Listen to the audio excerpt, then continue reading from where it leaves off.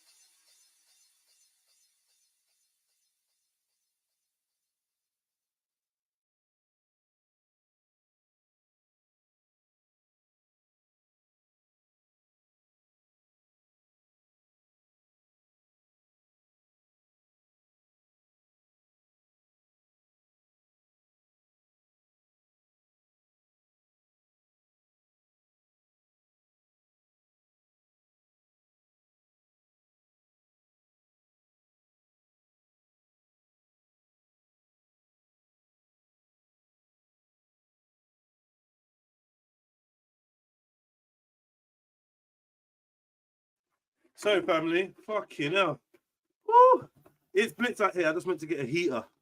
It is fucking freezing. Big up, family. Well, go on. 16 people in the building. Friday evening, late afternoon. Hope everyone's good. Happy new day. Let me play a couple more tunes and we can get to it, man. Woo! Sheesh. Yo, different type of code out there, bro. Not gonna lie to you. Different type of code out there. Ain't no joke. All right. Let's see what I've got here. What's this now?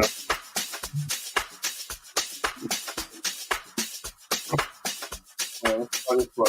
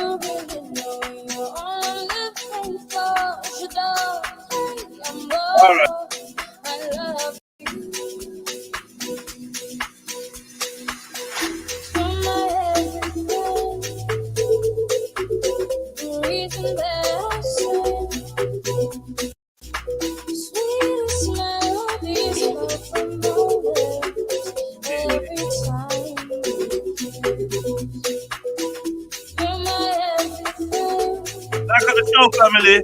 The reason that I say sweetest melodies flow from my lips every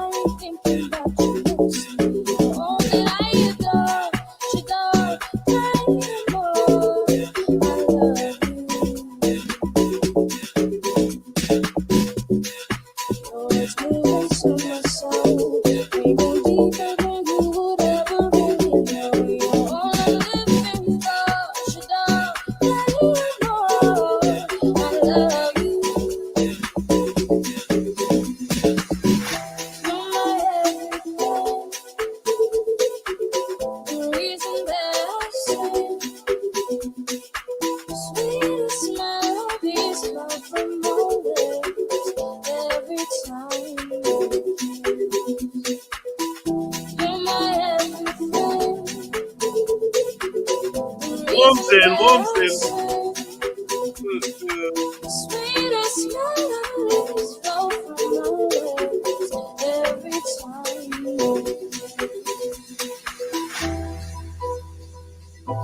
La, la, la, la, la, la, la.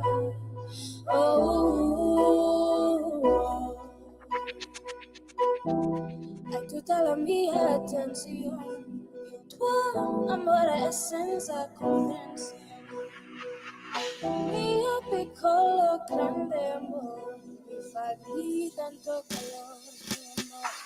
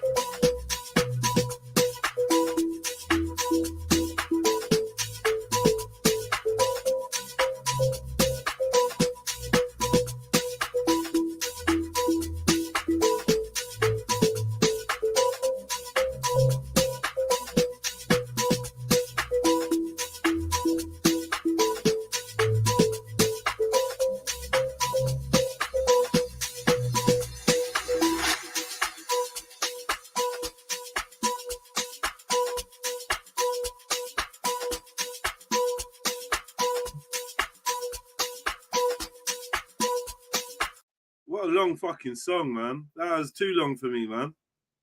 Too long for me.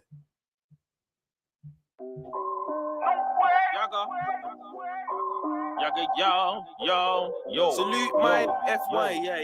Yo, light up a big blood clot spliff for this one. You get me? Boy. Yo.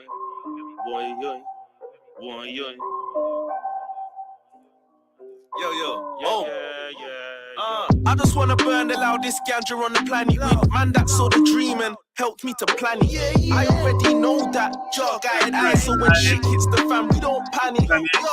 Yo, nothing that we wanted came easy. That's blood, sweat, tears, and petrol. My life's greasy. I know the man that's humble, and we want peace, but till the powers with the peeps, dog, is fuck the police. Like, burn Babylon. You got to burn Babylon, we need more fire than Khaleesi. Cause it's the Matrix and everybody's agent, so mind who you with when you ha and kiki. Give me queens. So I'm out my dreams, babe. I wanna be in your mind and not your jeans. I wanna know what I gotta give to make you tick. Calm, already equipped to what it takes to make you scream. I mean. Bad from sperm, I was wild in my teens. Bandana green. Qualified to tell you about these streets before rap. My CV said robberies and fiends. If they want smoke, give them smoke. But try and know them, killies gon' do what they supposed to. And we don't worry about the haters, my spirit strong, done. I keep a spirit bomb like Goku. Eyes wide when I bump, cause everybody with a Facebook is an op. Salute mine FY, blood, I've never touched the mic and told a lie, Never told a lie on the microphone. The government, a pedophile, on social media's my control. But shit, dog, what do I know? I'm just another dreadhead bunning dumb skunk I told. I just wanna be left alone. Come up off a B loan. Can't let them switch you with a C loan. Young killies risking freedom for a kilo, while government snitches are bringing it in by the fleet load. Unorthodox, there ain't no box for me.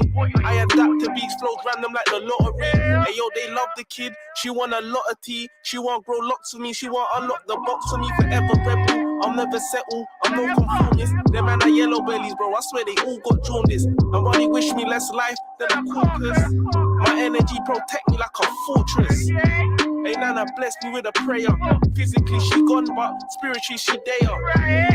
Anybody can be an enemy, so pay attention to the vibe and the energy and keep your eyes wide when you bump, cause everybody with a Facebook is an op. Salute mine FY, blood, I've never touched the mic or told a lie,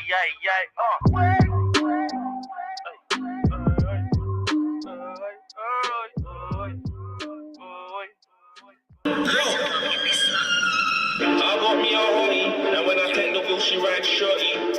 Squaddy, crazy, spiritual, crazy body. I got me a honey, and when I take the wheel, she rides shorty. Squaddy, crazy, spiritual, crazy body. Sweetie with a peachy when I fling up.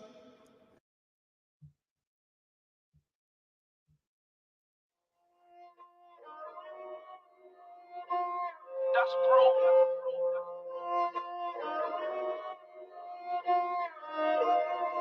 That's bro. Even if we get blood.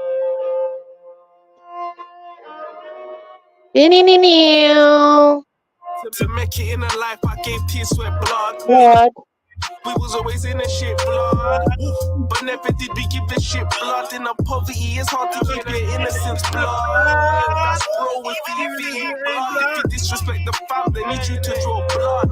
Don't talk crud if you ain't in it, blood. The win was always due, it was imminent, blood. Yo, I screamed and I shouted. Said I was gonna win, but still they doubted. Hate must have these niggas vision clouded, but I bought my own road. I can't be rerouted, can't see my path clearer than a bunda that's too big for the trousers. Staring at the bunda. Blood, sweat, tears, and mad hours just to get what was ours. Cause weren't no one gonna give me shit. Said weren't no one gonna give me shit. The work I had to put in for the win was ridiculous. I was up the latest. Couldn't give a fuck about the latest fashion. With all this work I gotta mash it, gotta make shit happen. Cause I'm really trying to do it well. They just chatting, yo, the man them gotta eat. Took a hell of losses, but I don't know the feet. I just know the street. I on my feet. Buy, flip, repeat. On on this road to riches, don't get lucky if you sleep. To make it in a life, I gave tears, sweat, blood. In the city youth, we was always in the shit, blood. Did we give this shit blood? In the poverty, it's hard to keep your innocence, blood. If you disrespect the fam, they need you to draw blood. Don't talk crud if you ain't in it, blood. The win was always due, it was imminent blood. Hey yo, they came for a bag, I got mine. I'm just feeling it, blood. I got a plan, they're just winging it, blood. If I'm in it, then I'm killing it, blood. The water's deep and dark, gotta be a shark if you wanna swim in it, blood. Caught my come up off of robberies and grub. Course these streets show me love, I gave them tears, sweat, blood. You gotta know who to spot and who to hug, cause you're done out here. You can't spot a trill from a dud, I've been real from a cup. Real shit that I've seen stressed me out, dog. That's why we burn heavy on bud. And while I'm about peace and love, my bro, keep a big piece just to keep up, bruv. This broom don't sweep up dust. Clean heart killies that I stay around. And you can guarantee they don't play around. No way. I always knew that I would get it. The plan and execution was bloody poetic. To make it in a life, I gave tears, sweat, blood. In the city youth, we was always in the shit, blood. But never did we give the shit blood. In the poverty, it's hard to keep your innocence, blood. That's bro, if you blood. If you disrespect the fam, they need you to draw blood. Don't talk crud if you ain't in it, blood. The win was always due, it was imminent blood.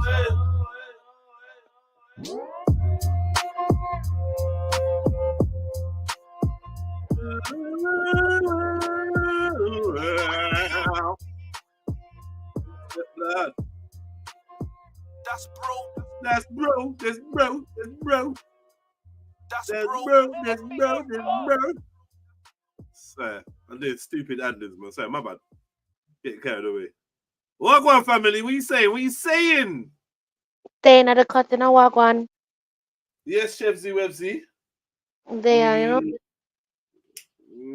How's your Friday? Friday's been okay so far. It's been easy. Yeah, you're heading out in a bit. Later, yeah. Yeah. You have a shift. You have a shift. Yeah. You're gonna be up all night long. Yes. Till what time? 3, 4? 5:30, you know. 5:30, blood clot. Fucking hell. Yeah. Been in there, you know. It's gonna be something good though. Friday be a good vibe though. I need to check to see what's on today. Yeah. Keep hitting the like button, family. I appreciate you lot. In the likes. Keep it up. Keep it up, please. Everyone join in. Slap the like button.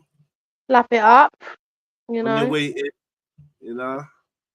Sometimes all you have to do is backhand it, and I swear you're good. Boom. Got any Vivaldi or Mozart? Nah, no, thank you, bro. Who's saying Banga. this? Banga was. Sorry, Banga. On your own live stream, then yeah. Just yeah. What's the day? What's the? None of that. Let's see what this is. Highland White Wine Meet Project London.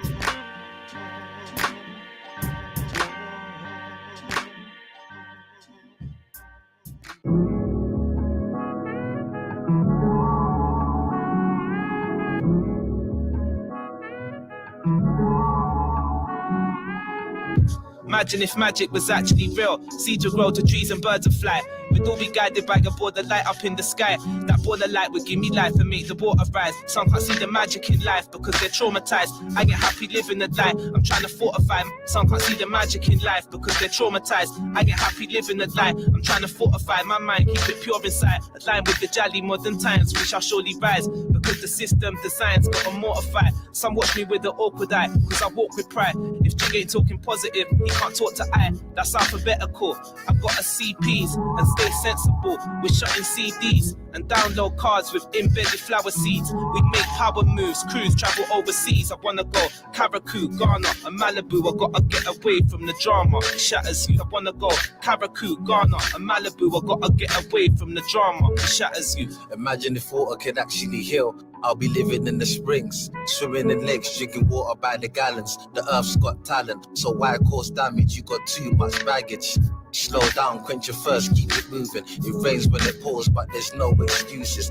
Slow down, quench your thirst, keep it moving. It rains when it pours, but there's no excuses. The waves of emotions tied in music takes me away every time that I tune in. I wanna go Mali, I wanna go Kenya, Sierra Leone, I'll be gone till November. Sowed some seeds, so in time they remember to give thanks and do good in life where you end up. Lost in the world, it's been a while, call your friends up. You don't have to roll on your own in the ends, cause they don't want to see you licking cold in the bench truck. They just want the chain and the rollie and them what? They don't want to see you licking cold in the bench truck. They just want the chain and the rollie and them what? Imagine building pyramids through the music pounding. I would use this vibration to move a mountain. How's it truly sounding? Hope you're poised and fit to hoist and lift through poignant wrists and like the bliss. Make the choice to switch the balance and enjoy the shift. Won't be disappointed if you choose to toy with this. Make the choice to switch the balance and enjoy the shift. Won't be disappointed if you choose to toy with this. Energize from your loins, your lips to your groins and ribs. The breath becomes poisonous for your coy to live. True facts, ayo, I love this thing. Got flows 2-pack, they go above the rim. Soul sings, we mold in the atom. Man's gone, absconded through frequencies of a rap song. Wanna go Congo, Chile, Guinea and Gabon. Feeling grand like Canyon, getting back from. Getting my skank on in South America. For now, mind travel takes me out the area. Getting my skank on in South America. For now, mind travel takes me out the area.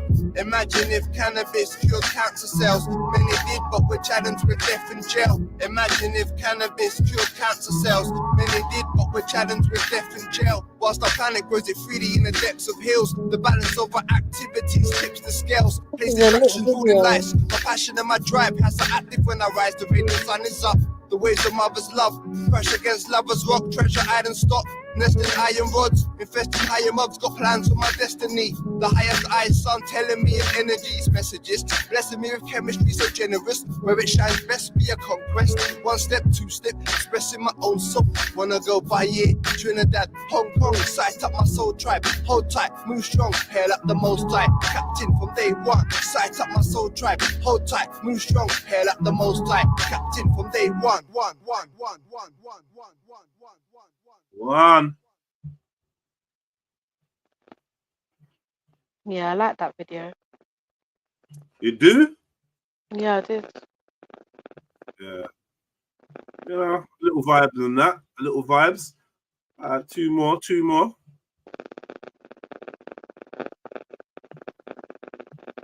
1,000. 1,000. Was that a request? Yeah.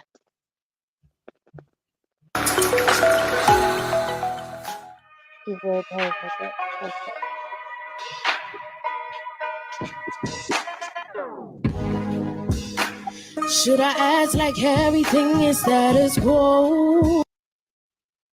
What did I do? What did I do? I look like somebody's auntie. You know that just came out the kitchen. Yeah. Hey, Bessie.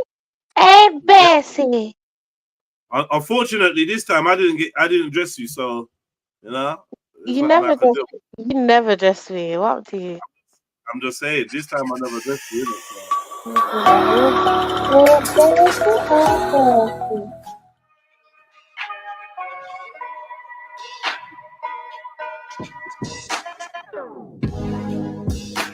Should I act like everything is status quo and hold on to satisfy your ego?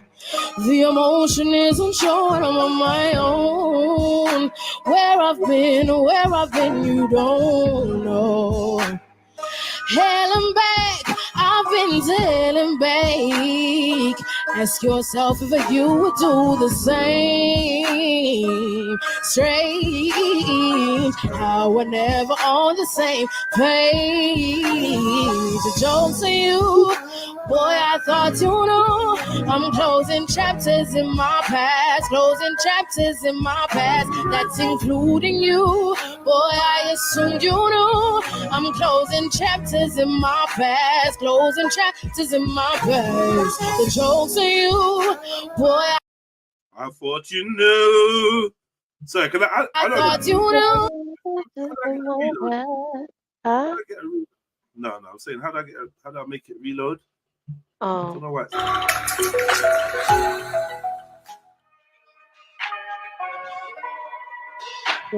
Hey.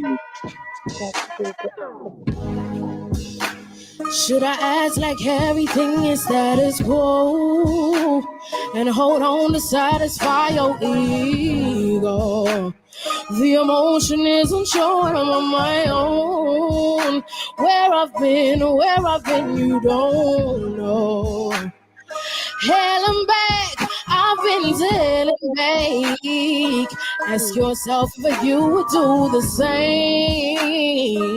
Strange, how we're never on the same page. The jokes on you.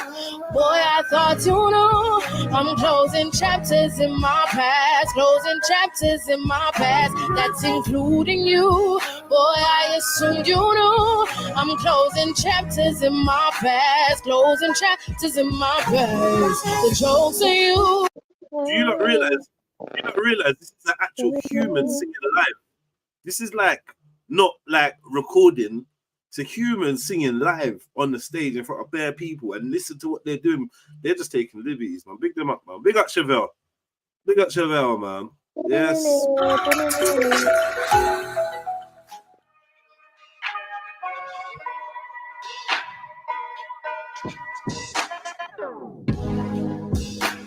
Should I act like everything is status quo and hold on to satisfy your ego? The emotion isn't short, I'm on my own. Where I've been, you don't know. Hell, I'm back, I've been telling back. Ask yourself if you would do the same. Strange, how we're never on the same page. The jokes on you. Boy, I thought you knew. I'm closing chapters in my past, closing chapters in my past. That's including you. Boy, I assumed you knew.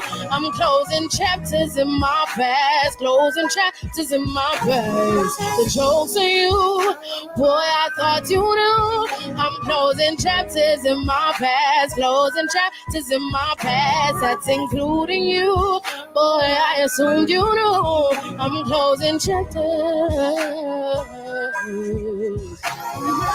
Who you calling, baby? It's the least you could do.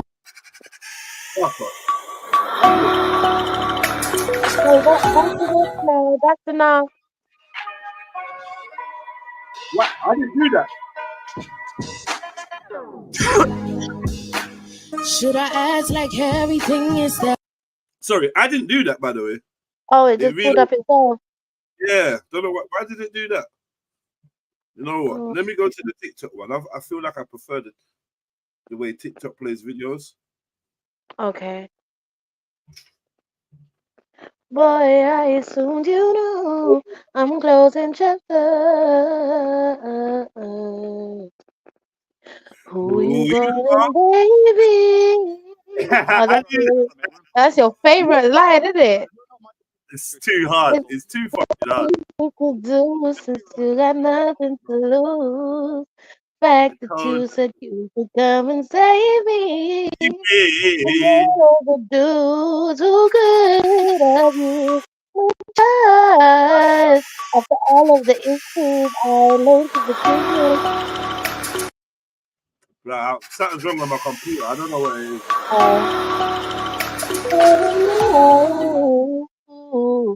Ask yourself if you do the same. It's so strange. Yeah, it's alright. It's not alright, man. I'm on the same train.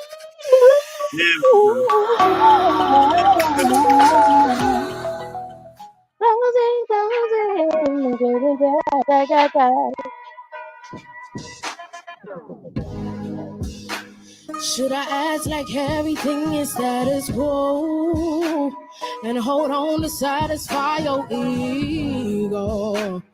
The emotion isn't showing, I'm on my own. Where I've been, you don't know. Hailing back, I've been tailing back. Ask yourself if you would do the same. Strange, how we're never on the same page. The joke's on you, boy, I thought you knew. I'm closing chapters in my past, closing chapters in my past. That's including you, boy, I assumed you knew. I'm closing chapters in my past, closing chapters in my past. The joke's on you, boy, I thought you knew. I'm closing chapters in my past, closing chapters in my past. That's including you, boy, I assumed you knew. I'm closing chapters. Who you calling baby is the least you could do, since you got nothing to lose. And the fact that you said you could come and save me from all of the dudes who could abuse my trust. After all of the issues, I learned to forgive you when I didn't know how. Ask yourself if you would do the same. It's so strange how we're never on the same page. I'm closing. I'm closing chapters, yeah, guys, including you. Boy, I assume you know. I'm closing chapters. The joke's on you, boy, I got to know. Closing chapters in my face, yeah. I'm closing chapters. Gonna find someone who treats me right. Won't have me begging no more sleepless nights. I ain't got no reason to lie. Just don't see why when it's you who's gonna lose. What'd you say? Can I be honest with you? Go on, then. What's your problem? I feel like I could have performed that a lot better. Oh yeah, you could have, but oh well. Yeah. Oh well. Listen, I'm your fucking A&R. I know that. I know what you can do, but this is the. I think that's what makes me like it, because it's like, okay.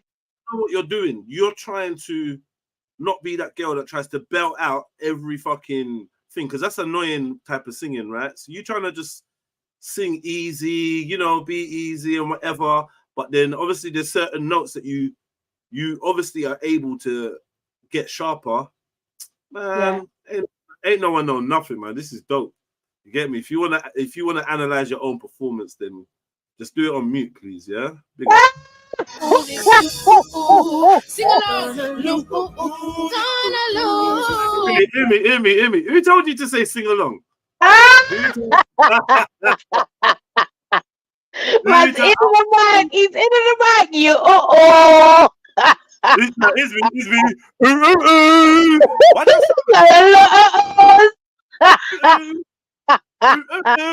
You're gonna lose.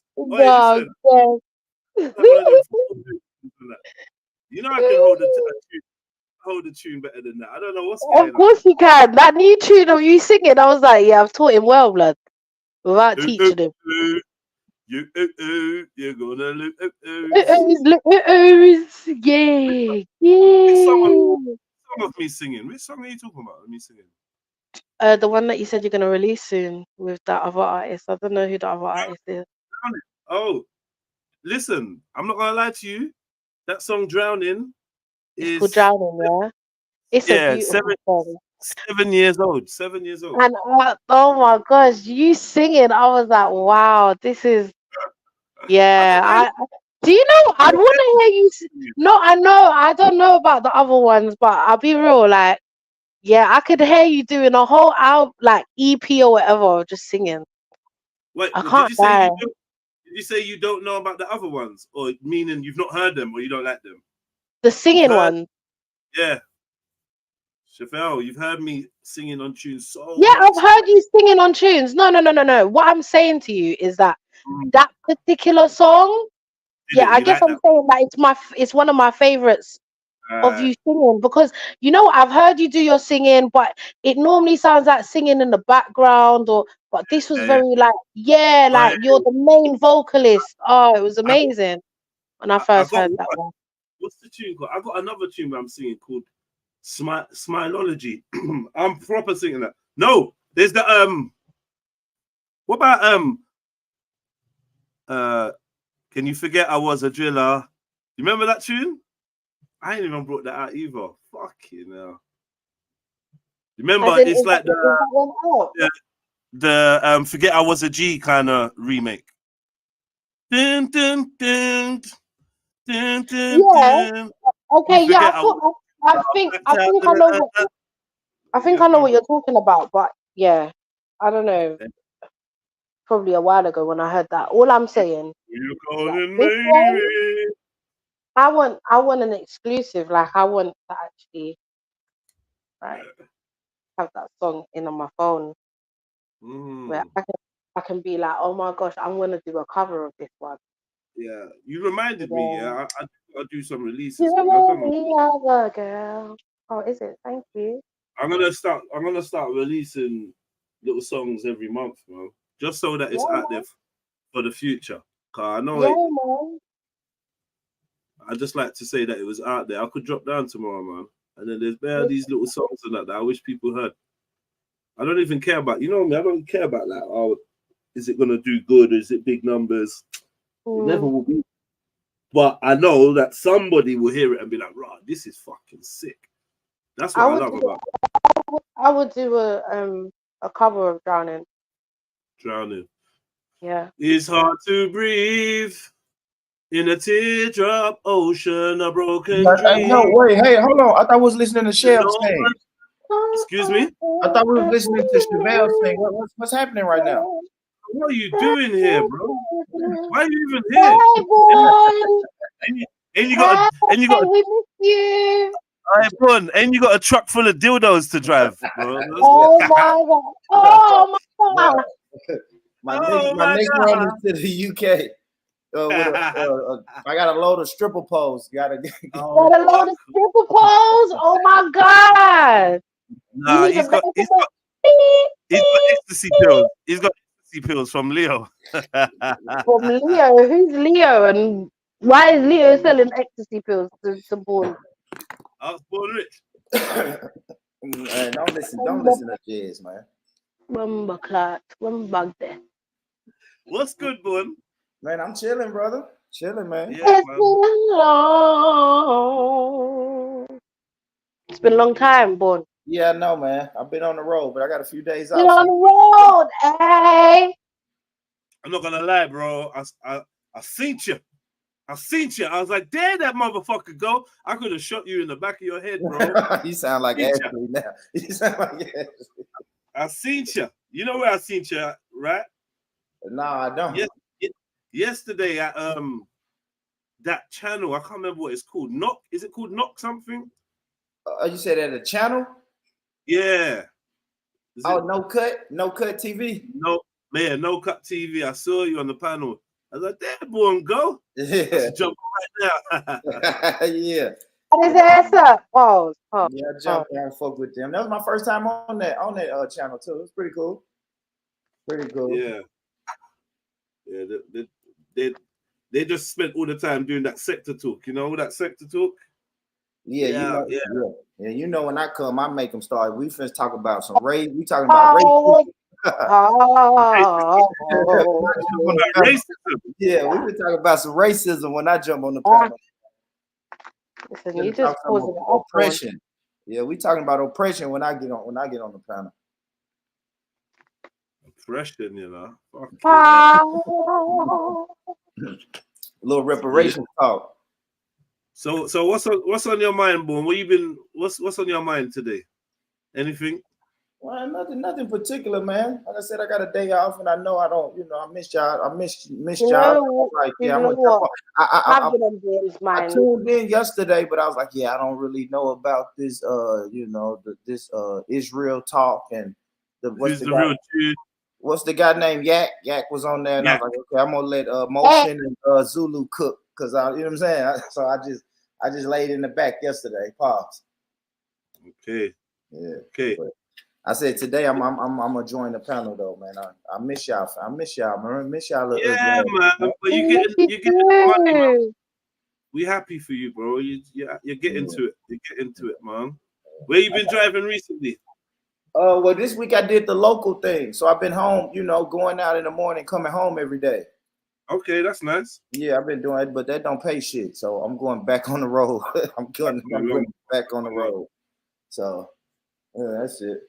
But I should be able to join more though, man. I got a new laptop, arriving soon. Okay, yeah. And you're gonna take that on the road with you? Yeah, I am. Okay, yeah. I may just have to pay a few extra dollars to get the good, Wi-Fi on my truck on the truck. So it's all right. You already getting money now, so you can do that. You're already rich. You're already rich. Born again rich. Born rich again. Pick up yourself for Born, because you said you was gonna do something and you did it and you're doing it. So I must applaud you, man, because thanks. I find that everything you say that you're going to do, you end up doing. You don't let anything stop you. So guys, let Born be, an inspiration to all those out there that want to start doing. Does anybody want to hear Afua Rose talk about the Battle of Trafalgar? Yes, let's go! Woo! Yeah, let's do it. Did she recently speak on this? Yes. Yeah, she joined the RTM podcast. Yeah, let's do it. Yeah. I'm down. Hey, Jess, have you had a 4 rows at Speakernomics yet? Have I had a what, brother? Have you had a 4 at Speakernomics? Yeah, I had her at Speakernomics twice. Yeah, okay, I thought I saw a flyer on your IG. I couldn't remember. Yeah, okay. I had her at Speakernomics twice. Yeah, she did her thing still. She did her thing. She's kind of fiery. Yeah, I like her. She don't fuck with what you're saying. She gonna let you know. She gonna let you know. She gonna hot you up. She's a really good panelist. Like I knew she would be still. I knew she would be. Big her up, man. The sister doing her thing. Whether you agree or not, I'm not. It's a difficult one. I respect her, but obviously, there's lots of other people highlighting the fact that maybe some of her methods could be detrimental to innocent men, innit? And I can't deny that. If men are innocent, it's a touchy one. At the same time, I think that women definitely need that protection and I don't know, bruv. I don't know. 100%. There's a lot of weirdos walking around. No, it is. It is doing weird shit. It is. It's just. But you know what? As well. I feel like as well as the other stuff like the grey areas. I do believe that within the Black community, this is something that we don't speak about often enough. Where it's an open topic. A lot of the times, especially when we were younger, it's like a taboo subject, innit? Oh, we're not talking about that, or everything's like under the carpet business. No, we should bait out these men that's been violating these females. Okay, if they haven't, then I get what you mean in the sense of that's the grey area we're talking about, right? But you see, if like, boom, your brethren's been doing these things, and as a big man, this, or he's been doing this for 10 plus years or whatever, you should be the one pulling him up. It shouldn't take another 20 years to go by for Afua to now be doing this. Do you understand? Because a lot of the man them, especially the older man them, they have allowed their brethren to take advantage, and they've never done anything about it to stop. And the only thing that I can think is that it's because I hear about that a lot. Mm-hmm. I hear about that a lot. Yeah. Me personally, in the circles I've been in, I've never been aware that one of us is a weirdo and we all know about it and we just get on with it. I've never been aware that any of the men them were weird. Yeah. Okay, but that's why I said the older generation. Do you understand? Okay, I got you. What I'm saying is when the man them are outside the school, the picnic them school, what are you lot doing out there? Them same man, they have brethren that's hanging around them and they know what their brethren are doing. What are you doing outside of a school? Do you get what I'm saying, Jed? Wait. That was then, right? That's what I'm talking about, though. That's back then that I'm talking about. Right now, hear what I'm saying. Okay. Back then, it was like you wouldn't have seen it how you see it now. That's just the facts. But like, yeah, you like all now we can sit here and be like, rah, weird, rare. Why do you think we, the man them at school, didn't say nothing? Why do you think we didn't come out and be like, hold on, what are you doing out here? Because nowadays, youths would be on that. Like, hold on, furthermore, what are you doing? That's my classmate, or rare. Might even be a girl that man likes. Man's like, rah, you're a big man. These youths will speak up in some kind of way. You can't put up outside the school and be chirping gal or whatever. Them days, it was more normal. I mean, right, good, bad. But that's the right or wrong, it was normal. It should have never been normal. That's the problem. I'm so sorry, but it was more accepted. And I mean, you know what it is, yeah. We say that with retrospect. We say that sitting in the future, looking back on the past. So we're like, yeah, that should never have been normal. If you were there, it would have been a thing of, well, why didn't you say nothing? And you would have been like, I don't know, it was just normal. Do you know what I mean? Like, we don't have the gift of hindsight in the present. So it's like, it's a fact. And I don't know who made it like that. I don't know why it was like. I have no idea because clearly now it's wrong, innit? So I don't really know. But then I feel like it was always wrong. My mum was probably married around 14, 15. Yeah. And then on the fact of like why people don't like say something to their homeboys is because what I'm noticing is none of my homeboys ever did anything weird. But other people, when they do something weird and then, you know, everybody attack them and say, that's your homeboy, you had to know. I'm noticing that a lot of the homies that do weird shit, they do it behind closed doors away from everybody. Yeah. You see what I'm saying? Yeah. They're not doing weird shit in front of their homeboys. They do that. They even keep that a secret from their homeboys. And the only reason why that is now is because it's become something that is not accepted anymore. You understand? More stigma has been attached to it. I'm talking about where it was very blatant back in the day. It was very blatant back in the day, and I'm sure because when I was younger, I used to. Do you understand? Like the uncles, I used to feel so uncomfortable. But my mum come from the village. I'm so sure that there was a lot of women out there that felt the same as me. Felt very uncomfortable. My mum come from the village. Yeah, whatever. Married at 15 or whatever. Boom, boom, boom. And then she's come to Peckham now. And then she walks past a 20-year-old chatting to a 15-year-old. She might not batter her eyelid. She might just not even be watching them. Like, oh, well, like, you know what I mean? Like, I'm really trying to press home how different the times were, man. And then it's like, what was a 14-year-old like back then? Were they like the 14-year-olds now? Does it change? Are 14-year-olds in Nigeria different from 14-year-olds in Tottenham? Are they different? Do they act different? Is society different? And I would suggest maybe, do you know what I mean? I would say, you know, you got a lot more responsibilities and things and maybe less time. I don't know, bro. It's because it wasn't. I mean, it wasn't a hush hush thing. Like when I see the older guys pull up to my high school and pick up some of my classmates, like the older guys was getting accepted by the parents, by the girls' parents. So you know what I'm saying? Like I said, it was more accepted. The girls' parents wasn't tripping. So who the hell am I to say something? How old was the older guy? How young was the girl? Let's see, man. If I was 16 or 17, he had to be at least 21.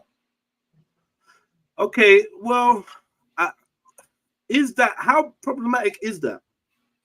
Well, it's illegal, but I don't know how problematic it is. You know what I'm saying? especially if we're gonna go on this thing that girls mature faster than boys. See what I'm saying? Because I keep going back to the village like I live in a village. This my hypothetical village. If you got a 21-year-old boy who's looking for a wife, and I've got a 14-year-old daughter that's on point, been trained up, been is on point, intelligent, I don't know how disgusted I'm gonna be by that idea of them getting married and having a family in their time. I don't know how disgusted I'd be in the village. I don't know. I'm just saying, bro. Like a lot of the time, our perspectives, our ideas about how life should be, is kind of like crafted by the society we're living in, which is not even a natural environment. The way that we even raise our kids over here is giving them a predisposition to be immature, giving them a predisposition to be like, it's weird. And then at the same time, this is the same society that want to go and make swimsuits for my daughter and get lipstick for her and give her a dose of lipstick and This is the same society that says at Halloween they're gonna dress up like a sexy schoolgirl. It's the same society of women that shave their pum pum. So there's a psychology that we're not actually being real about, and we're just doing whatever they say. What would you say if you was left to your own conclusions? How would you feel? What would your age of consent be? Would you agree in an age of consent if you was making the rules? Yeah, forget what it is now. Forget what it is now. Yeah, I don't. It's hard for me to remove myself from this society that I'm in, because it has to be some type of age of consent. You know what I mean? Or to get real weird, Jet, you'll have 25-year-olds with 12-year-olds. You know what I'm saying? So my mind won't let me accept that. So that's not necessarily about age of consent. That's like because like in certain countries they've got this law where, say for instance, the age of consent is 16. Yeah, but if you're 17, you're not gonna get in trouble. Yeah, if you're 18, you're not gonna get in trouble. But if you're 19, then now you've broken the law. Like they've got like a buffering system. Even though they got age of consent, if the girl's 15 and the boy's 16, he ain't gonna go to jail for life as a non. So not for life, but he ain't gonna be put on a sexual fucking register and that. You think that's right? I don't. Yeah, no, that's that happened to one of my friends in school. He went out with a girl younger than him, and then everyone turned on him. It's like, it's like he's like a pedophile, son. And he was literally a year younger, but the mum found out, I don't know, and then statutory rape. That's a very serious charge to put on someone. I don't know. It is. It just seems like, I don't know, man. Yeah, I don't know, man. I don't know. Yeah, in that situation, I don't think that's needed. Where it could be a year older, you know. So what would if you was in control, Chefs? What would the age of consent be? I can't give you that. I feel like it would be the same. 16, 18. 16 to 18. 18. 16 now, to 18. 16 to 18. Okay. Yeah. Now let's say we do 18, yeah? Yeah. That's only viable in countries like the UK, America, because in other countries, 18-year-olds, I don't know, man. They're different. Different. Like, I just feel like, okay, if we're trying to, because what I find, is that a lot of the men talk about, and this might be going to like somewhere left or whatever, but I just feel like the longer I just feel like the longer she waits or he waits, the more mature obviously you are to then know what could possibly am I just chatting shit? I don't know. The older you are, then the older you are. And like we only live to like 70, 80 years. And it's like we're wasting all these years of healthy reproductive, your prime and that, Like, I don't know. It's like we're I lost my virginity at 20. I don't really like. Yeah, and I'm actually quite happy I did. I lost it that late. I'm not happy that yeah, I I was a think statistic most or fathers would be happy about that too. huh? Most fathers would be happy about that Yeah, too. yeah. 20 is a good age for becoming a father.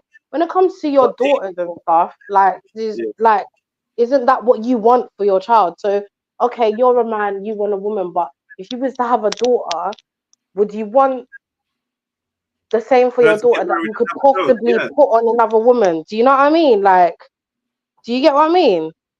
We used to have big families, man. It was about starting early. Yeah, we used to have big families. It used to be about the village and the tribe, and we used to start early. Women used to get married, men used to get married, and they used to start a family. You know what? Yeah, I don't have an issue. Yeah, you know what? You know what I don't have an issue with. You we're see, not as doing you it like said, that now. That's hold why. on, hold on. You see, as you said, like man and woman, yeah, getting together early.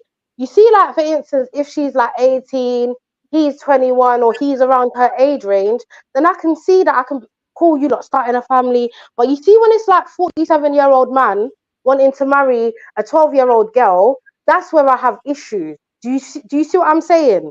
It's different if 100%.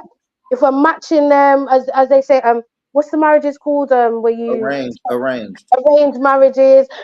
This family we've lived with on the same whatever where we're living in the same village or whatever, and you know what, me and you get along and we can see some business transaction and it builds a better empire. I don't even know what I'm saying, but somebody help me out. You lot know what I'm trying to say. I'm all over the place today, but if you lot could understand me, then yeah, you know what I'm saying, isn't it? You get me? But yeah, Jed, I agree with that. I agree with, two families coming together.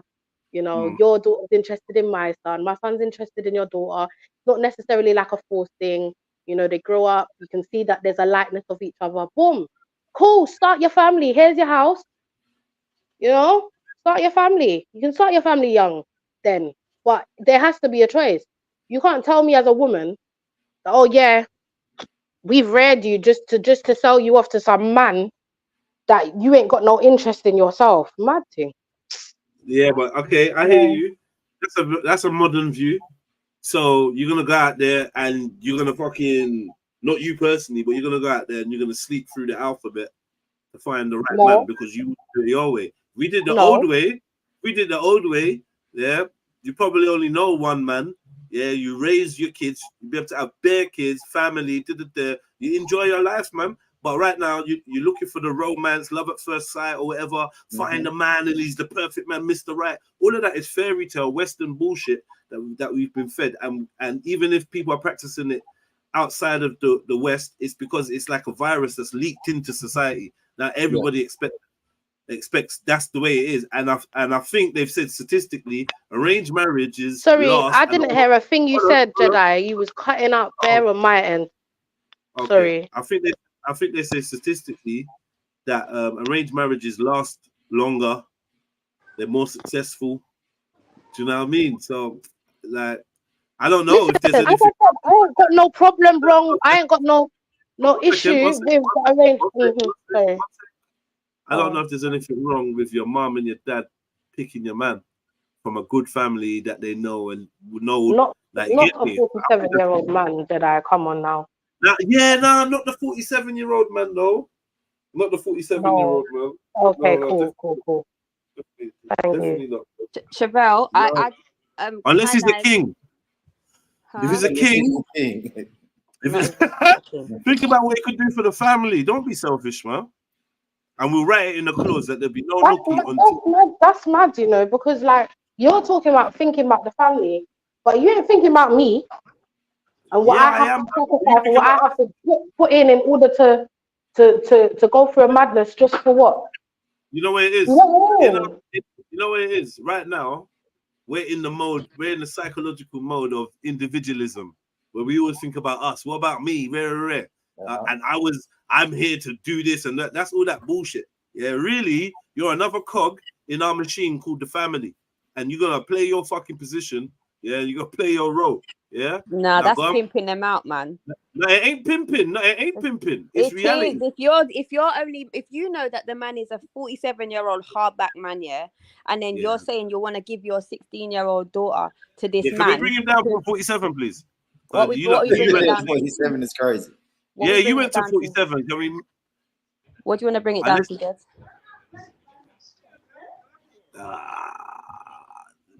What do you say? She's 16, yeah? Yeah, 16. I say 20, around 23, 25. Oh, that's standard though. Well, I mean, not standard, but like it's not standard, that's but cool, it's not a bad age I gap. can work with that. Yeah, of course. Because the thing is, what am I? What am I as a 16-year-old girl gonna have in common with a what is a 16-year-old girl gonna have in common? Like this is why I said 47. What is they gonna have in common at 47? But 16 and 25. Don't get me wrong. There's a lot of man at that age can teach a young lady. Don't get me wrong. I'm not saying that. Yeah, but so can my granddad. 100%. 100%. I never said no, but him, though. It's just nah, bro. That age gap there is a bit mad, and I know those things have happened, and they're probably still happening. Do you know what I mean? Definitely. So let's do the actual hypothetical, just on a dating one. You got a 16-year-old daughter. She's dating. So let's just get to the point where she's dating or she's allowed to date. What is the age of the guy she brings back or she tells you about that you're like, whoa? All right. So what's the oldest? Des, you know my daughter's 15, yeah? She's 16 in April. So for me personally, with my daughter, she's not bringing anyone that's over 18. Like over 18. What do you mean, over 17 or over 18? Boy, like I think when she actually turns 16, then I'll say 18, innit? Right now, like she's meeting these little guys or whatever. They're all like her age, 16, 17 or whatever. Yeah. Not even 17, 16. Have you not heard that the perfect age gap is, I think, 7 years? Like the man to be older by 7 years. I think I got that right. Have you heard it wouldn't surprise me. I haven't heard about that. She's 16. She's 16. 23 would supposedly is the perfect age man because he's got his shit together. Yeah, but I don't think at 16, like it's very rare that you'll get a 16-year-old who, one second, turn that down now. You wouldn't get a 16-year-old who would necessarily find their life partner at 16. Yeah, so from 18 onwards, when you're maybe by then you're more looking to be serious and settle down or whatever from 18 onwards. So maybe then I would accept the 7 years thing, but not at 16. Yeah, but okay. There was a time where 16-year-olds were getting married. Yeah, but society has changed. That's the thing. But what do we do then? I think we have to adjust. I think we just have to adjust to it. I think. Like I'm literally just going to play the advocate because I think no one is really going to come on and try and advocate for much because I think most people are just brainwashed anyway. But at the same time, realistically, I would have a problem with certain ages. Do you know what I mean? Definitely. I would. Definitely, man. Even when, like, I'll use myself as an example because obviously I can't speak on other people. But even at 19, I had my first baby at 19 and her dad was close to 40. He was just about to turn 40. And even then, no, I got pregnant at 19, had her at 20. But even then, for me, the age gap, I thought I was more mature than what I was, and he managed to manipulate me differently. Do you know what I'm saying? And so I feel like it is very much to do with the girl's own level of maturity and stuff, which is why we find it hard to put an age on it because, certain people mature mentally more than others earlier, So it's also, I think. Can I add to that? It's also how they were raised as well. If you was raised in a sense of like very sheltered, very dibby dibba dabba, she's gonna grow up and she's gonna think in a fairy tale land type of way. You understand? So then she'll be more susceptible to people taking advantage of her because she doesn't know Yeah. any better. And I feel like these are the little areas that we tend to miss when it comes to certain That's so things. true. So You know true. what I mean? Yeah, so true. And I think it also very much boils down to whether or not she has had her dad in her life, because daddy issues is a real thing. Yeah. It really is, because you'll find these young girls If you have a dad in looking the yard in a man and for yeah, a father figure. Yeah. yeah. And If you that's, have and a they dad in the mistake yard that and for love. you bring home a man at a certain age, he's not having it. If he's not a dickhead dad, he's not having that. You're not allowed to do that. You know what I mean? And they set boundaries set. Yeah, definitely. And obviously they don't, the child doesn't feel like she's missing out on that male presence in her life because her dad's providing that. But they turn around and because they don't have their dad, they're looking for a dad in whatever man flashes some money at her or flings some attention her way. Do you get what I'm saying? And that's how a lot of these young girls are getting trapped into being with men. And the thing is, a lot of these men who they are ending up with are predators anyway. They look for vulnerable young girls who they can bend and mold to their will. Do you know what I'm saying? Yeah. So there's the issue. Big up, Mag. Big up, people. What's happening? Hello. Yeah. What do you think? What would you say the age range is? The age range? If your child is 16, Yeah. what's the eldest man that you can bring to your house? Or say that this is my man, that meet my boyfriend. 17, 18. Okay, cool. Like, has to definitely still be in school. Big up, Mag. Yeah, big up. Like, I think I've spoken about this before. I think the way we have things now, the way our society that we're in is set up, you need to at least be looking at people who are in your stage. So yeah. How do you change society? How do you change society? Because it's like otherwise we as people, we stay in this perpetual cycle of being changed by. Do you know what? Yeah, society changes. So everyone says this is the way things are, and it's just and it's like this is why so much people struggle to even think the hypothetical of something that's not that isn't, because they're so stuck in the paradigm that's set for them. We can't just be consumers. But I don't. So this one, okay. So Jed, the reason why I'm saying that, we have to create culture and stipulate. Cool, but the reason why I'm saying that is I don't know what 16 looks like outside of this thing that we have. Because even if I go away to different, because even if I go away to different countries, like I still see 16 as 16. Just because you're washing pot and cooking pot, looking after younger siblings, I still see you as 16. And realistically, like I don't see a 20-year-old that's got a whip as being able to move to you in that way. Like, regardless of what part of the planet you're on, regardless of what sense of maturity. Nah, that's not true. That's not true. No, that's how I see it. Okay, yeah. That's quite narrow-minded, bro. Because like, if people don't tell you their age, you don't even know their fucking age. Half of the time, most of what we're considering as age-related attitude or rare, it's actually subjective. It's actually an illusion because we know the age of the people, but they're dressed in a certain way. But when you actually interact with people, bro, like Zulu is the same age as my son, bro, and Zulu's like my brethren. Like this, I'm trying to say, like, there's just, there's people. I don't know, man. There's people are people, and if you knew me when I was Zulu's age or younger, you would have thought that this is a big boy, innit? Like, you know what I mean? You're older than what you really are. Not even that I looked older or nothing. It's just energy is energy, and sometimes I think people have different states of awareness or abilities of awareness and about themselves, about society, emotional awareness, or you could call it intelligence. And a lot of the time, we pigeonhole people. Like, you know that they say it don't make sense that you can't have sex in America, but you can go to war, or you can't buy beer, but you can go. Like, it's all upside down. Do you know what I'm trying to say? That's true. You can drive a supercar. Do you know what I mean? But you're not trusted with I don't know how to explain it. I get it. Like, I'm not saying that Like, who gets to tell you when your child is ready to have sex? How do they determine that this is the age? That's why I personally think it's subjective to the individual and their level of maturity.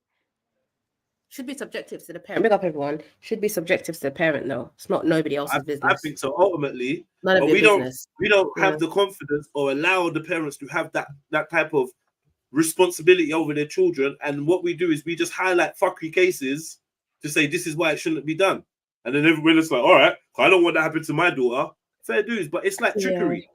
We end up just living the way that they want us to live rather than the way we choose to live, which could be similar, but are we even choosing? Or are we just blindly following?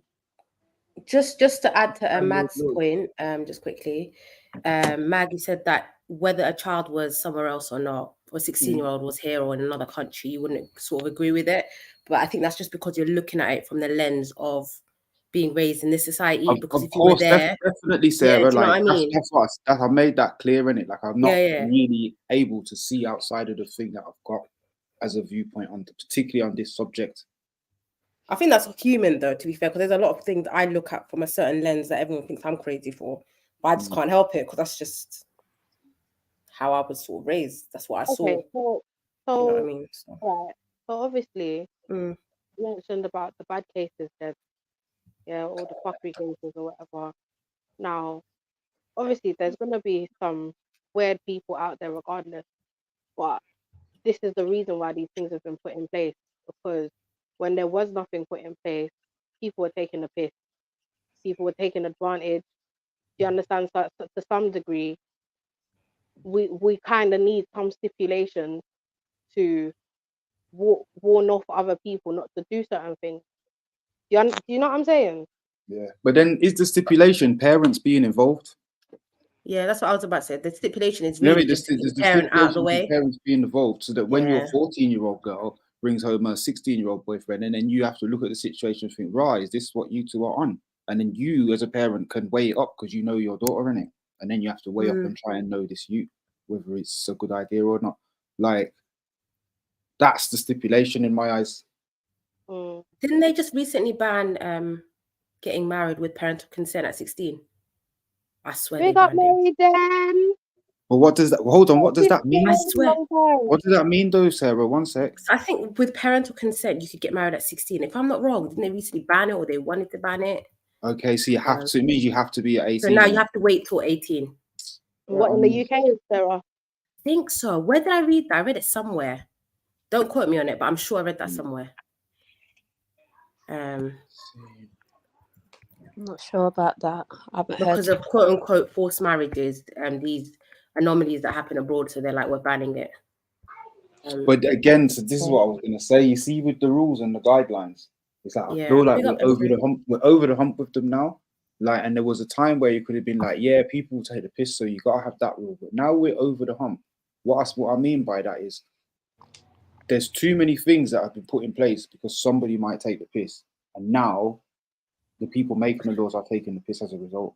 But that's it's making general rules based on anomalies. Yeah, I mean, like, I feel like situations. Now you've got a general rule for everybody. That 50%. That doesn't make sense. These things make sense, and now they're making less and less and less sense by the thing that they're doing. Week after week is a different one. Whether it be your government, your council, your workplace, it's all too much now. So it's like, in my thinking, I'm trying to pull back from all of that now, because I can see where it's going. It's just leave it. Yeah, okay, you're making a situation where no one can fuck up, but like you're making a situation where nobody's responsible for nothing. I feel like a society that teaches children to masturbate in primary school has no authority telling me when my child's ready to do whatever they want to do. That's none of your business, because you've already failed that mission. You failed already. You know what's mad though? Yeah, when I was 18, like before I was 20, I wasn't looking for anybody older than my age range. So 2 years older, a year younger than me, that would kind of be the max. And as I grew up, as I grew older, obviously that gap expanded. But that's with time, experience, and understanding, and with maturity. Do you know what I'm saying? But at that age, they don't have all of those things to be able to say, yeah, actually, I want to be with a 25. Some people do, But do you think it's because of proximity? I can only talk for myself. No, I don't know about proximity. It was just I was just never attracted to anybody older than like, and it was, maybe it's brainwashing, as Jed said, because as soon as you would tell me, oh, you're 23, say I'm 18, you're 23, that's not too bad. Or say you're 25, no, I'm kind of like, okay, that's all right. No, I'm not interested. So, do you know what I mean? But you see, like, you see, as a young girl, you see, as like a young girl, them types of ages, Chevs. Was there something in it? Like, what's your problem to the 25-year-old? Like, what's up with you? Yeah, that was part of it. Yeah. Why don't you want to see? Why don't you want to look someone in your age range? Do you know what I Yeah, mean? that's Like, what I mean. Like, yeah. From 20 to 25 or from 20 to 28, around that area. You don't need someone that's 18, bro. I'm looking at you like kind of weirdish, innit? You know what I mean? Especially once I've told you and you're still pursuing. Yeah, bro, that's a bit strange, man. Do you think? That. But do you think that could be anything to do with women maturing faster than men? Like in regards to why they're looking younger girls, and also why girls are looking older men as well. Regardless of maturity or immaturity, at 25, I expect you to know certain things, regardless of that. Because maturity doesn't always know wrong. Like you know wrong from right, regardless of whether or not you're immature or mature. No? I'm more talking about like compatibility wise, though. Yeah, that's possible. But I would only think if compatibility wise, if that's the case, then you need to look at yourself and start working on yourself. You understand? Like, if you know I'm attracted to people that are younger, and not that you're attracted to them like that, but because of they get you, maybe you just might need to grow up a little bit. That's true, and I'll agree with you there. Yeah, definitely, I'll agree with you there. But I know for I think that depends, man. That depends. Go on. Sorry, sis. Sorry, babe. I was just saying, I know for me, when I was like 16, 17, 18, 19, I wasn't looking no man that was my age because they just didn't have what it is that I was looking for in regards to the maturity levels and stuff like that. They were all on this little fuckboy thing, do you know what I mean? And that wasn't attractive to me. I was more attracted to the man who's got himself settled, he's working, stuff like that. That's what I always found myself attracted to, rather than the little boys that were still want to be running around the road and doing the XYZ. Do you know what I mean? Do you think women are not forced, but what's the word? What am I looking for? Guided to think more maturely? Because really and truly, at that age, you shouldn't even have to be thinking about that. You shouldn't have to be thinking about all of them things. You should just be wanting to enjoy your life, and a part of enjoying your life. You know, I think in answer to that, I think for me, like my parents always told me, oh, you've got to be with a man who you know, this type of man, he has to have a good job, that's what my parents always told me. Do you know what I mean? So I think from a young age I had that in my head. I don't think nothing's wrong with that, but at the same time, allow a child to be a child. You know what I mean? But you're a child at 16 though. As much as you want to say, as much as you're a young adult, I don't think you're an adult at 16. I was not an adult at 16. I think the ability to grow. I think that the aspect and the ability to grow with your kids and grow with your partner is what a lot of people are missing. You lot have brought the whole of Brixton, the whole of fucking whatever, Northwest London. Your trials, your tribulations, your court cases, you brought everything with you to this guy, and it's all scribbled all over your page. He's got all his past, all years of doing things this way and doing bad things that habits, way, baggages, living alone, sleeping in his bed, whatever. It's like, why? Start from you're young, you lot grow, and you lot get me. That's when you really have got the chance to be one, isn't it? Yeah, that's what we were taught. You better work hard between the ages of 16 and 30 and chill out after that. Or you can play games 16 to 30 and then stress out from 30 onwards. That's literally the words verbatim I was taught from young. Get married young, have your kids young, do all of that nonsense young, and then chill out. Just actually chill out.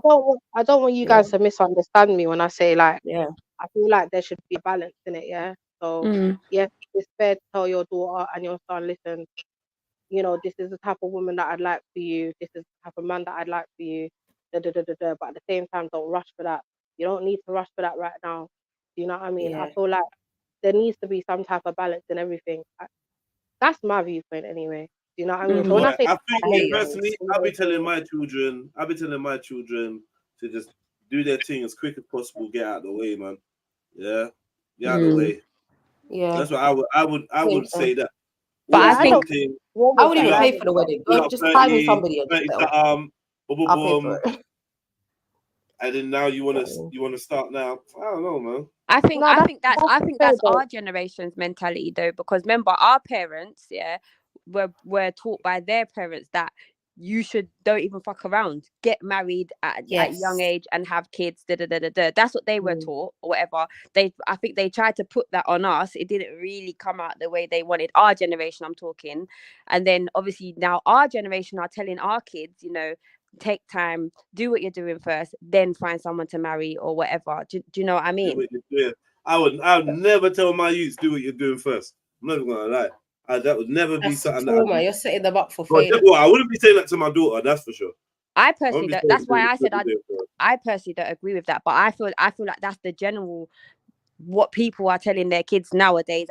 That's what I found, because you don't what child, you know, not in our generation, there's kids underneath us. What child is talking about marriage? Actually, there are quite okay. There are a few, to be fair. I mean, I know, because obviously my daughter does, because I've taught her that. But I'm talking about in general, what I've heard. I don't really hear people. What I'm hearing is I don't ever want to get married. That's what I'm hearing. Marriage is long. Marriage is just a piece of paper. That's what I'm hearing. It's a piece of paper, but you want to pop out babies all over the place. That's it, though. That's the problem. That's the problem. Be consistent, innit? Discourage them from having babies all over the place. Why are you discouraged them from marriage? I heard that from men, though. The whole marriage is a piece of paper thing. I don't really hear that from women. Yeah, that's true. That is a big fact. Yeah, that's true. So if men don't want to get married anymore, then what does women do?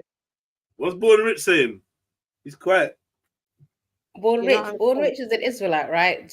He's got a lot of marriages. Right. He's a truck driver. No, white flag, Born. White flag. I don't want no beef. I spoke on it earlier, man. Like I said, I don't know what the age of consent should be. I agree with the women when they say that girls mature faster than boys. So it does kind of make sense. You got like a 2 year, 3 year. Again, no one's answered me. Do you think women are guided into that mindset? That are women mature more than men? I think in other societies, it's pretty balanced. Like a boy will learn his father's trade. He's encouraged to be a man of the house. He's encouraged to take over when dad's not in the country. But in this society, because they want to make men more docile so that the government can play the man's role, they do busy boys with things that have no benefit to them while encouraging girls to do good in school and try and get into different industries and support them and give them grants. It's a societal thing.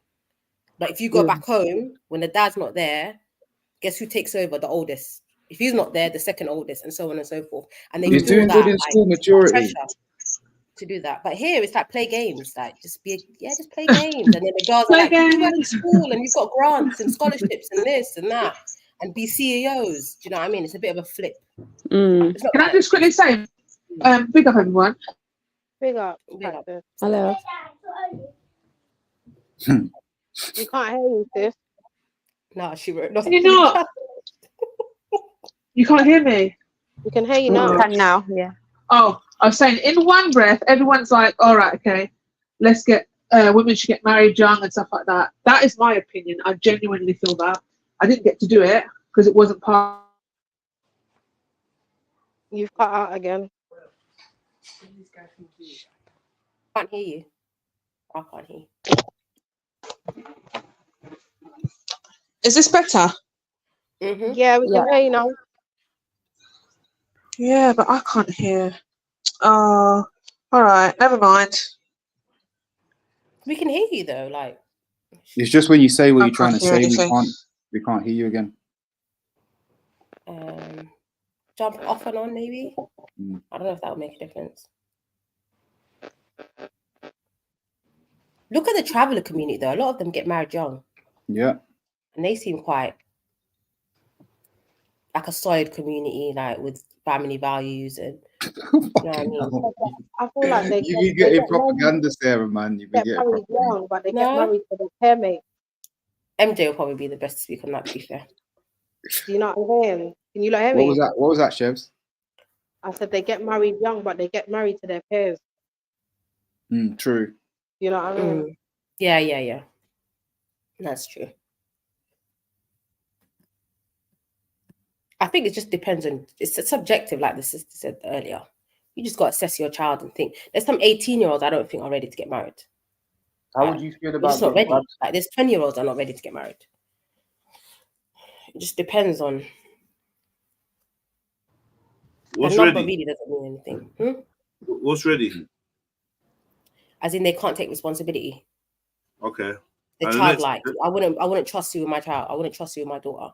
And Okay, it's likewise for girls. There's girls that couldn't be wives at 18. They're just not ready. So now the next question is, why are they not ready? Because they've been busied with things that have no benefit to them. And that whole who's responsible for marriage has been just jumped over. Who's responsible for that though? The way society's set up, and they busy everybody. Everybody. They've made it. They create a system where everybody's out the house and there's no time to regroup. The parents. No, I don't want to blame parents. I feel like it's just society. They've set it up like that, man. It's a setup. It's an actual setup. If you are responsible for someone, then it's your responsibility. So it's gonna have to go back down to the parents regardless. Because all of us know that the society has this viewpoint, but majority of you guys that have children, you're raising your child differently from how society wants you to raise your child anyway. So it does come back down to the parents. For the average person, though, sis, you're forced to be out working a certain amount of time to live a comfortable life, and very few people really downgrade their lives. Like the only community I've really seen is like Polish families and stuff. Like they will live in single rooms and have grandmas, fly grandma over to take care of the kids. Like they've got certain things I've seen personally. But a lot of people are just forced to because there's living circumstances. Unless you move out of the country and go somewhere a bit more family friendly. I don't know any other way. I don't know, man. I don't really think so. But I don't think it's that deep. If you conversate with your child enough and you know your child enough, then you can implement these things. I don't have any children, by the way, so I can't really speak like that. But I would hope that. Do you know what I mean? Yeah, I get you. Ultimately, it is their responsibility because you brought them into this world, but it's not easy. It's not easy, man. This is making me wonder, like, about my kids. I wonder if they want it. I've never really I know what I want for them, but I wonder what it is that where their heads at in regards to that. Do they want to be married? When do they want to be married? You should speak to them, sis, man. Hold on, let me ask her. When do you want to get married? 25. My 15-year-old says she wants to be married at 25. Last kid at 32. What? Last kid at 20. She said she wants her last child at 32. Wow, she's bless her soul. She's got a lot. When's the first kid then? 27 or 26. 27 or 26. Okay. That's interesting. Yeah, I think that, and just parents making it easier. There's also ways we can make it easier for children. Like if my child wanted to get married, bro, whatever way I can help, I'm gonna help. If you want to come stay in my house, come stay in my house. It's cool. You just gonna have to convert one of these rooms or do something. Do you know what I mean? Facilitate that for them so that it's easier. Is that your sons you're talking about? Sons or daughters, I don't mind. If you want to get married and you want to do this the proper halal way, bro, I will support you. Like I will figure something out. I'd rather I do that than you run around these streets doing madness. And then I have to deal with the consequences of that. Do you know what I mean? Is it better now? We can hear you. Yeah. Oh, okay. Sorry, guys. I think it's where I'm standing and stuff. But basically, I was just going to say, like, with One Breath, everyone is like really happy for their children to get married young and for the women to be on that. Intimidation, fight on a mason. Remember that's a petrol bomb at the station. I fear the creator, not the creation. That next in. Why though? Why? No, yeah, because we don't care. I can't she laugh just for that started her one. statement. No, I don't find that one funny at all. Sorry then. God. I can imagine like she's going. I was trying to be very like. I would be going crazy right now. I'd be vexed. She's punching the phone as we speak. She's I'm telling you, I'd be so mad. But you know what though? Yeah, I didn't kick her out though, so I don't know what happened. I think her connection cut out. No, Trilla, come back. Try again. Just try one more time. Try again. Third time lucky.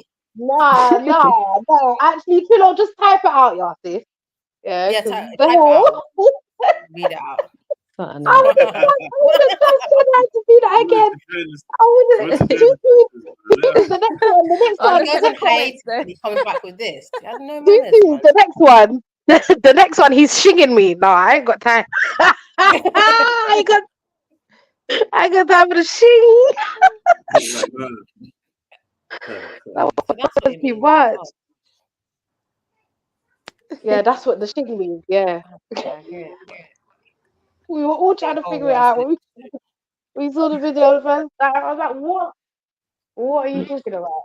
I feel like I was halfway through. I was about halfway through before I knew what it was about, Chebs, and then I was just same, blood. And then when I found out that it was about that, I was like, no, this is quality gold. I was like, yeah.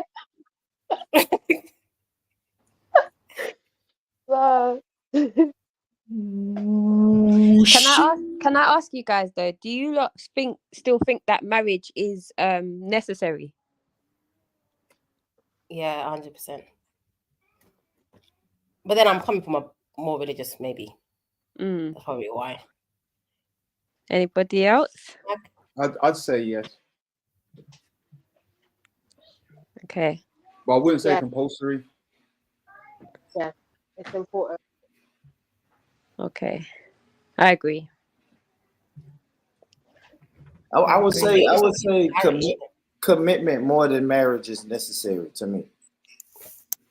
Yeah. What does that mean? Commitment. But I feel like because what's the definition of marriage? What's the difference in getting married? If you're committed to me now, we're committed to each other.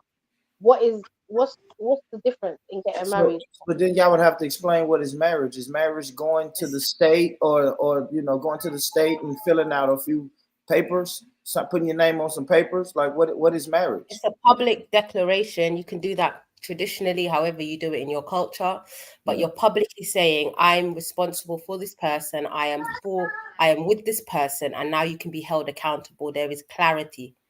Can I also add, it's also in front of yeah, correct. You know what I mean? It's like, obviously that's religious, but it's like you're making a vow to each other as well as to the Most High that this is the course you guys are gonna run.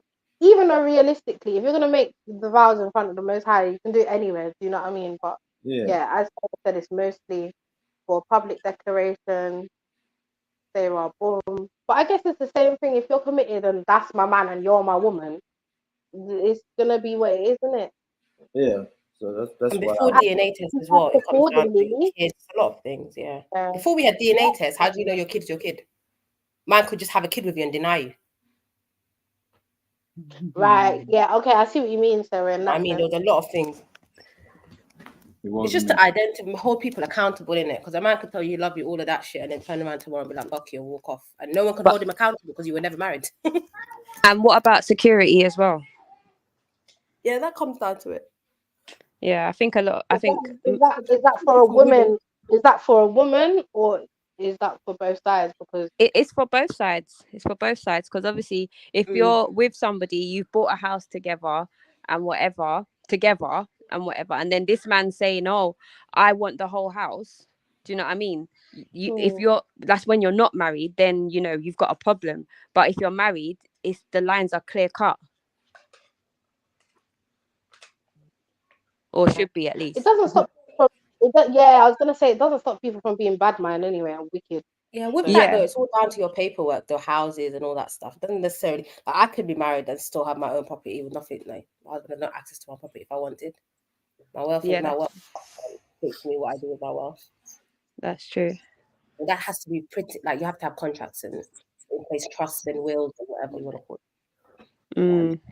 If I'm honest, when you said security, I just thought you meant from like a woman's standing point. Because if I'm honest, because of the financial side of things and how not necessarily how society works today, because I would say more time, especially in these times that we're living in, we both be struggling, baby. So you know what I'm saying? Like obviously I still give you the respect you deserve and whatever, but we both be struggling, and if anything we need to help each other get to a place where we're not doing that. But I feel like long are the days where men are making extremely more than women. Like the average man is making extremely more than a woman. So insecurity. Yeah. I don't know anymore. Yeah, there's so many different versions of that now. Like it's not. You couldn't even.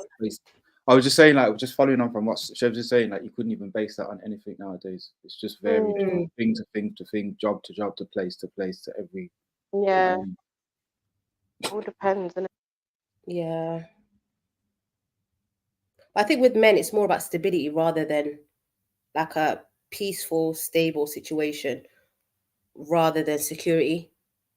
Yeah. You know what I mean? He will leave the baddest girl. And another one yesterday was stable. I would agree with that in that sense. Yeah. You hear men say that all the time. Oh, I love this woman, but I'm not going to I don't see myself spending the rest of my life with her. So it's not a love for all that nonsense. It's just stability, which then, of course, can go into whatever it goes into. I want to be stable, man. You ain't got time for.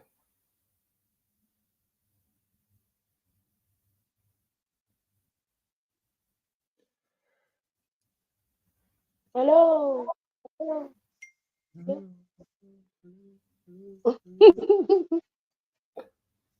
A little breather moment there.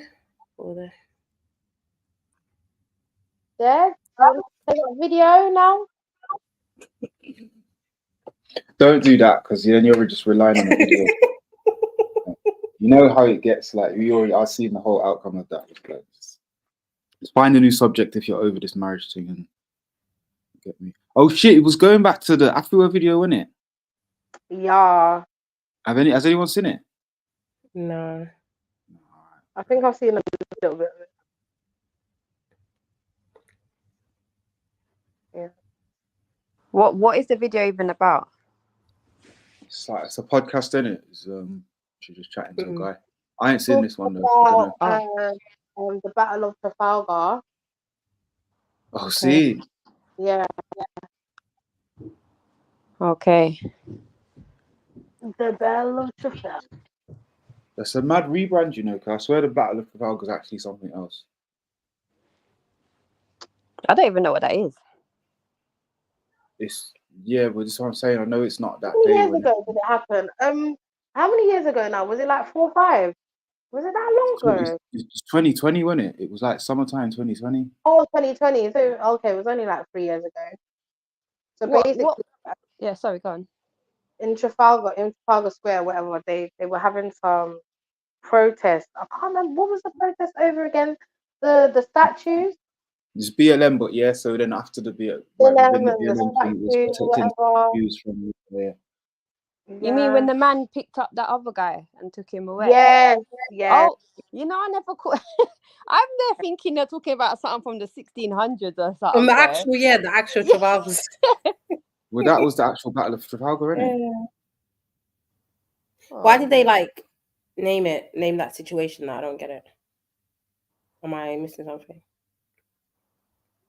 I guess because of the protests. A modern day version, isn't it? Like, there was couple things going on during that So, protest with the Tommy Robinson's fans against, you get me, the other people. Okay. It was like some you get me, like square up type time. You get me. So, I guess it was like a modern day version I get you of now. whenever the first one happened. You get me, just without the what's it called? Swords and shit. That battle was about England trying to stop invaders coming in, all that nonsense.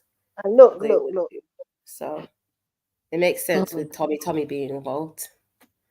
Tommy. Oh, I see. I literally never knew it was called that at all. Yeah. But I remember it though. That story. You lot weren't there, yeah, for speaking of it, but Jed's brought a comedian. Yeah. What was his name again? Oh, Mag, where you gone?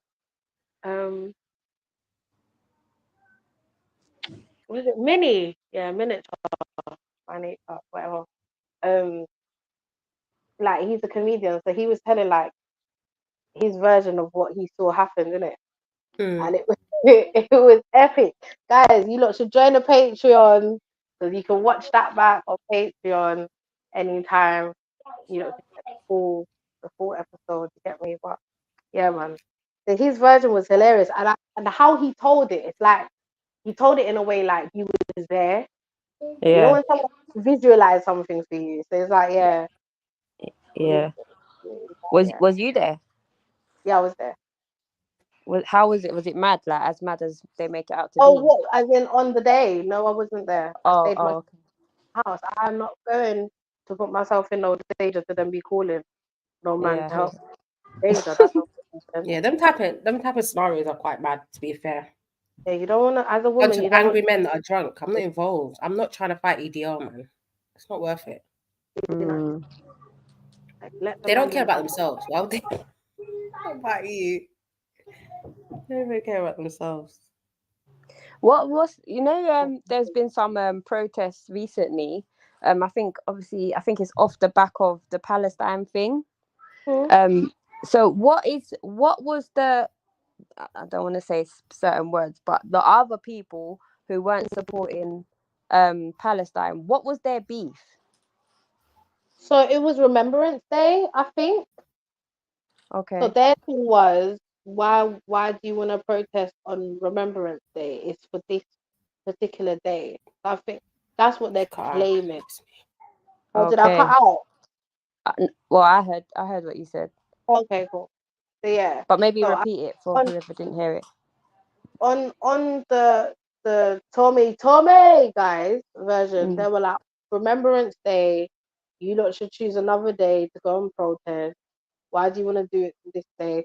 That's what they're trying to say. The reason was for being there and behaving the way they behave. But we all know what their real reason was to be there. I ain't seen no other Remembrance Day where you lot come down in droves like that. Yeah. To come and do Remembrance Day. You ain't never done that. True. So yeah. True. Were they like pissing on their own statues when they were trying to defend the statues? I can't tell it them people. I don't They were caught on camera pissing on their own statues. Keep up with them, bro. When they were trying to, not now, when they were, that time where they were trying to like save all these English statues and why you tearing down our forefathers and all that nonsense who fought for us. And then they caught a couple of them just pissing on the fucking statue. Them people are backwards, man. When you're drunk and you're emotional, those are two dangerous combinations. And then you're at the bottom of the ladder, but you need a victim. You need someone to blame your shit life. You end up with these type of people. Yeah. They need to be angry at their government, not at people just trying to survive and live life. What the hell? It's a joke. It's a joke. And the thing is, like, even if they're saying, why are they coming down on Remembrance Day, like, to protest about a war, the war is every day. So why would they not come down on a specific day? The war is happening every day. Like, that doesn't make sense to me. Yeah, but them people that don't have sense, though. There is no common sense. No sense at all, to be fair. kind of like, do you really expect anything more from them? You know, and then that type of thinking. Oh boy. They're just people that are just, I don't know. Oh man. No, I don't know. Can't let people chat yet. Everyone's on edge, man, but people are just fighting the wrong people. Someone in the comments said, have you heard about the far right riots in Dublin? Oh yeah, I was watching something like that this morning. Big up child Mary Jen. I don't know if you heard me earlier, but big up your blood clot self. Talk to again. us. Do you know what? I was watching it. They did I think they ended up like doing up a fire at a Holiday Inn. There was they were child throwing get like hurt or something? fireworks, something like that. Something about a stabbing. There was fireworks thrown into police cars. They were mashing up people's like establishments, their their shops and that. Very much so rioted situation. Yeah.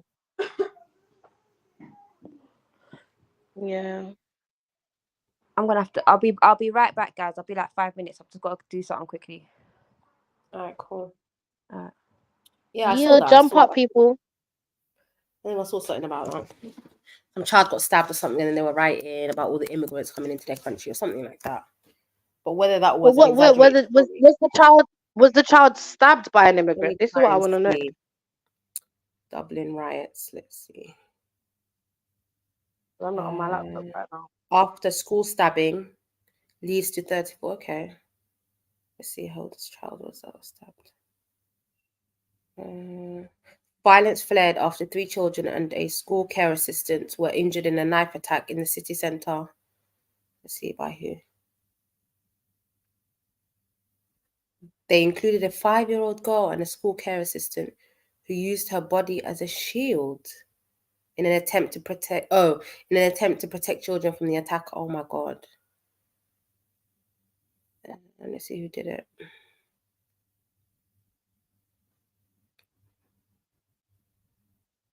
Doesn't really. So you see what's crazy, yeah? Because all now they haven't given us the identification. Oh yeah, it's understood. Sorry, that it is understood that there are false claims that the attacker was a foreign national. So basically, a few hours after it happened, everybody kicked off, but then based on false media that he was a foreigner. Right. Okay. Cool. Mad thing. Yeah. And what's crazy, yeah, about all of this madness is that someone that Mary Jen, hi sis. Big up everyone. Long time, man. Hasn't been the same without you, man. Has not been the same without you.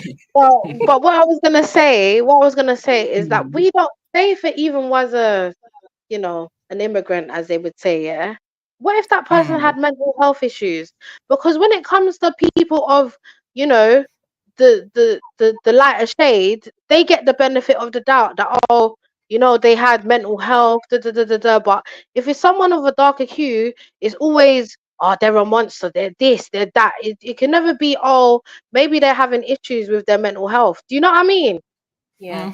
So even if it's an immigrant, journalists need to be held accountable for their irresponsible reporting. 100%. Across the board in all situations. I don't see anybody in their right mind going to attack children, whether you be black, white, Asian. I can't see anybody in their right mind that's going to do something like that. So regardless of what color you are, what you look like, or where you're from, you must think like you're not well. The thing is, the immigrant issue over there is a much bigger thing. What I'm pissed off about right now is the fact that, like, the media just wants to focus on, oh yeah, look what everyone's doing on the streets of Dublin. Oh, far right riots. They just want to label it as something. But hold on a second. Can we get back to why they started? Can we get back to the fact that some man, whether in his right mind or not, whether Irish or otherwise, has attacked a woman and children and left a 5-year-old in hospital? Yeah. Why are we not focusing on that? Why is that not the main story? Like, why is it all about? There was literally that one sentence or two about that. The rest was literally just about the riot. But what's mad is that even though we can look at it and we're like, they're rioting, they're doing this, But sometimes that's the only way people can be heard. If you ain't exactly like what do you want people to do? Sit down and take the bullshit? No. That's not what Irish people do. Irish people don't sit around and complain and go to a protest on a Saturday on their day off. Yeah, Irish people get up off their backside and will mash up the fucking streets to protect their people. That's what they will do. Yeah, it's all a bit mad. But what's sad is that obviously, you know, when I saw them throwing chairs and stuff into this particular person's business, I was just like, yo, I can't imagine being that person building up my business. I could even be in support of what you lot are doing. I think those businesses should hold this is what the media and the local authorities. I could even be in support of what you guys are doing, and this is what you lot have chosen to do for my shop. Do you know what I mean? It's like I feel like, okay, maybe the Holiday Inns, and you know, go to the police station, try to bun up one of them, and you know, like places, but not small time owners. You know what I mean? That ain't got nothing to do with nothing, and they could even be in support of this movement. That's where I have an issue, because people work hard for their shit, and you know what I mean? Yeah. So that's to mash up people's stuff in riots and these protests. Like, just mash up things that actually count. You know, mash up your local authorities building. But have you noticed there's always a buffer zone? There's always a buffer zone. There's always a buffer zone between the public's fury and anything that's effective, like anything that we can actually. There's always a buffer zone, whether it be your proximity, your area, some boogeyman, some other group that you think is responsible for your plight, that you can turn on them instead. There's always all these buffers between us when we're pissed off and the actual source of whatever the fuck we're pissed off about. Yeah. Do you know what I mean? That's the reality of it. So when people want to skits out and go nuts, they're just gonna go to their high street. They don't even care what shops what, because at the end of the day, all the shops are taking their money in it. Did they find the guy? Sorry, who did it? I'm sounding like it's not really. Yeah. Two women surrounded him. Two women surrounded him and didn't let him leave until the police got there. Big up, Fuck the men. The women were there picking up their children, protecting their children. Who needs men? This was done in a feminist outburst. I don't know if it was the same guy, but apparently he Hello. he adopted a 12-year-old girl. Hello. Hi. So what I was saying, what I was asking you guys was, where was this done? Outside the school. Okay, cool. But this guy who chefed up the people outside the school, I don't know if it's the same guy, but apparently there was one guy who abducted a 12-year-old girl to his hotel. You know where they get their paid hotels and that. So the guy who was running the hotel got chiefed up on the streets as well. So they were like, why are you letting this happen in your hotel?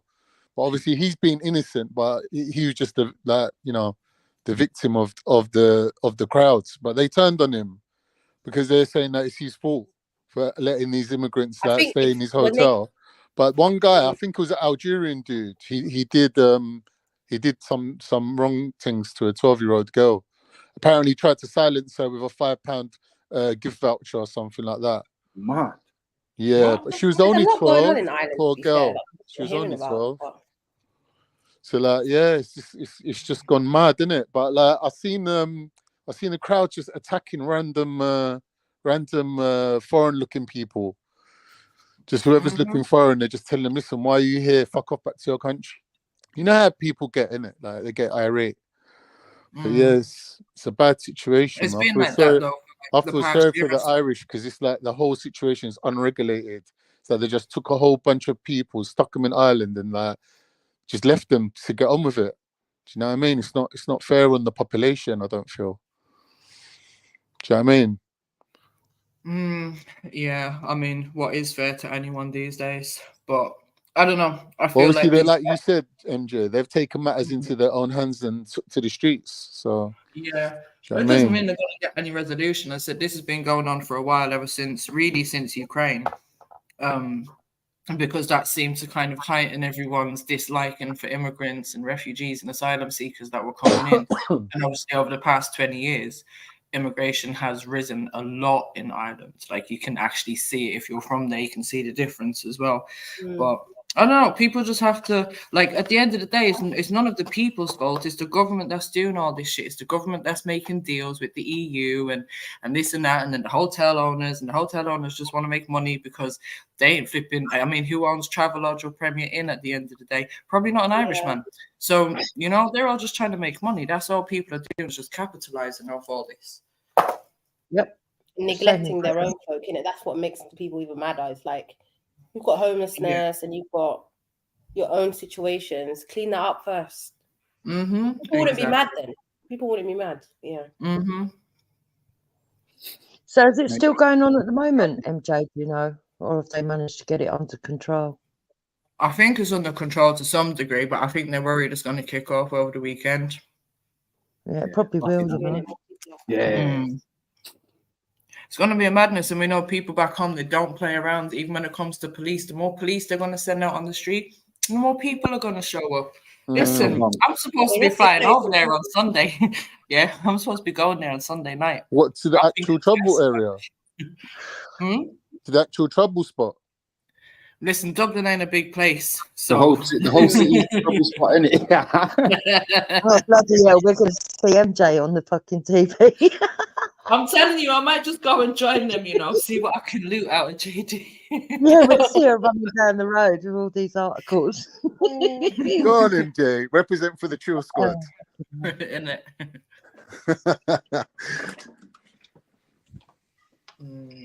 I don't know. We're laughing, though. It's quite bad, really, isn't it? Fully. But you could see that this was going to happen sooner or later. I reckon it's going to happen here as well, sooner or later. I was about to say, like, well, is this one of those ones that will kind of people copy and start here? Well, we've had it in France. We've had it in Ireland now. I know they say it's just England is a slow burner, though. English people they're not quick to do all that. They do a little bit, but not, you know, English people only protest on Saturday. Yeah, kind of. No, but they sort of counter protest, that kind of thing, but they don't really go out looting and rioting, and you've got to be pushed right over the edge. But I do think that it's coming to that point. I did think that it was going to be like this 2 weeks ago when they had the remembrance. I was worried that that's what was going to happen. So some people love the law too much, innit? It's a weird setup. Yeah, I was going to say England's a bit strict. I think with Ireland, there's a lot more self-employed people. They'll just hustle. They'll find work. Whereas in England, a lot of people, they lose their work, you're done for. Like, there's less self-employed people out here. There's less people. Ireland's slightly different, I think. They don't care. They'll just find another. To be fair, I mean, if you're on about like these mobs and football like type people, it's a lot of self-employed within that group, I'd say. Yeah, but all their businesses got fucked up. Yeah, it's true. That's true. That's why the reviews on Google were not nice when they got identified. Yeah, I know. I saw the one. Oh my God. I saw the one that was wild, Sarah. I saw the one. The amount of people's literally businesses that were in the comments on TikTok videos were mad. Like, this is so and so's business. There's the link to the Google. Yeah, go and leave your reviews. Again, can you see the fucking world that we've created for ourselves? Yeah, we're laughing because them man are racist, innit? But basically, but then it could be anybody. Exactly, that's what I'm saying. People don't. This could be anyone just getting their whole shit turned upside down because you did something on a Saturday. Yeah. Or you're really. What did you do? What did you really do? Shout at somebody at the station. Now everyone's writing mad reviews on your thing. Like, come on, this is, even if you are self-employed, it's still kind of. It's not nice that you're feeding your family, even if I agree, 100%. But unfortunately, I've lost faith in the police anyway. I don't mind saying that. I've completely lost faith in them. When they can't do something about real abuse, but they can worry about some hurty words on YouTube. Now it gets on my nerves. But I feel like in the UK, they need to have the same energy for the MPs that are taking the public's money and taking them to offshore accounts and using it for hotels and cars and luxuries, because that's still public money. And if you look at how much money they've violated and used and just misused, and you compare it to how much foreigners are using, they will always be doing a great. You know, all the money that foreigners are Energy's at getting. the wrong place. You need to worry about these money laundering your money. All the money that foreigners are allegedly, quote unquote, getting is going through government's brethren as well, i.e., this hotel situation. Like hotels, tax. You know what I mean? The hotel ain't no great place to stay, you know. Like you're staying there for free and the government are paying the hotel over the odds. That's their deal that they put together with their I don't know, you know, Mag, that travel lodge does a mean breakfast. Shut the fuck up, Khan. Yeah, but what are you doing for lunch? What are you doing for dinner? And how are you washing your clothes? I don't even know how you're co-signing that as a Turkish man. Microwave bacon, like you should know better. I think they do get their laundry paid for, MJ, in those hostels. I'm sure someone said you know what? I know back home they get €500 a week on a prepaid credit cards, and that's how they do all of their additional stuff. Hey. €500 is a lot, you know. 500. I think it might be €568 a week.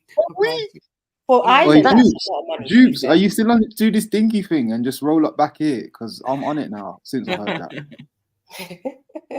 No, roll up in islands, Mike. You're better off in islands right now. Yeah, I don't know. You know, is there a way I can like set myself up with the account there and then just stay where I'm at? Just go there, sign the papers. You want to set yourself up a super chat? Is that what you're saying? I don't understand. It's basically to turn up here with a dinghy and just pretend you're one of these lot, because apparently it's $5 a week. Yeah, but if Jada phones and spots Jupiter, it's all over. That's a lot of money, you know. That's ridiculous. The game's up. I won't get away with it, but anyone who can. Is that for each person, MJ, or like a family situation? No, that's for person. That's for a single person. I'd have to go back. You get away with being Ukrainian. Fighting age men. But then, Sarah, you have to understand that over there, even the benefits and stuff are a lot more than what they get over here. So, but then they're getting the housing as well, right? That's separate. Yeah. So they're literally just eating. It's just your food, really. All you need to do is take a few of the women, and it's just like, full food and clothes. Yeah. That is rude. That's nearly the starting salary of some teachers out in the UK. Oh, no, that's what I'm saying. That's how teachers, it's about $2,000 they get. No, because remember, these lot don't get taxed. If that's benefit, they're not going to get taxed, are they? That's might as well just. No wonder. I'm thinking, what's that special about Ireland? Now we know. Telling you, so they're many just flinging money around at this point. Emerald Isle for real. Nah, we might have to get a dinghy or something. The dinghy, just try it out. Like, honest, you know what it is? The worse the dinghy, the better. The worse the dinghy, the better. I don't know. All I know is that's if you survive, mate. Out of hand. All of it's got out of hand, and it is the government's fault. But you can't blame ordinary people that are really having their lives affected by all this shit now. Exactly. Blaming people that are making them run out and leave their countries to begin with. How about that? How about we start where the problem began? No. You can't turn up in Ireland, start dragging up 12-year-old girls and not expect to get lynched. That's taking their piss. What do you think this is, bro? Fucking Barbary slavery? I never heard about that story, to be fair. No, this is probably what the geezer was doing down at the school. This is probably why they were saying to him that what you're doing down at the school is probably trying to target girls. Right. That's why they turned on him, and then he started shanking them. That was it was the primary school, wasn't it? Was it? Yeah. Is it? Is that what it's over, MJ? Yeah. I don't know about this thing that Khan's talking about, but the whole riots are basically the riots in Dublin basically started because some guy went down to a school and stabbed a woman and 4 children, and one of those children is 5 years old and is still in hospital right now. Big up MJ. Big up MJ. Big up, Sheds. I'm glad you're back with the cheerful topics and that. Yeah. We just don't worry, man. We're just about to go into depression in a second. Bringing a smile back on our faces. We missed you. We really did, man. We really did.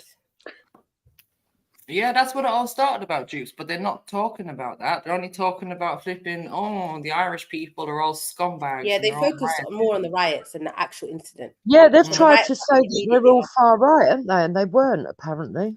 I'll blame the actual far right. You I see think the far right are trying to disgusting. sort of take over the story. I think that Tommy Robinson getting involved didn't help.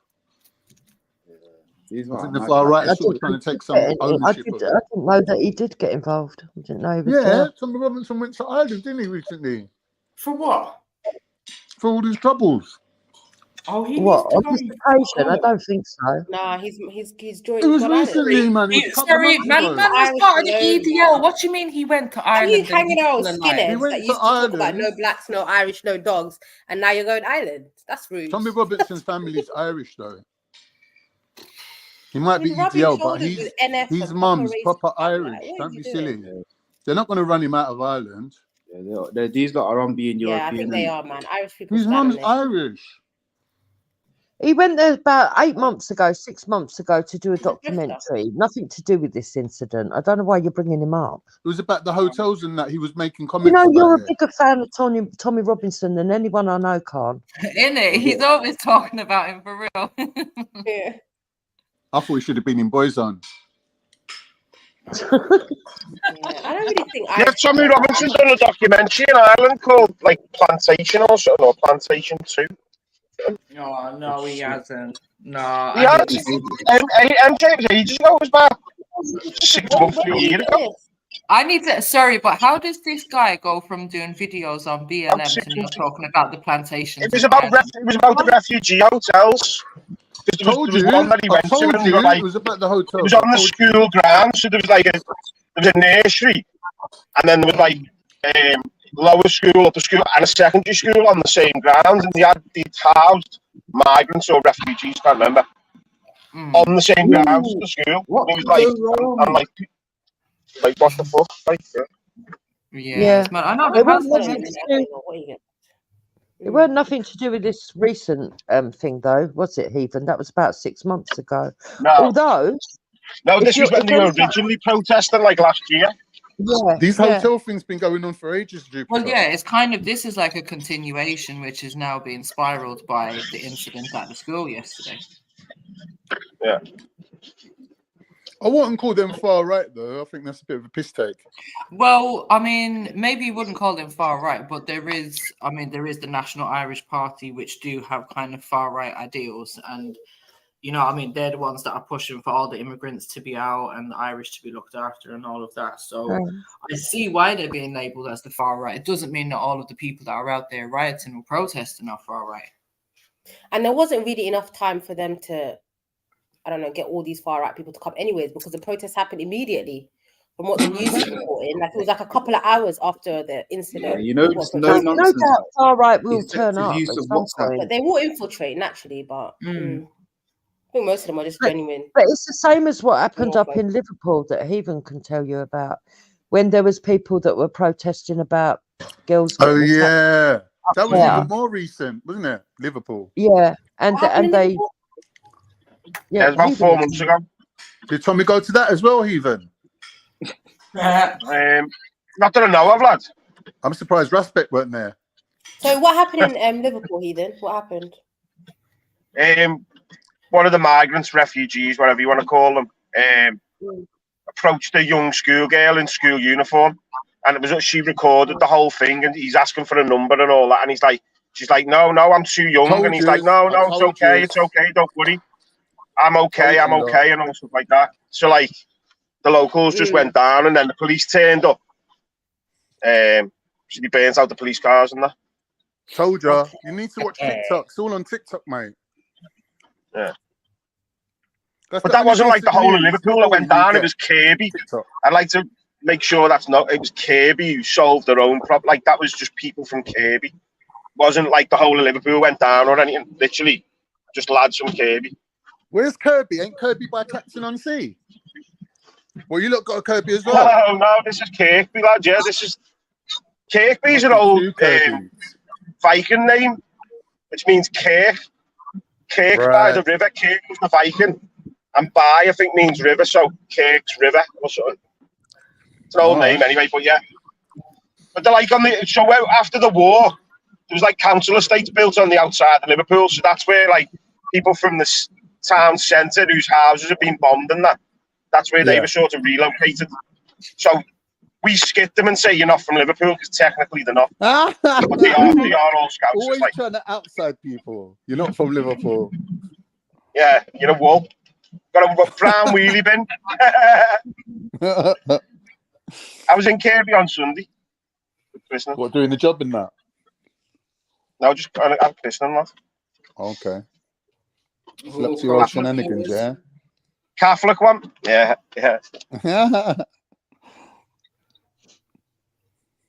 Yeah, I don't know if it's right, man. A few of the lads who were there, they went down like far right now. This ain't healthy.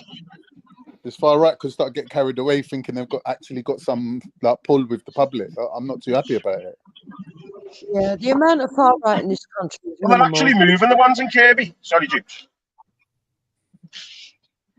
That's not what you should be worrying about, Khan. But then again, you don't see the bigger picture.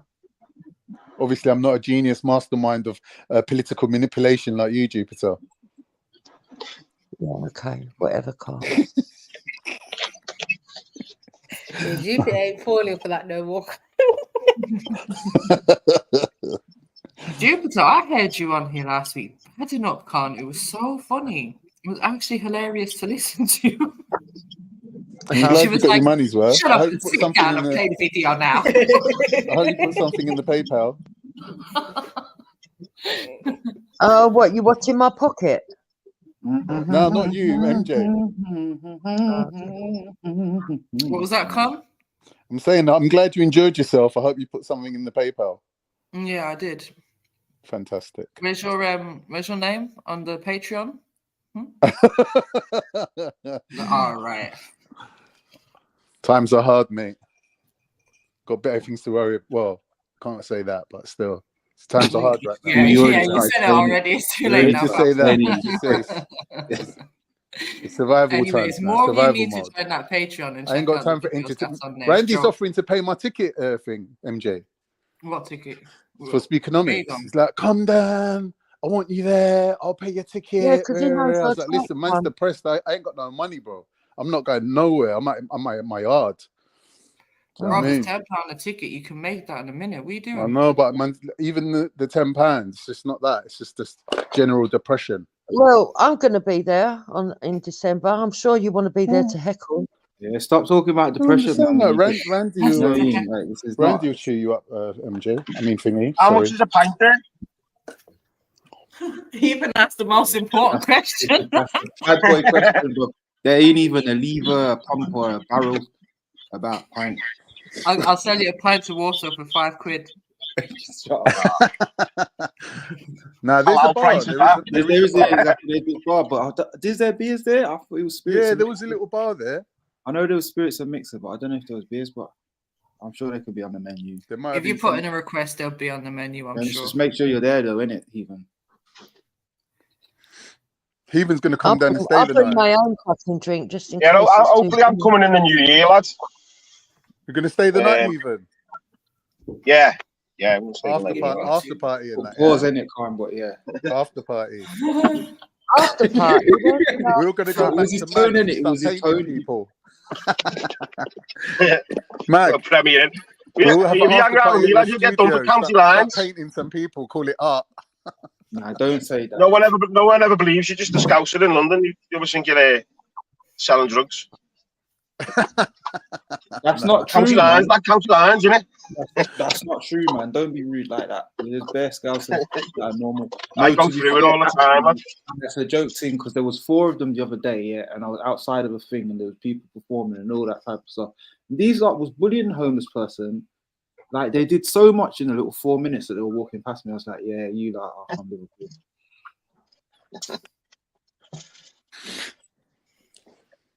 Not me, lad. Like tickling the person's feet when they're sleeping and that. I was like, what's your photo, Heathen? I can't work it out. I can't see on the phone. It's me as a baby. Oh, is it? Yeah. Baby. With like a Indian headdress on or something. Mad. I thought it was long hair. Proper 80s, man. Oh, I can see it now, yeah. Was that fancy dress or something? Standard. You never know with my mum. You know, she was a nurse, she used to bring all sorts. She used to bring all sorts home from work, do you know what I mean? Oi, even back then, you had to pay for that could have just been a Saturday night. You had to pay watching for John Wick. Standard day in the Heathen house.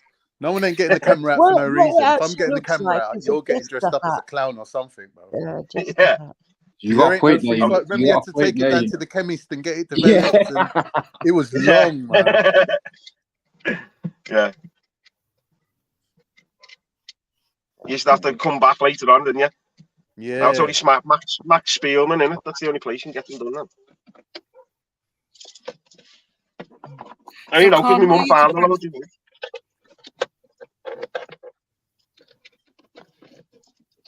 Con? Sorry, what'd you say? I missed it. I said, why are you depressed? I fucked up my knee. Obviously, couldn't carry on working, and Yeah, but we know started that. That's been a running out minute of now. money. That ACL takes about a year to recover. Excuses. Just Why a ain't you money signed on? situation. Depressing, isn't it? Not having money. Got Christmas coming up, New Year's coming up, all this malarkey, the kids and that. It's just depressing, But why man. don't you just get a job that you can do where you don't Obviously, have to be so physical? Why don't you look for something remote? Obviously, There's loads of that's the remote plan, things you isn't can it? do. I done my thing, didn't I? I done my CCTV thing, SIA badge. That was ages ago. Oh, anyways, this feels like a Eunice conversation. I'm not even doing this. What's that card? Just to control CCTV? CCTV, yeah. So I don't have to walk, but obviously I can't just like turn up on crutches, going, "Hi, I thought I'd get a sitting down job." Yeah, but you're Probably like, "Nah, we don't need this geezer in the office." You can just go, I'm Muslim, I'm not celebrating Christmas, can't you? Yeah, I'll do. That's what I do every year. Then why are you moaning about it? That's what I'm saying. There's nothing to worry about, man. Just, might as well just go speak economics, bro. You won't be No, depressed but you then. still celebrate with your kids, innit? No, their mum's got Christmas on the thing, on the agreement. I'll get them for New Year's. But you buy them gifts. Yeah, but you still get them a present, do you? Not for Christmas, for New Year's. Oh, okay. So what's the Christmas budget these days for kids? Huh, you don't want to know. Seriously. Oh gosh, that bad. Well, how much is a PS5? I was gonna say we're talking like PS5s and all that type of stuff now. You got to do with kids. I think you got to It's either like do £500. the That's birthdays £500. or the Christmas. You can't do Christmas and birthdays because you end up spending about £1,000 on each kid. It's silly. Do you know what I mean? Like, I know some families, like for their birthdays, they don't even get much. They just get a takeaway and a card or whatever, and then they get their presents at Christmas. Whereas with other families, I know do it the other way around, where everyone gets their birthday present, and then for Christmas it's just like a Christmas day, have a dinner or something, or whatever. Do you know what I mean? It's nothing special. Like with us, we've ended up doing both, innit? Birthdays and like Christmas. Whereas we don't do Christmas. My mum's just doing New Year's like as if it was Christmas. I'm going, so what are you doing? Like, you're just exaggerating. Come with the turkey and the whole shebang. I'm like, that's not New Year's. But that's mum for you, innit? But it is what it is. It is what it is. She thinks she's Scottish doing hogmanay. Doing what? Hogmanay. What? What is that? Scottish New Year's. They do it bigger than Christmas. They do it. Yeah. Oh, never heard But of it. yeah, but Muslims ain't supposed to be doing that. It's some pagan thing, isn't it? Celebrating the end of the year or the changing of the You've already seasons had and on all that New Year. shit. Oh. Yeah, it's Muslims the ain't end. supposed to be doing that. That's when they do all the fireworks, isn't it? In Edinburgh. Edinburgh's meant to be boss for New Year. Yeah. Do the big hogman thing. In our family, we they do do it big like style. Christmas Eve. That's all for the kids. Everything is geared around the kids of the family. Yeah. And then New Year's Eve, everything, well, Old Year's night, everything's geared for, adults. Mainly Boxing Day for the adults. No, Boxing Days where you go and Just chill for the day. especially Recover. families like mine that are so big, it's where, like if it ain't your turn to host and that they're going off to the in-laws or, You go see the reject family. So you have it as the alternate day. Anybody know why Boxing Day is called Boxing Day? Probably they used to have boxing matches on that day or something. Nope. Well, they used to, I don't know. I thought Jupiter might know this one. Something to do with boxes, actual boxes. So on Boxing Day years ago, they used to give their servants day off on Boxing Day and give them a little gift in a box and send them home for the day. And that's why it's called. Yeah. Was that some Downton Abbey tradition? I think so, yeah. Them You don't have to sit downstairs in the basement serving me. Have a little box. Yeah, have a little box and take the day off. It was basically the servant's day off. Yeah, but think about it. You're getting paid on your day off. That's like the boss is literally giving Hold you. on a minute. Why did you think I'd know about it? Do you think I'm a servant? No, but you know about like a lot of the old English traditions. Oh, That's such a delayed response. You like sat down and thought about that and then got pissed off. She was like, hold on. We went back in my family tree, right? Because I thought, right, I'm going to go back and have a look and find out. And we went right back until the 1400s, 1300s, and there's not one person in royalty or, right, Lord. The best that we got, the best we got. I'm from Pulpit Line. The best that we got was a farmer that owned his own land. Yeah. You like a oh, that's all right. Farmer owning his own land. That's still good. Thoroughbred of peasants, like it's mad. Now, a farmer owning his own land ain't a peasant. Oh, for real? Okay, fair enough. Yeah. They'll have people working for him, right? Exactly. Yeah, he's a landowner, isn't he? Where was the land, Jupiter? Do you know where the land was roughly? Yeah, it was. Oh God, where was it? Lincolnshire or something? Lancashire. Yeah, it was up the country. Yeah, like Yorkshire, past Yorkshire. No, up in the Midlands. It was on the other side. Yeah. Oh wow! Gonna go back up there and claim it. Yeah, just say Hamas is under it and just claim it. Claim the land. Then you got to start claim paying the land. There's Hamas tunnels under it. Yeah, exactly. Just say they got tunnels or some shit. Like everyone, nobody will bat an eyelid. They're like, "Where's the new landowner?" Hector turns up in the Range Rover. We were promised the land 3,000 years ago in the King James Bible or something. I don't know. Yeah, we'll get out and protest from the Irish Sea to the North Sea. Jupiter will be free. Jupiter's farm will be free. I'm telling you. Now, when they died, they spread all the wealth out, and then gradually, over the years, it's whittled down, isn't it? Do you know what kind of farm it was? Was it like a livestock thing, or was it like what kind of farm was it? Do you know? Did they say? No. Oh, it's a shame. I didn't bother going into that detail and looking at that in that detail. I was just like, oh, here we go. So not from a famous line of cheesemakers or something like that. Nah. Wensleydale or something. Nah. Oh, can someone update me on RE? Apparently she passed. These are all in bits, especially Mike was well thingy about it. When you say apparently she passed. Well, obviously I've got no evidence, but yeah, that's the story. What's her friend called? That she passed. But you should know. Her friend came and told us. What's her friend called? Who remembers? Oh, something goddess, no. Empress, goddess, yes. Something. Yeah, I know the one. Yeah, you mean, she came and was like, she passed away. She was sick for a week or something, and then she's passed. So yeah, it's a bit of a shock, to be honest. Just out of the blue. These days, nothing shocks me, man. If aliens landed tomorrow, I wouldn't be shocked. Do you know what? I feel the same, to be honest, Khan. Like, nothing really shocks me anymore. It saddens me, but it doesn't shock me. You know what I mean? Yeah, I know. There's too much mad energy going around, man. People just up to madness. Yeah. Trust. Does that mean they're winning, though? That we've been desensitized that much, do you reckon? That's what it is. It's desensitization, isn't it? Well, I think yes, in some ways, yeah. But you know what? For me, this feeling that I have lately with everything that's been happening, this reminds me of the feeling that I had sort of pre-2019.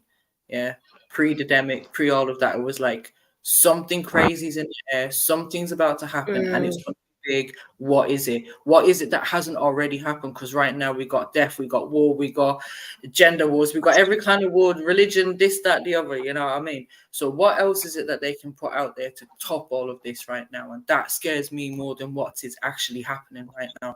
Some people reckon that there's going to be another lockdown, that they've heard whispers of another, but I can't see that happening myself. They've been saying that for the last 2 years. War with Argentina, couldn't we? Over the Falklands again. Mad. I don't think people are desensitized. I just think we're so hyper-stimulated that everyone's just on edge all the time. Your brain is so with a million things you're thinking about. You're just hyper-stimulated. And also people are always looking for that stimulation as well. Mm. Like people don't know how to actually relax and sit still and just take in their surroundings or just pay attention to what is actually happening. It's always like, oh, updates, oh, the new thing, oh, 5,000 people have died, 10,000 people have died. Oh, no, they're doing this. Oh, no, this one said that. This leader said that. Half of us don't even know who these people are, yet we're listening to what they're saying and taking it. You're more susceptible to being manipulated emotionally. You're more impulsive and you're less focused, which is exactly how they want you. If they're going to bring some mad thing in, you need to be all confused and discombobulated because it's easier for you to accept whatever they give you as a solution, quote unquote. Randy said his guests have got the illness. What, the vids? Oh, what have you given them, Randy? No, they've Oh been my pulled God, Randy. Where are they guests from? You've only Vietnam been back or something? from how long? You've only been back a week. Randy, What have you done Randy, now? I swear there's like about 4 bloody STD clinics in Hackney. What are you doing? Huh? The illness. What's the illness, Randy? Sorry, what's the Hospital's illness? got the Now biggest it's one in about- London. Spanish lesbians. Randy gets people from all around the world, you know. He gets these weirdos. I don't know what these lot do, man. But he's got a basement with a gimp outfit in it or something. Oh, They yeah, all he's come, got the comments they up. all That's come to most stay. quiet. He loves a basement, lad, does he? Do you know what I mean? Oh my God. I seen riots in Spain the other day asking for calling for a crusade. Yeah, they're going mad in Spain. Yeah. They're going mad. Who? The Spanish? Christians. This ain't a Muslim country. It's a Christian country. But none of them go to Spain church. is Christian. Spain is Christian. Fortunately, All that, Islamic They were history just at home is too drinking. tough out there for them to do anything. We're cemented, man. Our history, our architecture, everything's there. So Islamic history is all over that place. What else said again? Pardon? They want El Cid to come back. Norway's got their thing, their far right member in there, haven't they? Pause. It's just a couple of far right sticking their heads out the water. The reality is, you need to No, worry the about tide's turning. Everything's going to these go. politicians that are fucking up your economy. It's all going That's that what you way, need to man. worry It's all going Do you that mean way. the Netherlands, lad? Do you mean the Netherlands? Yeah, the Netherlands. Sorry, that Gert Wilders or whatever his name. The weird Tommy They're Robinson's never mate, isn't he? gonna look. None of these, even if Europe does that, right, Khan, there is no way that Britain will start sending out people of colour or because of their heritage. No, if they they're won't. born. No, No, they they won't. won't. There's no I'm way. not saying they. I'm There's not too saying they many. will. There's too many people that are interrelated that would actually kick up a fuss, let alone all the virtue signalers. It would Yeah, of never course. happen. No, I'm not saying it will. You have to do big up. Oh, you got music in the background, bro. What are you doing? Hello, hello. Yeah. Sorry, guys. Yeah, that's all right. Try again when you're not playing music, please. Thank you. Yeah, Holland are orange brothers and sisters. Yeah. Did you hear that, MJ? Did you hear that? I was just robbing MJ then. Yeah. Poke.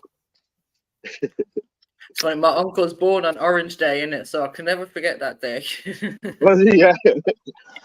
I get told off every year by my nan on the 12th. I thought there'd be loads of Catholics in Liverpool, though. Even. There is, lad, yeah. Got loads of Catholics in the family. Yeah. Do you get like the orange people it's like probably half marching and and that half up through? there, isn't it? Do they do any marches through your ends thing? Who, the Irish? I mean, the orange Catholics. men and that. Yeah, no, the Yeah, orange lad, men. I go down and watch it every year. Serious? Gone ever since I was a kid. Yeah. What did you do? Like do a penny for the guy and all that? Yeah. Mad. When we were kids, like. Yeah. Dropping English, lad.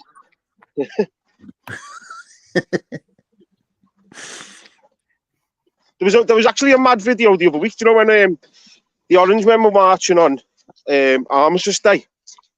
There's this funny video, you know, and there's all these like British lads just kicking off with the busies, and then you just see this fella in a bowler hat and an orange sash just come out of nowhere, and he just like parts the police line, and the orange lads just walk through, lads. Honestly, it's surreal. And then all the lads just sort of followed them. It's proper mad. Mad. It was just the way they just walked through the police, because you just hear like a military band. Then you're like, what's going on here? And then next thing, the police just moved. Just a load of fellas in orange sashes just march through, lad. Weird. Honorary title for the guy. He gets to walk through marches, police lines and everything. Yeah. Khan, how's your TikTok career going? Not bad, you know. Putting out a few videos. No one thingies them, repost them. I had to start thingying them, hassling them. Don't be hassling people to repost your shit, fam. That's It's the only way you can get ahead in life. You got to it's called nudging. You got to nudge people. Yeah, but you can't always depend on your followers and stuff to do that. TikTok's weird. Once you get the momentum, once you get the ball rolling, it sort of picks up its own pace. But it's just getting from like 0 to 100, and then it just takes over. The algorithm just runs with it. I suppose it's a thing if you have to understand the marketing and the algorithms to begin with. If you're going to depend on people, you're never really going to get anywhere, to be honest. Yeah, just fling on a few hashtags and it pops up on people's things. Yeah, and be consistent with your stuff. Yeah, I'm not doing that. I think they said you got to put out on Instagram when people put were like 3 videos a day, apparently. People could be complaining, saying, "Oh, people don't like and share my post." Like, am I supposed to like and share everyone's post? Like, why can't I just scroll No, there ain't no supposed to. If I'm not hassling you to do something for me, I can't complain if you didn't do it. How many you got following you now? About 1,200. Go on, so you can go live. It's easier probably to go on TikTok. I've been going live. It's easier to go on TikTok. All these mad Israelis. Oh, the Israelis are nuts, boy. They're proper you on the Free Palestine stuff, yeah? Yeah, like they're proper being brainwashed, man. The Israelis are nuts. Things they come out with, it's like, are you even like rational? Are you normal, mate? They lost it. Haven't you seen them all dancing before they go into battle and that? Mad. Yeah, they're proper brainwashed. It's like literally watching like a fucking ancient war, lad. All dancing around in circles, reading the Torah and that before the battle. That's like, wow. No, do you know what's bad though, Heathen? Do you know the people they're capturing? Apparently, they're making them listen. It's bad to say it. They're forcing them to listen to Israeli like CBeebies tunes, like like children's nursery rhymes as their torture. Oh my gosh! No, imagine having to listen to Balamori all day long. That's what they're doing. It's evil. It's genius, but it's evil. They are, but a lot of them. Well, the SAS sorry. I know the SAS have to listen to Screaming Babies, don't they? Oh, is it? Yeah, they put kids in kids that have not even gone through court or anything. They put them in isolation. There's kids they arrested at 13. They're letting them go at 21. The kid's coming out completely tapped and finished because he's been in isolation for years. It's true. They do mad shit. They do crazy stuff. They grape women in their prisons, and it's all like, oh, whatever. Yeah. You know what I mean? So, telling you, man, once you let people do whatever they want to do with and they're not following no international laws, that's it. They can do what they want at this point. Did you see all the tunnels that they showed? Is there any international? Yeah, but did you see the news interview where the Israeli said we built the tunnels? Yeah. Yeah, I think that's done now. It's like they built Hamas, they built the tunnels.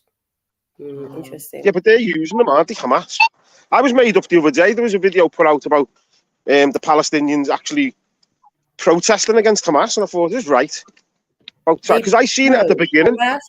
Hamas was funded and created by Israel. There are documents where Netanyahu saying fund them. because the other party that wanted to win at that time, they wanted a two-state solution. Yeah. But of course, for Israel to do what they're doing, they need a boogeyman. So they have to ensure that Hamas every now and then pops up and they mow the lawn, as they say, every few years. The thing is that when you go around from our hospitals, point you of see view, like the WHO. all this You know thing what I about mean? talking about the I past believe and Netanyahu is also a terrorist because he funded Hamas. I think he's a it's terrorist. literally got nothing to do with what's happening today, though. All this Hamas By or the affiliation. Bible and all this, it's got nothing to do. No. It's just about money. They just discovered oil off the coast of Gaza, and they're like, right, we can't let these lot have it. We've got to have it. So let's clear the whole place and just level it. And that's all they've done. They're already taking up the oil, though. It's been documented. Yeah, They've they've already started giving out contracts for the extracting oil oil already. Mad thing. So like they can't deny it's not. It's about. It's literally about it's money. just money, man. Someone's about got to money. use the oil. Who cares, Oh, mate? here we go. Mr. Oh, Shipper, big how up, is it? Come on, man. UK, You lot are too wimpish, man. UK. You You lot are love too it. wimpish, man. Grow up, Oh, man. Schiffer, I'm glad you jumped on, man. I wanted to ask you about the Venezuelan and British Guyana war. Okay. It's all Ask me kicking about off right now. Apparently, Venezuela's going into Guyana and taking up half the place. Going, yeah, the British robbed it from us, so we're taking it back now. Back in the day, Shut up. apparently. I wouldn't be Venezuela's surprised. on the warpath, and apparently all the Caribbean islands are saying, "No, we're with British Guyana on this one." Of course they would be. Obviously, apart from the Jamaicans, they're not getting involved for love nor money. They don't care. Jamaicans are like, we're not involved. I disagree. But either way, I think people are gonna do what they're gonna do.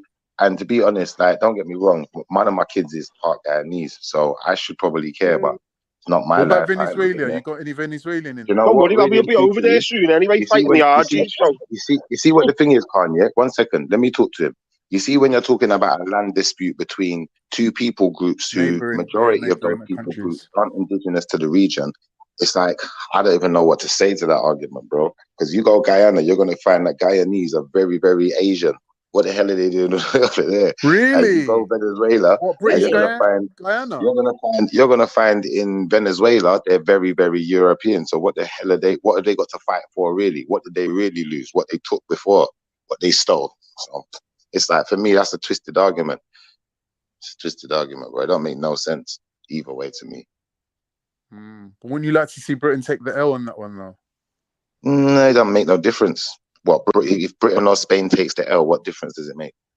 Oh, you're saying Why would Venezuela you like coming them under to take under the L? Spain? Huh? What about you, Carl? Would you like to take the L?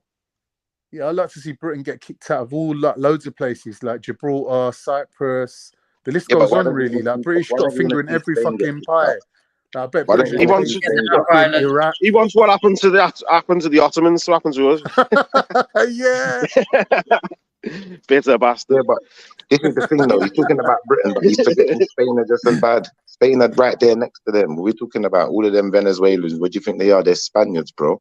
What do you think when the rich Venezuelans fucked up the country? You're and right, ducked you know, after their Chifa. I money, bet where they're do you like think they ran 50% to, white bro? They European ran in straight at Venezuela. them. You're probably And right. Germans, lad. Loads of Germans went there, didn't they? After I World War think II. Venezuela is just as white as what was the country you were saying, Heathen? You were saying that we might go to war with them. Fucking Argentina. Venezuela's I think proper white. Venezuela is just as European as Argentina, and Argentina's like proper, like 60% So what is the European. conflict about? What natural resource are they fighting over? Because there has to be something. It's just the land dispute, isn't it? It's like the border. Okay. Where the border is. Okay. Interesting. And it's all about heritage and land rights, isn't it? That's what everyone's been fighting for from day one. If you go back in time, you'll notice all the black people had all the land rights. That's why everyone was attacking us, because we owned everything. It's not our fault. We were just the first ones to get smart. Yeah, but that's like the German argument of we got all the deck chairs. So the white people were oppressed. Because you got there first, no one cares. No, you weren't oppressed. You weren't oppressed. You just noticed that we had laws, land rights, and kings and queens, and you were jealous. No, but All of Shipper, you how can you jealous. say anybody owned land back then? How do people own land? What, they just rocked up and said, okay, this is mine. But what about like land that wasn't discovered by people? You know what I mean? Like, how did people claim an ownership to land? No, but it, Well, MJ, by you know what it was? protection, wasn't it? It wasn't just by about, owning it. 1 second, let me answer her. It wasn't just about the land, it was about the civilization. Because you could have all the land in the world and don't have the organization and the civilization to really do anything with it. And I think that that's where black people were attractive to other people, you know, Europeans, Asians, the like. And everyone wanted a piece in it. And when they got a piece, they wanted to make like it was theirs. And I don't hate no one for it, but I just think people should appreciate and realize what they're doing. It's like, you know, when I look at Africa today is not what Africa should look like. Because you go throughout Africa and you look at the ancient people and you look at how they depicted themselves. And a lot of the people in Africa don't look like those people. Do you know, like that? It's like you go with that South whole Africa, you got Africa white argument, people though, now. Shifa, you You could go be saying throughout, that the leaders have got all the money in Swiss bank accounts and they're choosing not to look after their own people. Yeah, but the thing is, when you go Because the throughout wealth East is like, Africa, wealth can't 1 second, bro. evaporate into 1 thin second, air, bro. can it? 1 Wealth second, can't Khan. disappear. 1 second, Khan. Listen, you see, when you go throughout East Africa, what you're going to find is a lot of Eurasian DNA, but they tried to deny it. They tried to deny it. Now, what it is it was called replacement peoples. There were so many replacement peoples throughout time. And it's like, when you look at what, for instance, when you look at like the Cushitic people then, yeah, of ancient times, yeah, and then you look at some of the Sudanese people, what they're trying to do now, they're trying to water down the image of what a Sudanese is. Sudanese is black, kinky hair, afro, like tough, coarse afro, not none of this soft business, no wavy white boy hair, there ain't none of that stuff going on. So it's like, how is the dynamic changed? Because you've got so many replacement people groups and so many mixtures and admixtures of different So people. are you against groups mixtures? I'm confused. Are you against people mixing? I'm not against it. I'm just saying that, you know, for me, I just look at it like this. At the end of the day, you know, black people did everything before everyone, and everyone else wanted a piece, but no one wants to tell the truth and say, do you know what? We learned all of this from the black people. Everyone wants to claim some kind of heritage. And I think anyone who doesn't identify as black can't claim no heritage. I'm just being honest. Well, anywhere in the world. What? Sorry, say that one again. If I don't claim I'm black, a European label that was put on us, I'm not claiming a heritage. Yeah, because if you look at the Cushitic, I can sit here and say that I'm Irish. Yeah, but remember, the Cushitic people are black-headed people, remember? Cushitic people don't call themselves black. Shifa, look, let me, I was talking to identified as the black-headed people. I was did my talking to research Beefy in the chat the other day, yeah, and I said to him, if my great ancestors were black and they achieved something in this world, does that achievement pass on to me or does that pass on to you? And Beefy put, no, that is a black achievement. And I was like, but I'm their descendants, you're not. You just happen we need to to stop be black. claiming ancestors' rewards. No, but I'm saying this whole ideology is the same thing what Schiffer's coming with now. He's saying, because I happen to be the same color as your great ancestors, then their achievements passes on to me, not you. Like, but they're my ancestors, though. Listen, your How ancestors' are you claiming their victories? Listen, your ancestors' achievements wouldn't be possible without my ancestors. So yes, no, but your ancestors chose to stay in Africa. 1 minute, Schiffer. My ancestor versus your ancestor. Your ancestors chose to stay in Africa. You're both in London. Like, my ancestors chose to leave Africa and go out to China and create some sort of civilization, right? Now, your ones are the ones that stayed at home. You didn't go nowhere. That's why you're still in Africa today. You didn't leave Africa. But your cousin left Africa, went to China, and then I'm the result of that. But somehow you're trying to own your cousin's victory. No, but you're not the one who had to fight saber-toothed tigers and climb mountains and breed up with Denisovians. Like, you didn't do none of that. You just stayed home in Africa. But yet you're still trying to claim next man's victory. Don't make sense to me. Like, man was out there fighting dragons and shit, and you was just chilling in Lagos. Anyway, 1 second, yeah. I hear your perspective, yeah, respectfully, yeah. But let me offer you a different perspective. Let's offer the perspective that my ancestors went to China, built a great civilization, created things like kung fu and all sorts of art and architecture, yeah. And then your people came in and invaded and took it all and acted like it was theirs. No, but they breeded them. They didn't just come and displace them. It don't matter. They breeded them up. Bro, listen. It don't matter. What you have to understand is your people invaded, came in, changed the look and the dynamics of the people that was there. So now they more look like your people. So if they did do some breeding, it must have been minimal because they still look like you. So no, it ain't that the breeding was minimal. It's just that the population, the numbers that you had, that you're claiming this civilization out there, was like a very small group of people in terms of numbers. Yeah, so I'll agree with you that black people all around the world starting up civilizations, and then other people took over the civilizations. But what you need to remember is they breeded them in it, like they incorporated them in. But because their numbers were so low, they just got outbred basically. Can I suggest something slightly different? I suggest that the numbers weren't so low. I suggest that your people were such heinous murderers. I never heard about black people being outbred. That's a lie. Yeah, your people were such heinous murderers. They murdered us off, bro. That's what happened, bro. They murdered us off. They were so heinous. That's they true. Were so Some places they did. Some places they did. You're That's right. the truth, bro. I'm just being honest. I agree with you. Some places they did do that. Bro, it took masses of people to build all of these civilizations and ancient sites you find around the world. And anywhere you go, you're going to see black faces attached to it. It's just so strange that everyone else wants to claim our work. There was black flight all those years ago, you know. Huh? They let these people come in and breed with them, like Khan says, and then after a while, they felt like they were overwhelmed, and so they all moved out and went somewhere else. Exactly. Some of them Stuff did. like that happened. That's another option. Some of them did. Some of them moved back to Africa. A lot of people moved back to Africa. That's why the majority of Africans now are E1, B1 genetics. That's because all those people moved from like where the Arabs live now. They moved back into Africa. That was all part of Africa, going up to like the border of Turkey and Syria. That was all part of Africa. All those people moved back into Africa. That's a fact. Like, Khan, you know about Carthage, yeah? Yeah, Hannibal Carthage, and them, Libya. Now, what I'm saying to you is, yeah, Carthage goes all the way up into Europe. Before there was a Rome, there was Carthage in Rome. Are you talking about my man? What's his name? Who took the elephants over the Alps? What was his name? Even before him, before Hannibal. But the point I'm making is this. The point I'm making is this. We was there first. We created all the buildings, all the civilization, and your people come in and whitewash them. And act like they did something.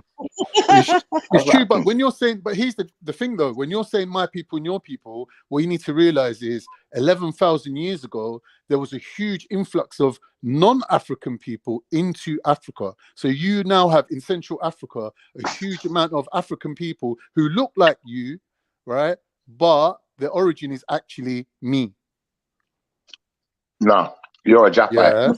Yeah. 11,000 years ago is before Kemet, is before any of these civilizations you're claiming. Your people are already mixed. Look, I'm a Shemite, you're a Japhite. And we've always been like this. Brother, there's always been this jealousy in the family. Can you put a date to when the flood was for me? Because I need to know that.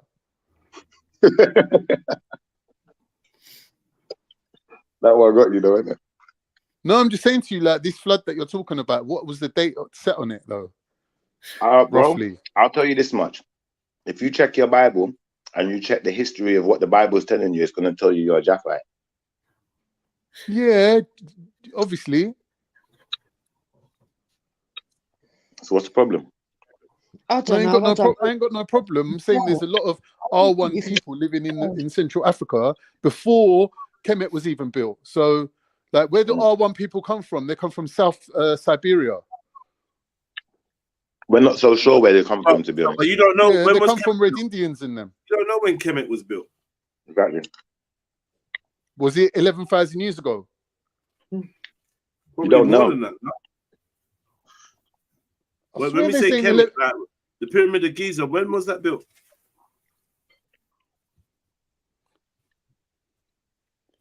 Exactly. Oh, you're asking me? No, I definitely don't know. Yeah, but that's what I'm saying. So why are we saying? Why are you assuming that any people are going to be older than these people, these civilizations? Because they're saying that I hear what you're saying in terms of the to-in and fro-in or whatever, migration and that. But to say that your people created people in Africa that seem like who's your people? The R1 people who came out of the Q people who came out of South Siberia, which is basically near what is today Mongolia. And they moved from there to Africa. How did through the Levant region. And how did they get there? They walked it. No, but I mean, how did they get where they Siberia? Oh, from Indonesia, from down south, they moved up north. So they're like originally would have looked like Thailand people. Well, that's if the Thailand people would have looked like what they look like now. No, the Thailand people came out Exactly. No, the Thailand people originally came out of Africa as well. And the Thailand people are definitely black. Yeah, I'm not saying they weren't. I'm not saying they weren't. Yeah, no. So like, I don't know, man. No, I'm not saying that. The Thailand. Which Thailand people are you talking about? No, I'm not saying that they weren't black or they never came out of Africa. I'm not saying you that. said these. Why would you assume that? Yeah, no, I'm saying that these people all came out of Africa. They just took different routes to go around the world. Okay, yeah. Yeah, so Schiffer. All of this is all hypothetical, though, right? No one really knows. Because I don't. None of it sounds true to me. Not like I'm the be all and end all, but this all sounds like theory. And what is actually proven with all of this? How much of this is actually fact? Do you know what I mean? Like, for instance, the age of these migrations. Who was migrating where? Like, if you don't believe in it, I can't convince you, innit? No. I'm not asking to be convinced. I'm just saying, like, what is it that convinces you? Well, obviously, for me, after what he carried. Whose connection's that bad? Is it mine? Evans in the next dimension. Oh, yeah. Obviously, certain people don't believe in that. They're skeptics of certain sciences, right? Like DNA technology and things that's come about recently. But obviously, I'm a firm advocate of it. I believe in DNA. It doesn't show you a lot of things, actually, DNA. It just shows you the movement of people around the world through the parental lineages. Like, shows you whose son was whose son. It's the same technology they use, like, when someone takes you to court and says, yeah, you're the father. Like, they can 99% tell you that that's your kid. Like, there's a reason for that. How they're doing that without having all those people's DNA. Yeah, that's what they do. Exactly, MJ. Exactly, MJ. That is what they do. They go around taking samples. They take samples from living people. They haven't taken a sample of every single tribe. Yeah, everyone. That's so many unknown tribes. Yeah, they have. That's fair enough. But what I'm not saying there's no unknown tribes. That's a different argument. I'm not saying there's no unknown tribes. But I'm saying to Google. No, I'm saying when they make the journey, when they show you your ancestors. If you want to know who's got an admixture, you just Google it. So, for instance, you could Google the presence of Eurasian DNA in South Africa. Then we could do the presence of Eurasian DNA in North Africa, in East Africa, in West Africa, and we could see how much is there. And then we could come to some kind of conclusive answer. Unless you're carrying out this DNA science, at the end of the day, external agencies with agendas are giving you the information. So no. You're just being a skeptic, and you're dismissing a whole science that you don't know about. That's why everybody's coming out. You haven't bothered to research this whole science, and you're just going to sit there and dismiss it. And that's your prerogative. You can do that, but you're coming from a position of ignorance. But that's fine. You can do that. Yeah, you are. You're dismissing. I'm saying it's a theory that you have no knowledge of. Based on the fact that they have a limited sample size, based on the fact that you are not the one in power. That's bullshit. You sound like you Googled this question before, though. That's bullshit, man. Why you sound like you Googled this question before? Someone gave you the results of their tests. What are you doing? What do you mean someone gave you? You go and take the samples of every single person in Africa? No.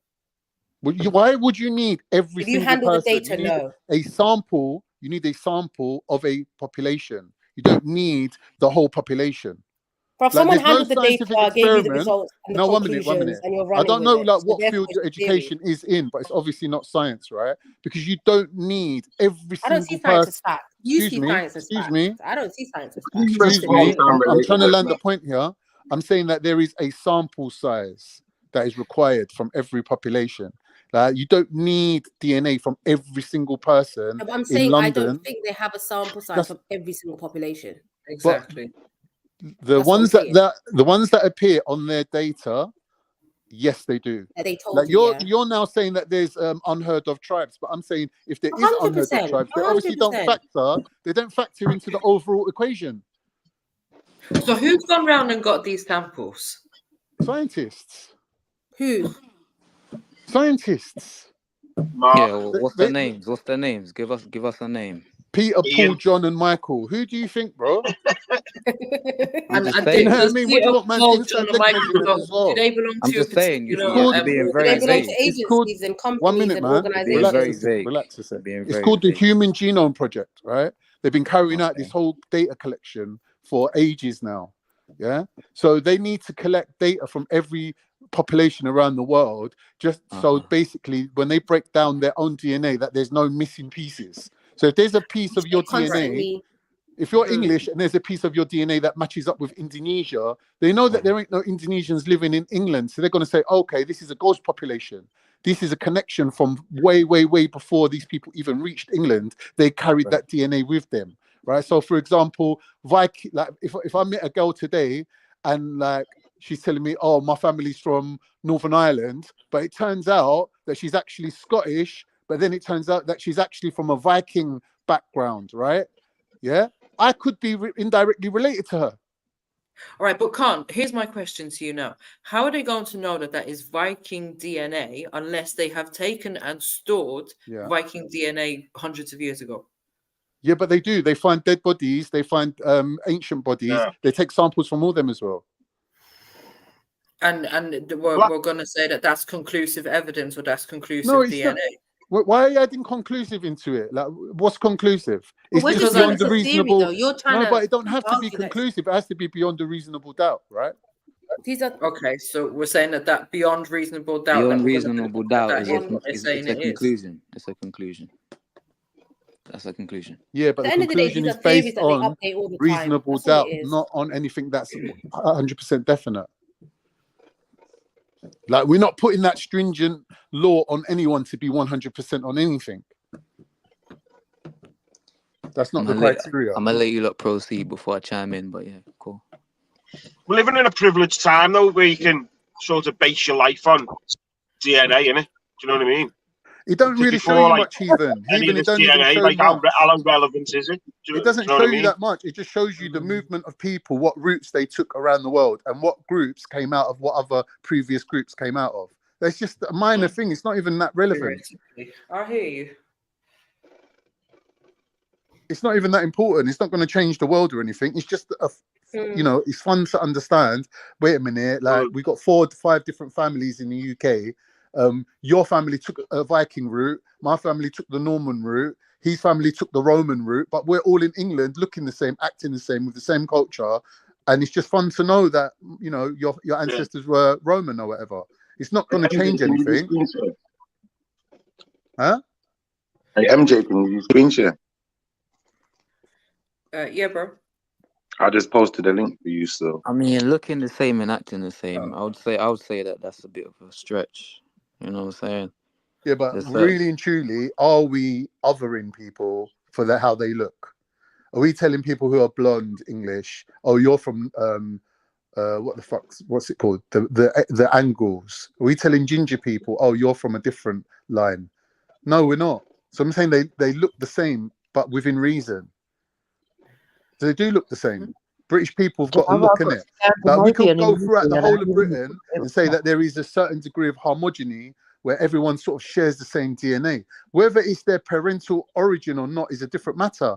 But predominantly, English people got a good amount of Irish mixed in with them, right? They've got a good amount of German mixed in with them. And this is what you call homogeny.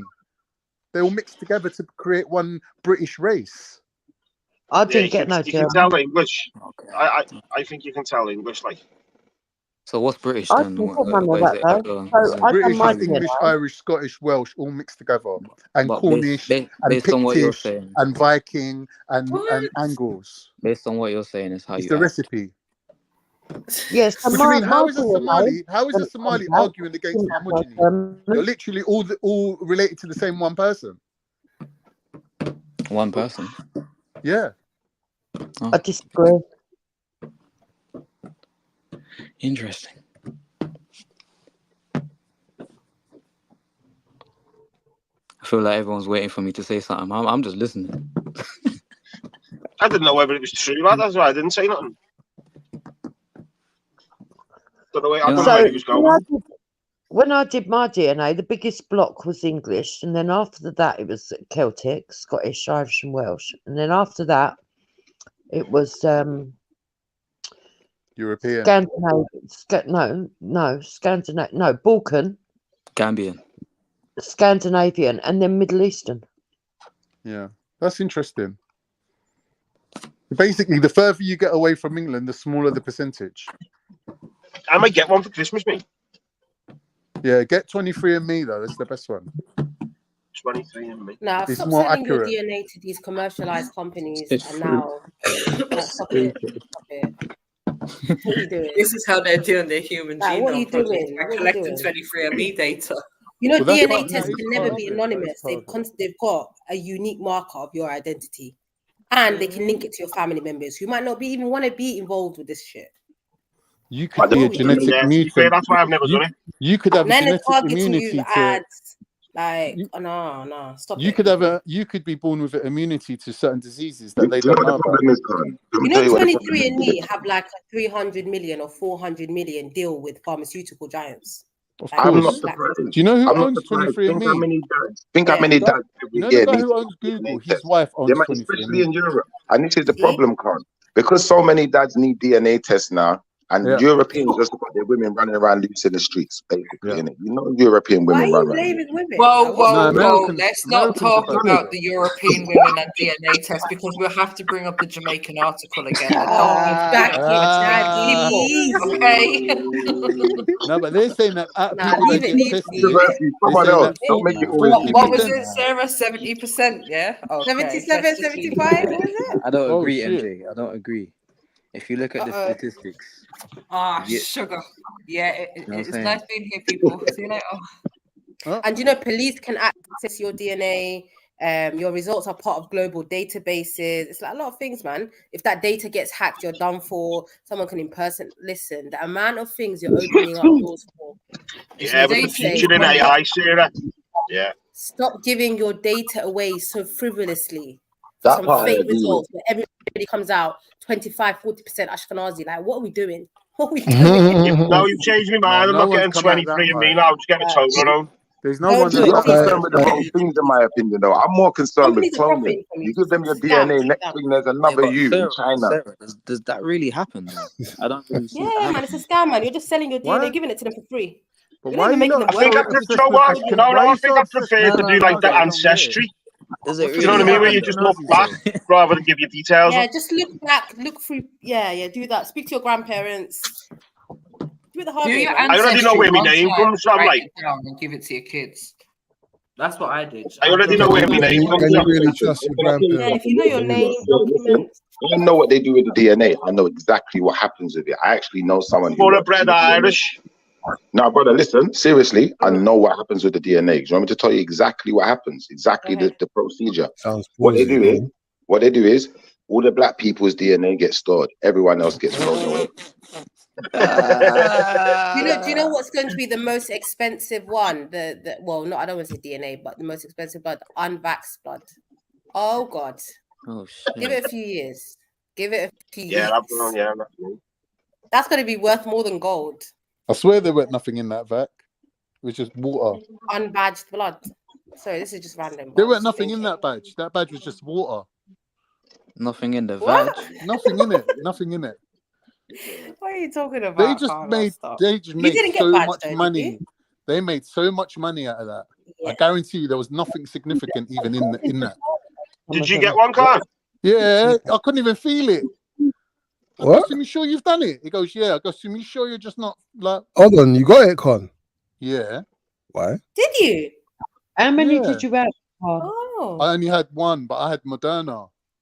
Why did you get it? What the God, the this mod? whole- Because The I wanted mod to. Because I RNA. wanted to keep seeing my girlfriends. Oh my God. Are you serious? Yeah. So like Huh. what? I Since don't then, feel have like you you were tried to proper have? anti. Since then, have you tried to Ooh, have I never said kids? nothing anti. Really? You I lot don't know. Hold I on, don't what? like Hold on, wait. Khan, Was it I like don't an know. You know what ultimatum? Khan you lot Give had you on ul- your panel? Did she give you an ultimatum?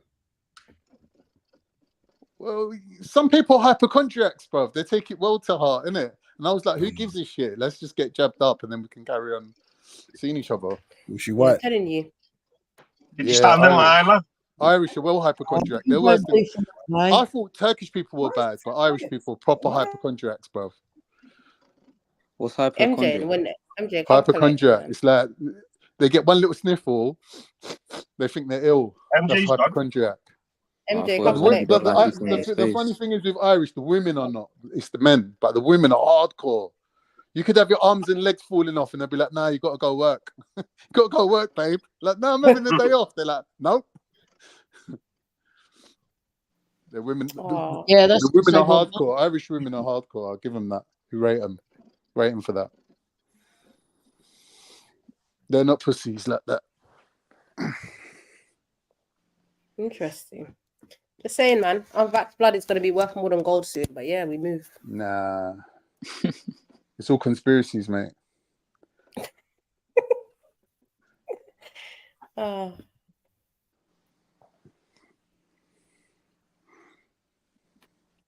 Randy, it's not a conspiracy, you silly child. Big Pharma owns 23andMe, bro. Go and research who owns 23andMe. I mean, so what deals are 23andMe doing with 23andMe is owned by people that own Google. Because the FDA had to shut them down because they were being a bit dodgy what they were doing. They were copyrighting people's DNA sequences, and they weren't allowed to do it because, like I said, if you're magically immune to every illness on Earth, your DNA code's going to be worth it's going to be priceless, isn't it? It's going to be the cure for everything, isn't it? I can't. Let me ask you a question because I know I'd like to hear your answer on this. You know how everyone's appalled and want to get involved in this war that's going on with Palestine and Israel, or whatever. Yeah. I don't agree with that, but go on.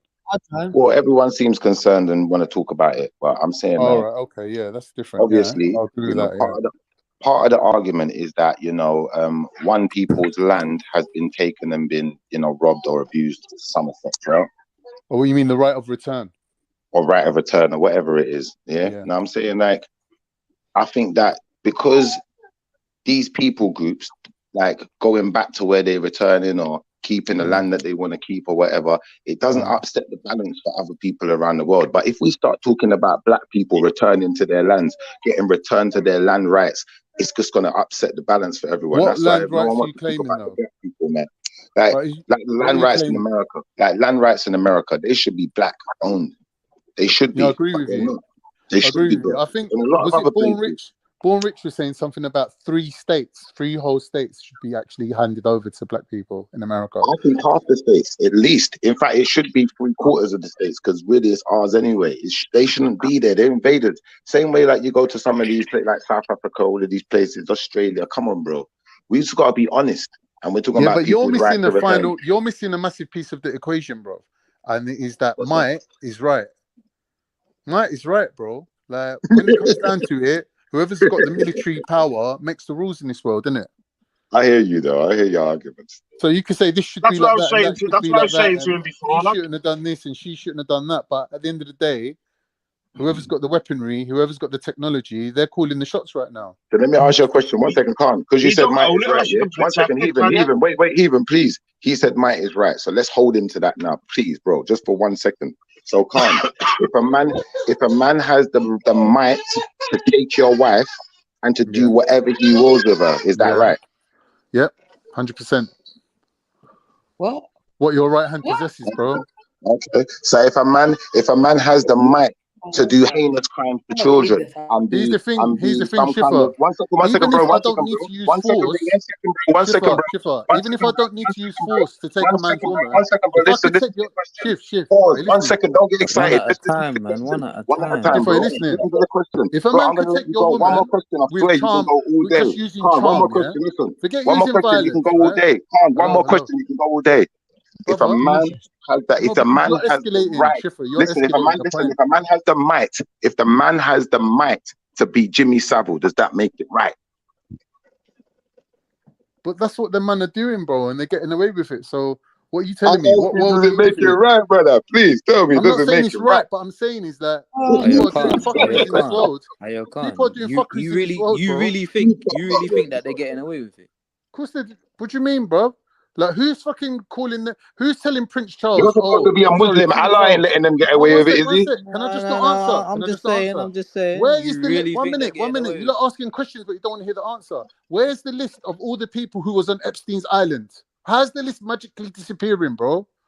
Yeah. King Charles's name's on that I'm list. just saying. Donald Trump's name's on that list. George Michael's name's on that list. Everyone's name's on that list, but the list just disappears. What's Does that that make telling it? you? Does that Have make you it right? seen it? I'm just saying. I'm just saying. You really think they're getting away? That's all I'm Go saying. on. I'm saying Have they've you got got the away. list? What do you mean? Are they getting away? Yeah, they've got away with it. Yeah. That's all I'm Have saying. you got the list, I've Khan? Because we've seen it. Have I got got the list to screenshots. Epstein's island? Yeah. You've seen some I'd be a names rich on man, there. wouldn't I? Yeah, but you just named a load of people and said they're on there. Yeah, there's people that they Yeah, know went with there, me on like the Bill panel as well. Now Clinton. they're gonna be They on know my that phone, Bill bro, trying Clinton to went track me there. down. Like, there's Mad. yeah, there's people that they know went there, innit? Bill Clinton definitely went there. He's definitely on the list. Yeah. You say his There's a name, few man, on people the they know panel. for sure. Right, so you can create the list in your head. You don't need someone else to write it down.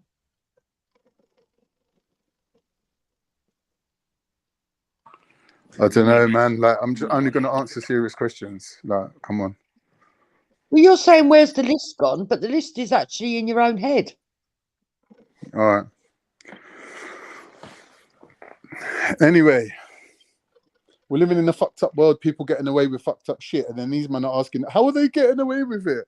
Yeah, they're fucking getting away with it on a daily basis. Are you denying that? I don't see anyone getting like banged up for doing anything on these kind of like levels. Yeah. It's ridiculous to say, "Are they getting away with it?" Oh, you think Everyone's getting away my with it, question right? is ridiculous? Well, did you get away with it? Look at that. That's funny. What's his name? The one off I'm a Celebrity. One of the co-hosts. What's his name? Nigel With the big Farage. cod. What? No, with the big. One of the Geordies. Declan Donnelly.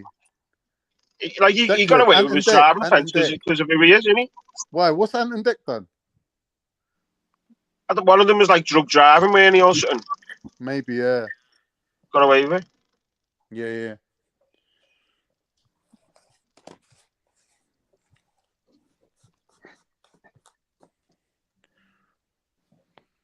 So what? Schiffer's putting a claim out on every civilization around the world, yeah? Schiffer, is that what you're doing right now? I second that. I second that too. It's like it's like all these news readers now who are all made up with there's like a COVID inquiry, isn't he? And they're all like, "Oh, this has happened. This like how bad are these people?" It's like you've enforced their rule. Yeah. You were the news reader that said you've got to queue up, you've got to do this, you've got to do. You were part of it, and you knew it was wrong. But they seem to want to wash their hands. Say, a lot of people are doing things they know that are wrong. They're not the only ones. And that's why I wanted to ask Brother Khan this question. So, Brother Khan, what do you think Allah would say about might is right? Sorry, what, Shifa? What does Allah think about might Do you is think right? Allah would say might is right? Do you think Allah would say that? I think yeah, but there's like a next level to that as well. Like there is like responsibility. If you're the mighty, your responsibility over the other people. Like for example, now in Israel, you've got one military advanced nation taking advantage of people who are fighting with sticks and stones. They can't just treat them however they want, right? They have a responsibility over them. So Martin, right? What's right is right then. Is that what you're saying to me? Because you sounded like you said might is right before. Yeah, Allah would say that you're allowed to be might is right, yeah. Allah would say that. Allah would say to a certain extent. Khan actually quoted the Quran Shifa when he was saying it. What the right hand possesses, isn't it? Wait. Let me ask the questions clearly so that Khan can answer it, because I know that you guys ain't Islamic. So I just want to hear from Khan's mouth. So Khan, what you're saying to me is that in Islam, if you are mighty and you decide to Jimmy Savile people's children with your might, you'll still be all right with Allah, right? Nah, no one said that. I said you're responsible. Well, you must be saying that. If might is right, because Allah, listen, is Allah right? All right. Is Allah right? Right now, listen, is Allah right? Right now, you got America and Israel taking land off of innocent Palestinians and genociding them in the process, right? Now, Muslims worldwide, globally, if they got together, they could stop that from happening, but they're not. Why is that? Because they're too busy caliphating everywhere else. Where? But what they're saying is Yeah. Allah would agree with Jimmy Savile and people's children.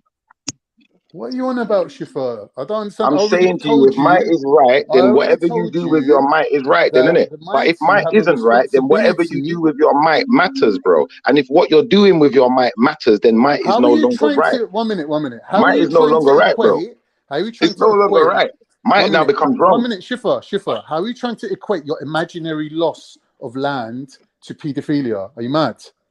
Broski, What? when my people were getting whipped and raped in America and the Caribbean and all of them type of things, do you think I'm making it up, bro? Are you sick in the head? Are you some No, kind I'm of saying the loss psychopath? of land. We're talking about Bro, I specifically don't the know loss what of you're land. talking about, but I know what Bruv, I'm talking about. allowed And if No, we're you, echoes, talking bro, bro. about the loss of land. if you have an You said incapacity the or loss of land. You said something that you've got a hindering your claim to listening land. skill, that's not my problem. I've made it very clear to you what I'm saying. You said might was right. So I said, if someone No, has the I might, didn't does say that mean they according can to. do whatever they want? Listen, That's what I'm Shifa. basically saying Have to you you, bro. not, If someone Shifa? has the Don't try might, it, listen to the bro. question, Have bro. you not Listen to the heard? bro. Have Bro, you let's not have a convo. heard? Let's have a convo, bro. Shifa, 1 Shifa, second. stop Listen, it, listen to the bro. question. It's not I'm gonna gonna work ask you out a well for question, you, then you can Shifa. ask me one because Shifa, you it's didn't not gonna answer work my out last well for you. question. So try answering this one. If someone has the might, does that mean they can do whatever they want? Shifa, have you not heard of this thing called might is right?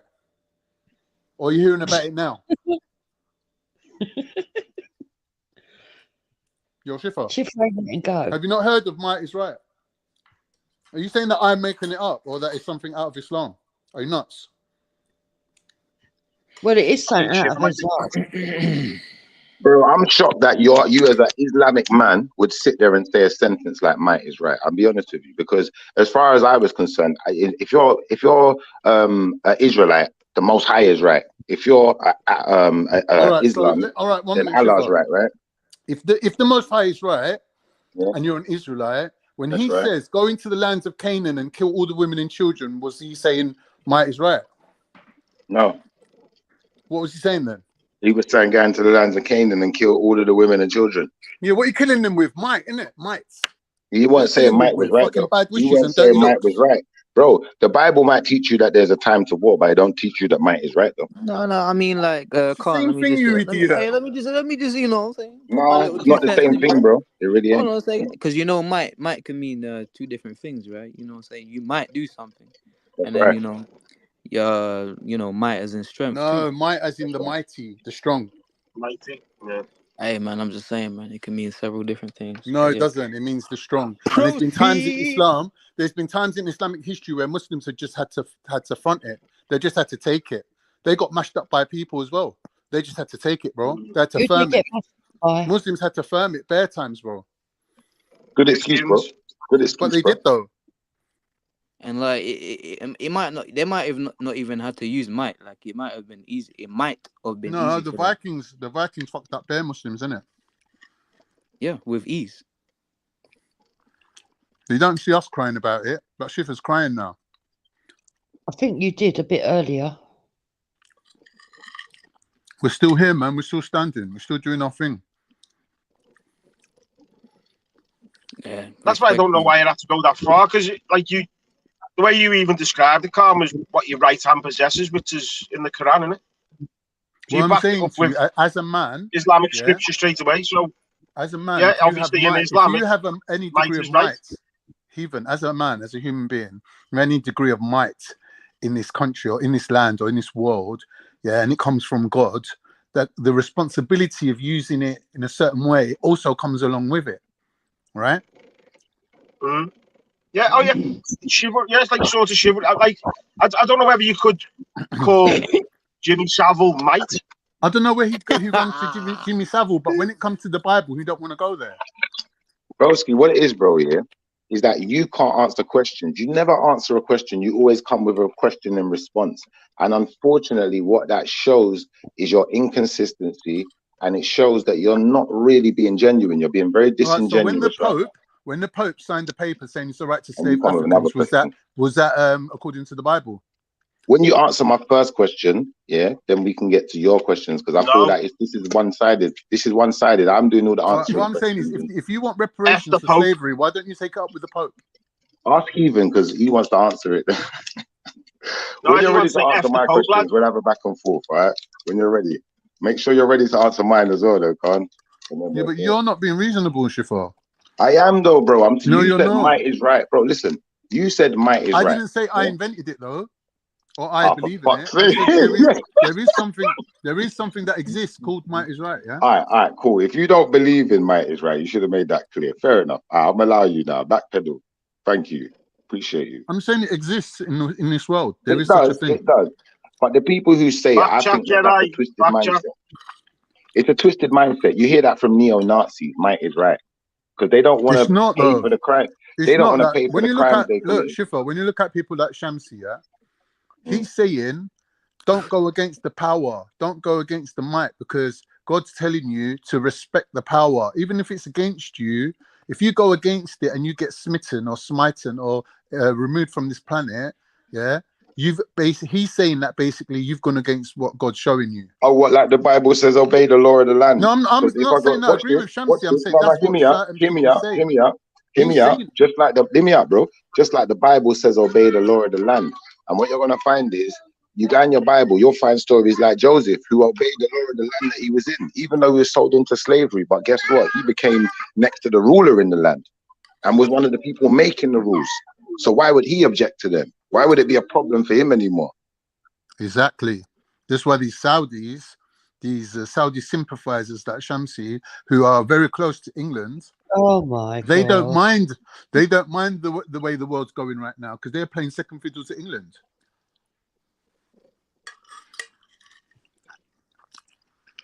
They ain't lost no land. They ain't lost no people. They ain't lost nothing, have they? Might is right is such a sickness that it's made the elite classes of the world subjugate the rest of us. If you could have, would you have been with those kids that beat up Shamsi? Would you have put a kick in, Khan? Would you? What kind of stupid question is that? Would you have been with the boys in Eltham that killed that black kid? No. Well, shut up then. No, but to be fair, Khan, you did say the other day he deserved it. You did say he deserved it the other day. Yeah, poor Shamsi, man. Big up Shamsi, man. Yeah. He's a nice brother still. And I think Stephen Lawrence was an innocent victim, so there's a difference. Yeah, but you was But I'll give Khan his flowers. He did say that he doesn't believe might is right. Now I understand he's I'm just saying it's something that it exists in this world, right? But I'll give you your flowers, bro. I'm not going to hold you to that because you didn't mean it like that. Let's be fair. We'll all be fair with each other. Why not? But some people do actually believe that. They believe might is right. If you've got the power, you should just be able to do what you want. Some people actually believe that. Yeah, Israelis right now believe that. Well, I think up until probably about 50 years ago, what it was true, ain't it, really? It's the way of the world, isn't it? Yeah. Right back. Right back. You know what I mean? It's only now we've sort of got a collective consciousness across the world, well, across the West, which is where we all live, isn't it? Everything like wars, wrong and stuff like that. No. But there's still, the same. There's still primitive tribes going at war now in the middle of the jungle. Heathen, what does this saying mean? They don't like it up them. It's a very old British saying. Pause. Scream up north. They don't like it up them. That means that when they're winning, they're singing, right? Everyone's singing when they're winning, right? But when things ain't going their way, everyone's complaining. It's human nature. That's normal, isn't it? Yeah. I don't know, man. I don't think that's normal, Khan. One second. Let me answer him, please. I don't think that's normal, Khan. Because I think it's about the civilization and the nature of the people that live within it. Because you look at like for instance, Mesoamerican civilization. The reason why the Spaniards and the Europeans it was so easy to conquer was because the people were so welcoming. They had so much food and so much to give. They couldn't run out. They was living in a Garden of Eden, you might as well say. Everything growing wild everywhere.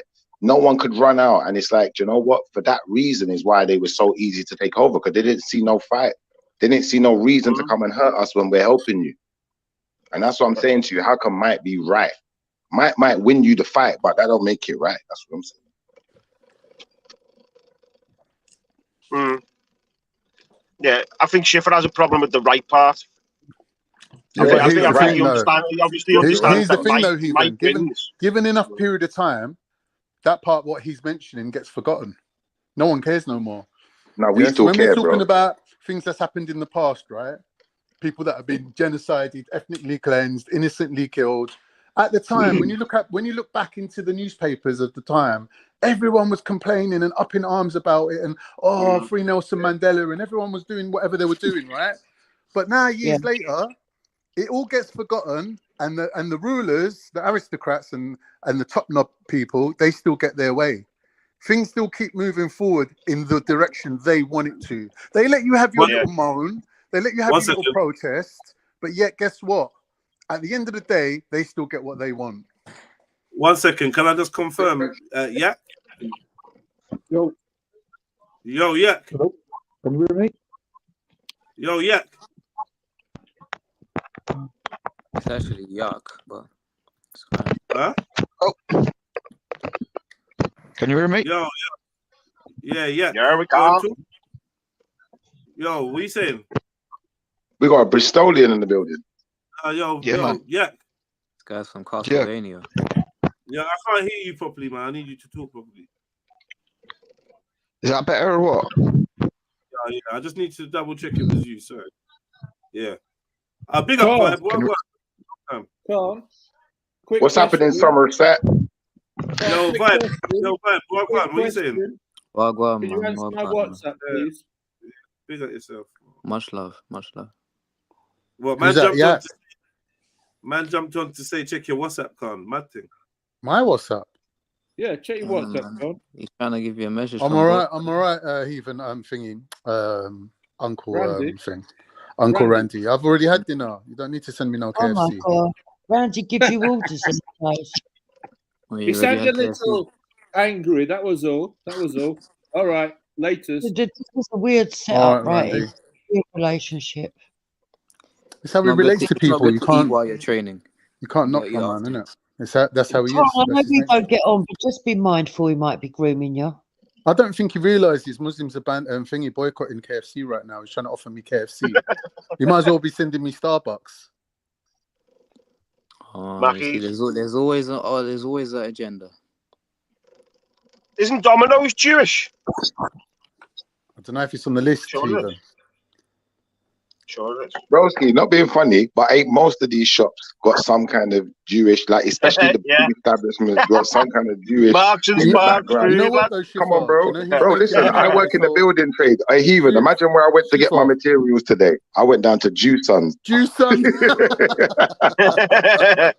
Jew Sons. Yeah, no, what it is. Jew Son. Oh, man. It's blue and yellow as well, isn't it? It's blue, isn't it? But it's literally called Jew Sons. What's that to Yeah, of course, that is what it's called. Come on, man, what are we doing out here? You ain't never escaping that by your boycott again. Selling Afghan Egyptian, lad. These little independent shops, and like little burger shops and coffee shops are making a lot of money right now. Are you lot gonna have to boycott Disney? Boycott Pizza Hut, boycott everything. You can't go Pizza nowhere. Hut, yeah, Pizza Hut. I've been boycotting halal for years anyway. Coca-Cola is definitely a boycott. Typical.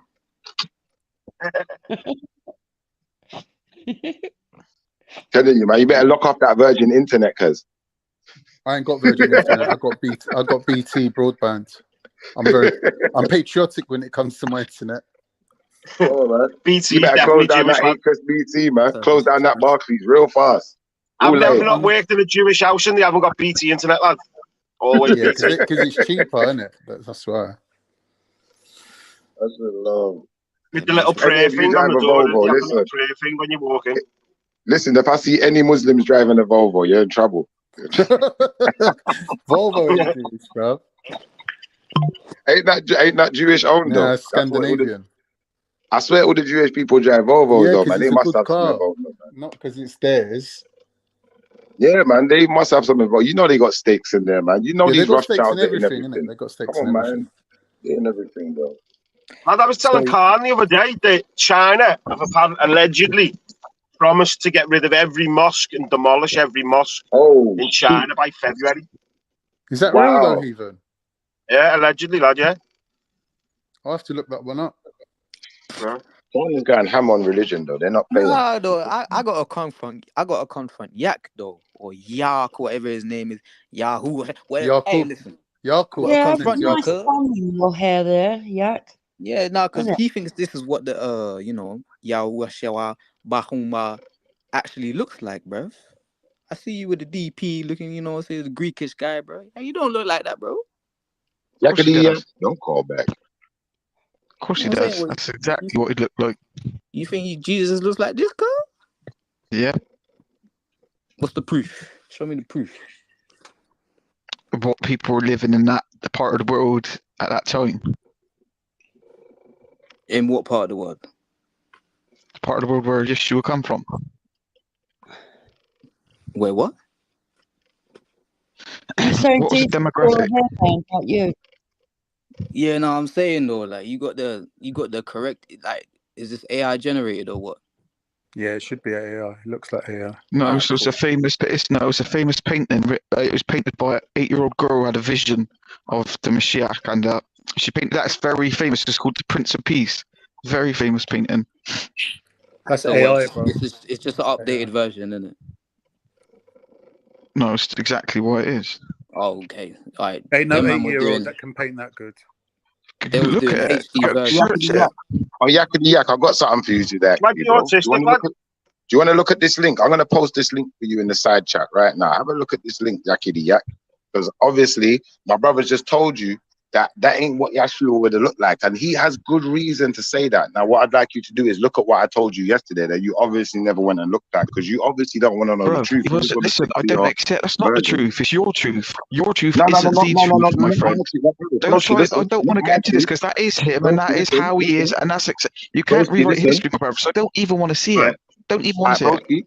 Respectfully, I heard you. Now listen. This is what you said. This is what he said, people. He said, that's your truth. That's your truth, sister.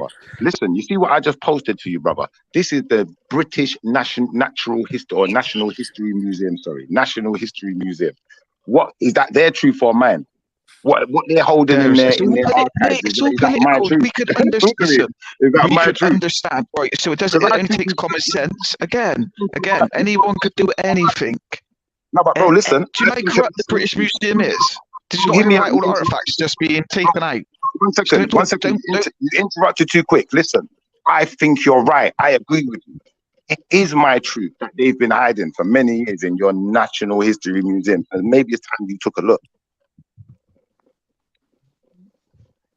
But I think what he's saying is, why do you believe him that? Why do you believe the National Museum now? I don't believe in the National even. I don't believe in the National History Museum. I know it exists, and I can go there and look at these reliefs. I know they exist. I don't have to believe in shit. What are we doing here?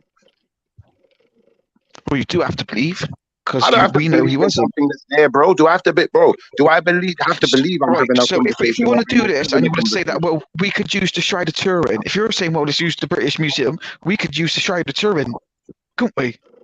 Yeah, thank you. So just look at it, bro. I just posted the link. And look at the Shroud of Turin. It doesn't look like you, does it? It looks like a Middle Eastern man with a long nose. No. Look at the long hair. Look at the people they're capturing. Look at the pictures with the captives. Yeah. You only looked at the first pictures, right? What are you on about? Look at the pictures and look at what they're depicting. Look at the ones with the look at the link I just posted, bro. Look at the people. Look at the captives and look at the capturers. Well, I don't care about a change of history. I don't have the time for it. Look at the invaders. It's all face. It's all face. People, bro. It's all for face. It's not real. It's not true. No. It's we not know fake. this. They just don't tell you it, bro. They don't tell you it because what it is, your kings and queens chose to keep their people dumb. They chose to subjugate. No. You have just got a black supremacy problem. You have. Look, that's what it is. But what it is, you've got some insecurity about it. Bro, which part in whichever book? I'd be saying, why am I in the same class and not in the know? You've got some insecurity. Why is everything got to start with like colour and black and white? And when was the last time that's an obsession. You started it, bro. You came up in here with no, I told truth. I told truth. That is so what? So I can't have a picture. I've got to think about you before I put my picture up. No, I ain't. Bro, when silly. in a tracksuit, walked through a museum and actually acknowledged what was going on in there. When was the last time you did that? Bro, there's loads of inaccuracies in that museum. There's loads of stuff going on in there. I'd say look at what's going on with the British Museum, and then it might wake you up. I rest my look. This guy who's never been to a museum wants to tell us about the inaccuracies they've got. Listen, imagine that. When you do research into the foundations and the organisations, then you might see something like you say the Rossmands. You look at certain Jewish-owned businesses, but you won't look at ones that support your narratives and have evidence to show something, will you? So it's always in your interest. So I'd say you have no grounds. Yeah. Just stick that in your pipe and smoke it, bro. Can I ask you this? Yeah. What color would you say? You see the image that you got right now of, you know what I'm saying, the King Christ, yeah. What would you describe his skin color as? What word in one word? We know Jesus described as bronze. Can you? No, hold on. His feet was what? Hang on. When the lady looked at his feet, what color were they? Brass. I'm just asking you a question, bro. Golden, right? Brass, golden, right? That's not African, is it? Would equate that more to Mediterranean and the Middle Eastern. So you just said it yourself. Hold on. You're going somewhere. Yeah, but to be fair, aren't they described as like molten brass? And at the same time, he had a sword coming out of his mouth. Nah, you're not DWE, bruv. Chill. Well, I just smoked you guys. Just answer my question. That's not even other than crack. I don't know what you're doing. So yeah. I'm not even gonna quote that one. Motion. I know what you're saying, but I wasn't even gonna quote that. Hey, Motion, he got bodied already. He don't even want to look at the museum exhibits. He don't even want to look at them. That's how intimidating. Yeah, horseman. Because you could interpret it in a certain way. You could change it. It could be historically inaccurate. You'd have to look at all these things. You'd have to see who wrote it. You'd have to listen. You can't just throw a document because it's. You can't throw a document at someone because it's backed by someone. You'd have to do the research and who wrote it, why it was written, when it was written. Research. Do you think you can't? So you claim to be smart, but you would know these things. You'd have to vet. You would have to vet the proof. All right, hear the question, bro. Do you think the British don't do their research? Is that what you're saying? What about what is it they got wrong? There was an artifact. So why did you there for quite a long time? Why are you bothering with English? Why don't you bother with something else then? What's the point to English if English is so? Well, if England's so crap and English is so crap and they get everything wrong, what's the point to English? Why are you here? Yeah. What do you mean? Why am I here? Bro, you're just country. Bro, if the British said that the people. Why are you here? Hang on. What do you mean? Why am I here? Why are you here? 1 second, bro. Let me ask you this, bro. 1 second. If the British said in their depiction of these reliefs that the people who were being invaded, these so-called Israelites in these reliefs, were the same Israelites, the people that you want them to be, and Jesus looks how you want him to look, you'd agree with it. But because they're disagreeing with you, now you got a problem. But if the British said anything else, you don't have a problem. And this is why you're selective. You're selective. It's all subjective. So are you? You're doing what you're doing is you're deflecting. You're reflecting what you're doing to me, because that's exactly what you're doing. How can you say I'm doing it when the British are the ones doing it? What are you doing? Are you going mad online, bro? The British put these reliefs in their museum. Did I put it there? Okay, shut up. That's what I mean. You're chatting shit, bro. And I don't want to get rude, but I don't want to be rude. But bro, there's a point where you're just chatting shit, bro. I'm just being honest. What is it? You've just sent me a picture of a link. I get it. You never went to school. You never learned anything. I'm trying to teach you, but you're not allowing the teacher to teach. You're just sitting in class chatting shit and putting your hand up to say dumb things. Where you could have actually learned something. You could have looked at the relief and said, all right, you know what? Be reasonable about it. These people invading in these pictures, these are the Assyrians. They look like you. They look like what you're calling Eurasian, yeah, or Jewish or European or whatever. That's what they could be. That's what I would depict them as. And the people who's being captured, they're calling Israelites in these pictures. They got little afros, little kinky ones that you need to put an afro comb through. What are we doing there, bro? Kinky. Yeah, we like a bit of kink now and then. Like, well, what are we actually doing? Are we learning? It's just a story. It's just a story about invasion over Yehuda. That's all it is. And it's not. There's no basis to it. It's just a tablet. Bro, it's an artifact. These are artifacts. You're a fucking idiot. So what's the point? It doesn't describe nothing. You're an idiot. So that's a waste of time. Jesus Christ! So all that for nothing. All I'm trying to say, yuck. I mean, you sound like a perfectly reasonable, intelligent quotation finger marks guy, yeah. So, what color do you think that your prophet is in it? Like in one word.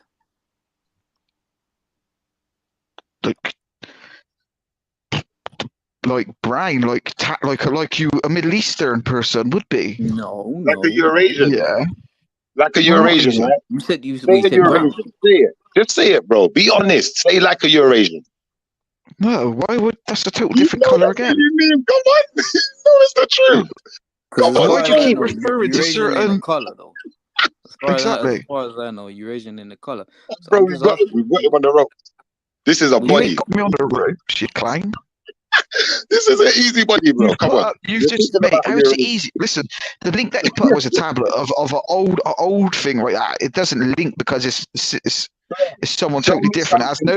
has no residue in this conversation, and he just posted it, and he just made himself Show look like me an idiot. something as old or older that proves that these Eurasians are the real Israelites. Show me something as old or older. DNA. Show me something. We have No, DNA. bro, We have you ain't all got no these things. DNA that old. Yes, we have. Yes, we Listen, have. Jewish people's DNA ain't even that old. Black people have the oldest What are DNA you? on the planet. What are you doing? So your DNA ain't even that old. It don't even go back to certain time periods. You don't know where your If you kingdom believe. is. That's We if don't you know where your believe kingdom is. in science, right? Bro, we don't know where the If you use the Ashkenazis were Bible, 3,000 years ago. it doesn't say Bro, that, does it? where were the Ashkenazis 3,000 years ago? Tell me. What do you mean? We've just Where the becoming a Ashkenazis people, right? 3,000 years ago? Where were they? Tell me. You know so much. Tell me where the Ashkenazis were What do you 3,000 mean? years ago. We didn't even split. We didn't even form into. I think it was 1030. I think it was 1030 with the Roman Empire. We roughly 3,000 split and created our where were own. the Ashkenazis 3,000 years ago? Please, bro. They haven't split. What are you not listening to? I didn't ask you if they hadn't split. I said, where were they? It's real simple. This is like we were just building as a people. You're doing this weird thing where I'm answering and you're saying where were they? And I'm telling you we were still one people at that point.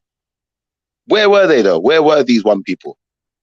Where in the world were they? 3,000 years ago, probably where Abraham was. Hang on, let me think. Abraham was like. I'll have to look at that. But Abraham come first, then obviously we chose people. Then we got. You definitely have to look at that because you don't know shit. You don't know that. You don't know shit. But how has it proved this point? I don't get the point. What point was there in that? He's saying where were the Ashkenazis? The Ashkenazis are out the second part of the Jews that split and spread across Europe. So they are real Jews. So my man's backwards. He doesn't understand history. So where were they 3,000 years ago? I would like to know. I just told you. In the wilderness, probably. What wilderness? Where? Read the Bible. In the wilderness. This guy's just somewhere in the wilderness. Somewhere. Yo. Read the Bible. Read the Bible. It does say the wilderness in the Bible, though. It does say the wilderness in the Bible. I don't give a fuck. Bro, you're absolutely funny though. Too vague for me. You sound like you know what you're talking about sometimes, and you say some crazy stuff. It's like this guy didn't even do no research, but he's here telling people stuff. Come on, bro, respectfully. Because it's got no fluidity. Because we know the Ashkenazis were part of the Jews. We know this. We have historical facts. Now, if you choose to whitewash and discard them, that's on you. Can you Don't show try me and some rewrite history? Can you show me some historical facts? Show me some. I'm willing to listen, but you're not showing us any. And you're saying wild statements, and I showed you the release. Hang on. What? It's you that's saying wild statements. It's you that's saying bigoted statements. It's you that's saying disgraceful and distasteful statements, not me. Well, can you show us some of these facts, please? I'm waiting to hear some. Exactly. Oh wait. Yeah. What part of the what my brother Shifa said is disgraceful? Which part? Are you a Muslim? Don't ask me questions. I'm asking you questions. Are you a Muslim? That's the last thing I'm asking you questions. Listen. He is. I'll deal with you in a minute. Be quiet, boy. I'll deal with you in a minute. Hang on. Oh yeah, I didn't even answer you, you fucking cunt. Listen, are you gonna answer me or not, bro?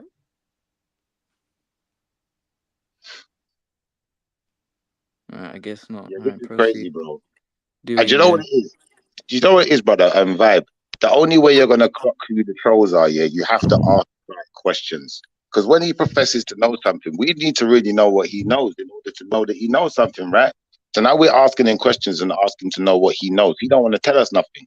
But when he asked me what I knew, I showed him something. There's a big difference in our approach to this debate, I think. And You showed me a website. Your Yu-Gi-Oh! You didn't show me nothing. You just showed me something, and you're claiming it to be the truth. There's a difference in that. No, the British are claiming it to be the truth, not me. So, so now you're taking it off you and saying, well, they're saying it, so you've got to believe it. See, that's what I'm saying.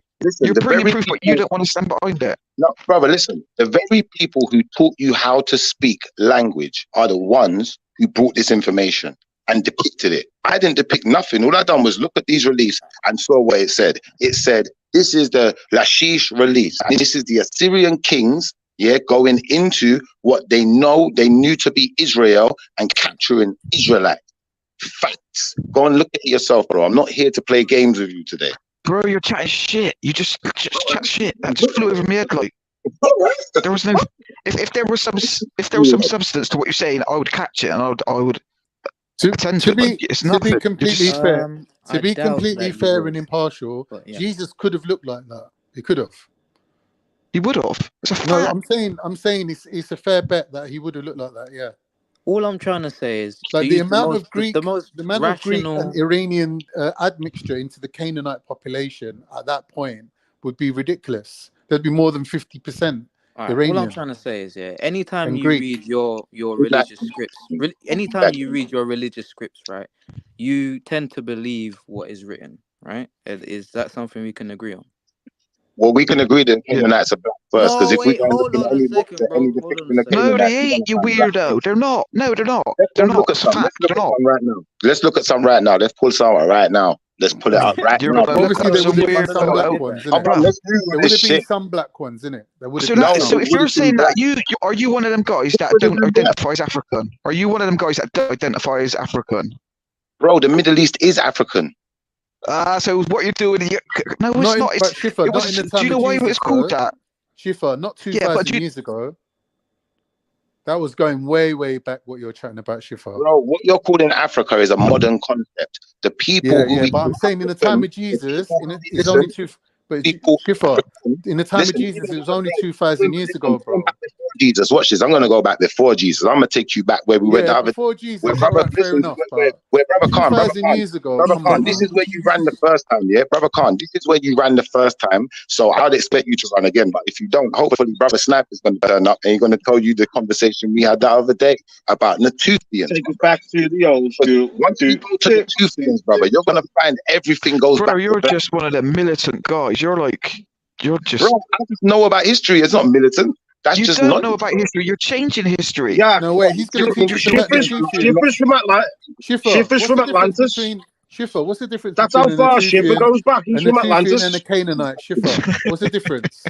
Shifa, what's the difference between a Natufian and a Canaanite? Well, a Canaanite would come after the Natufian. All of these other people groups who you find in the Middle of the East would have came out of the Natufian at some point. Thank you. So, and when you look at what a Natufian is, you ain't gonna find nothing but black. So there's a problem here. But how did they change skin color all of a sudden? What though? Mixed with Greeks and Iranians, right? No. Depends what point in history. Depends. Listen, one second, bro. Depends on what point in history you're talking about. And if you're going to about before Jesus, you're saying Jesus, give us a date. Put a date on it and show us it. Brother, I'm showing you that by the time Jesus came on this planet, the Natufians that you're calling the original Canaanites were mixed with Greeks, Romans, and Iranians. I'm saying no. I am saying no. They weren't mixed by that time. I'm saying you need to prove it now because you're making suggestions. You're not proving anything. When Jesus was born, was there Romans in the thing in the Galilee? Bro, the suggestion doesn't prove anything. I just said that. Can you bring your the Romans come before or after the Greeks?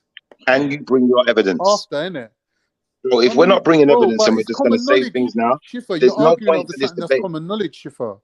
It's not common knowledge, bro. It's you trying to make out. Did the Romans come after the Greeks? Yes or no? Did the Romans come after the Greeks? I don't know who came after who, bro. But if they was all coming after Greeks was before. The Greeks were before. Well, it sounds pretty gay to me if they're coming after each other. Because I ain't coming after no man. I ain't coming after no one. Like, obviously, I get where you're going, and I'm saying to you, let's just stick to the point. Yeah.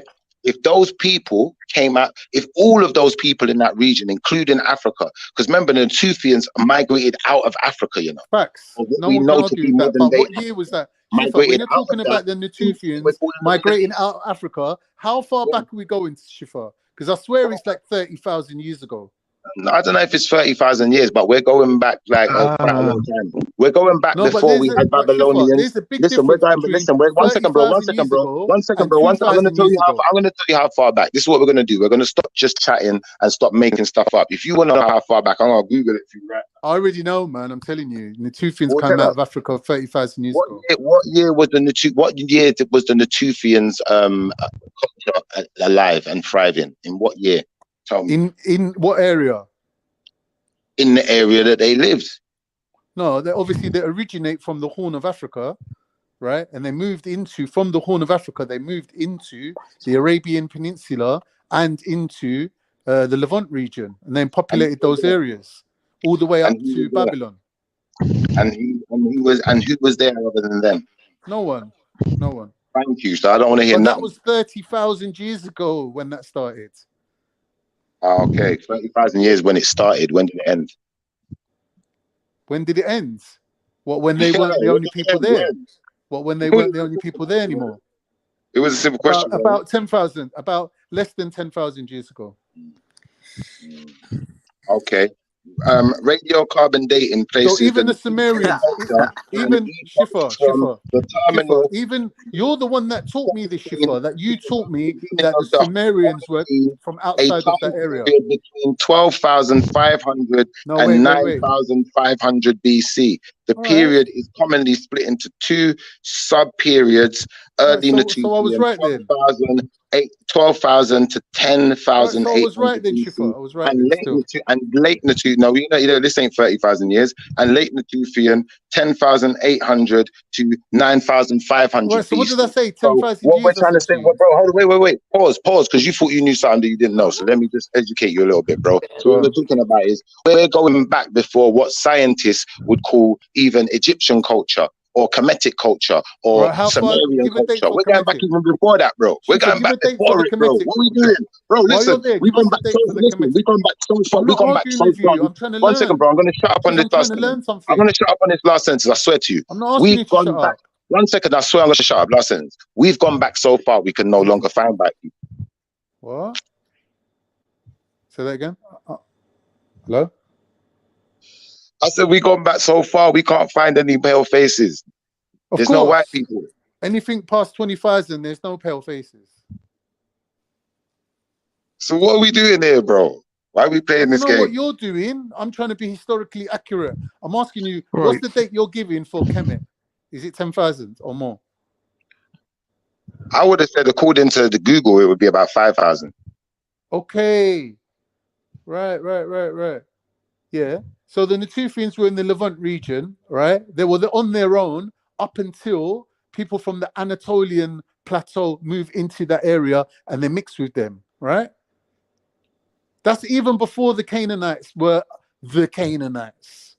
When did the Anatolian DNA come in? Put a year on it. Now, hold on, wait, people. If you don't put a year on it, you know he's playing games. So please put a year on it now and let's see how late that is. Because I'm telling you, it's crazy late, bro. So are you claiming to be the original Sumerians? I ain't got a number for that. Were these Jewish or were these pagans? Weren't they pagans at that point? No. Bro, I don't even know where we're going with that point. But he tried to make a point and he knows he fucked up. He fucked up big time because he went too late, bro. But you're saying who the real Jews are, isn't it? Yeah, but and what? No, the Jews will still be in Egypt. The Jews were still in Egypt at this point. Listen to this. This is a good scripture. Hang on. This is the time of the Hyksos. Listen to this, right? It says, in the last quarter of the 19th century, there was a lively and often acrimonious debate over the existence of Sumerians. No, listen, Sumerians. A majority of scholars contended that the Sumerians originated from a civilization of ancient Mesopotamians. So that's not you. right? It's not And true. invented uniform writing that they passed on with the elements of civilization to the Semitic Babylonians and the Assyrians who the appeared Akkadians. after them Yeah, the in Akkadians. Mesopotamia. Schiffer knows that. Where's that Schiffer knows from? this. Wikipedia? Was that Wikipedia? No, that's Akkadians actually came after the Sumerians. We know John that. Hopkins University, Gerald S. Cooper, Sumerian and Aryan racial and academic Parisian Assyriology. We know about so it it's a already, document. bro. You're not telling us anything we don't already know. The Sumerians either came from Central Asia or from India. Mesopotamia. Sumerians were not indigenous to Mesopotamia. They were They foreigners. Go and Google this one. Go and Google this one, big man. The ancient Sumerians, the black-headed ones, lived in they the were black-headed, of what is but they now only had black Iraq. faces. The They heartland had of black Sumer faces. They lay only had black between hair. the Euphrates and No, they had Tigris black hair. rivers They had black in hair. what the Greeks later called Mesopotamia. The Greeks later called it that. So let me tell you, but no Mesopotamia means black-headed between the one, two none of rivers. the black-headed ones ever called it a Mesopotamia, and that's where you true. fucked up. But they ain't a Well, fuck no, up, that's though. not But where they it's ain't a fuck. fuck up. How is that a fuck up? Because he's just using the word that we know is that country. So it's just making sure that we know what country he's talking about. So that's how you just fucked up. You know you don't. Schiffer knows that Semitic Sumerian ain't a Semitic language. He knows that already. He's the one who taught me that. Schiffer's the one So who if told you're me claiming that. to be Sumerian, then they're not Semitics. No, the they're not Semites. Akkadians that came after the Sumerians, they were Semitic people. Yeah, but who are they? Who's Schiffer claiming to be? I thought he was claiming to be a Sumerian. No, Sumerians, we don't know where they came from. I just told you who I'm claiming to be. We are the black-headed ones. We're still here to this day. That's why you still call us. But if you've got a black... Hang on. How do you trace your lineage back? How do you know you're...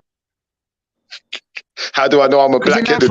In Africa, there was a lot of wars. There was a lot of mixtures between different countries. Yeah, that's open to But how do I know interpretation. I'm What a does that mean, black-headed? black-headed? Because all I have to do is look for depictions of what the black-headed ones look like, and it's just like looking for depictions of the two feelings, and then I'm gonna know what I am. It's the same thing, bro. No, bro, you're just because you can't find your heritage, because you can't literally trace it. You have no literal. You can't go to your nan and say where you come from, could you? So you have to take someone else's. And even my guy, who's an African, was saying this yesterday. He even agreed with it. Listen to what he said. He said you can't go to your nan. Now watch this. I can tell you where I came from, not just going through my nan, going through my granddad too. I can tell you exactly who my people are, where they came from, and where they were. I don't get the point. What is the point? Have you got English last name? Have you got an English last name? Listen, I can tell you this. What's the point? What's the point to that? I can tell you this. Because if he has an English last name, his identity would have been wiped. Because obviously that would have meant at one point his ancestors would have been in slavery to get an English last name, right? So therefore you wouldn't know where you originate from. Boom. That's not true. That's not true. That is true. I can prove it. That's not necessarily true at all. Watch this. Yeah? All of your names are stolen. What happened was, all of your names were our names. When you stole our names, you put us into slavery. So Gary's your name. So Gary's an African name. Philip's an African name. Paul's an African name. And then tackle me after, innit? Pause. Anyway, finish, man. what I'm saying is, bro, what I'm saying is, you thought that they just took Africans out of Africa and sent them to the Caribbean. That's not really how it went. There was already Africans in Europe. There was already Africans in America long before any European ever set foot there. But they just weren't necessarily known as Africans because they weren't on the landmass of Africa. They just looked the same. They were the same people though, bro. It was all the same people who were everywhere.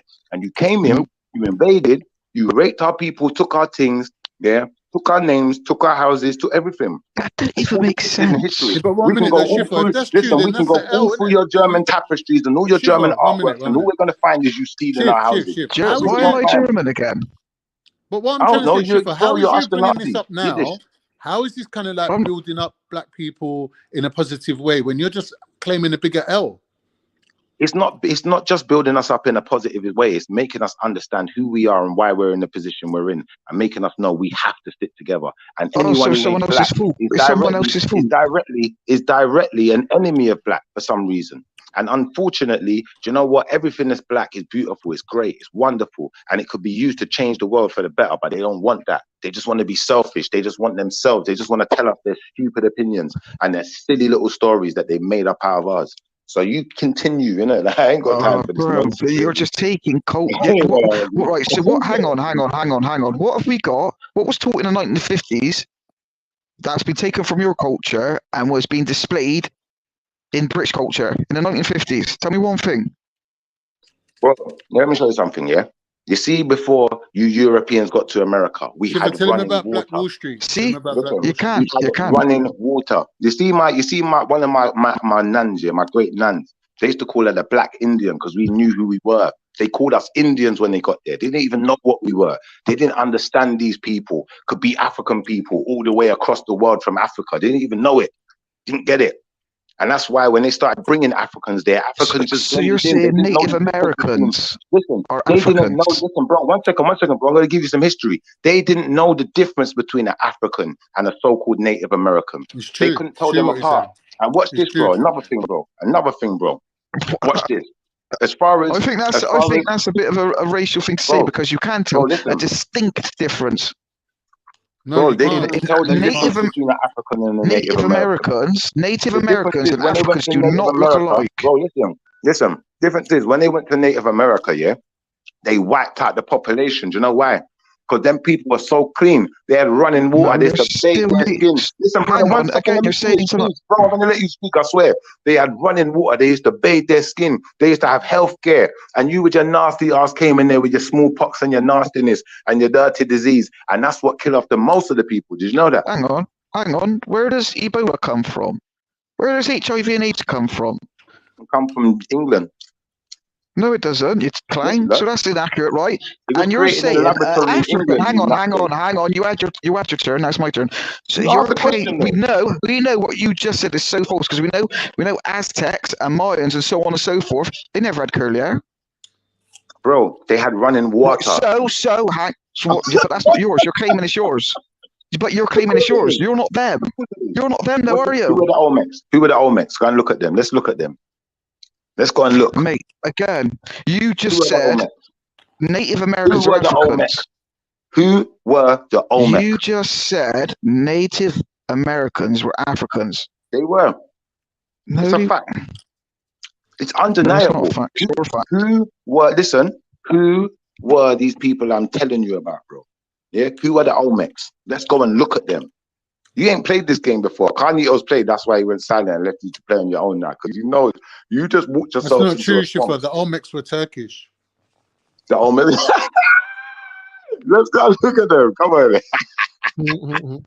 Hey, Carnito's a joker though, but big up though. But I'm just saying, bro, he walked himself into a wasp nest. He didn't know what was going on. What's going on? But Shiva, he must have not known that it's Black Friday today. Come on, man. You in the hornet's nest now, bro. It's Black Friday. Everything is black. All black. Go to the shop. It's black, and it's cheaper because it's black. You get me? Is Yak he's a J, yeah? Yeah. Hold on, Well, wait. We shouldn't have to say J when there's one on the he's panel. claiming to be a J, but there's no genetic proof of that. Mate, you have no. Listen, your Quran has no link to us. So let's go on about that if you want to say I got no proof. Let's have a look at Allah. There's two right hands and there's one shin. Shit on Islam. We're gonna bun you. Listen, hang on. Let's bring up this tafsir 2:25, where Satan writes in your book. Satan don't write in my books, buddy. So therefore, your book is a lie. Allah is the greatest of all Put it on the deceivers. screen, bruv. You can't just claim things like that. Put it on the screen. We went through it the other night. Let me bring it up now. I think it's 22:25. All right, bring it up then. Let's have a look.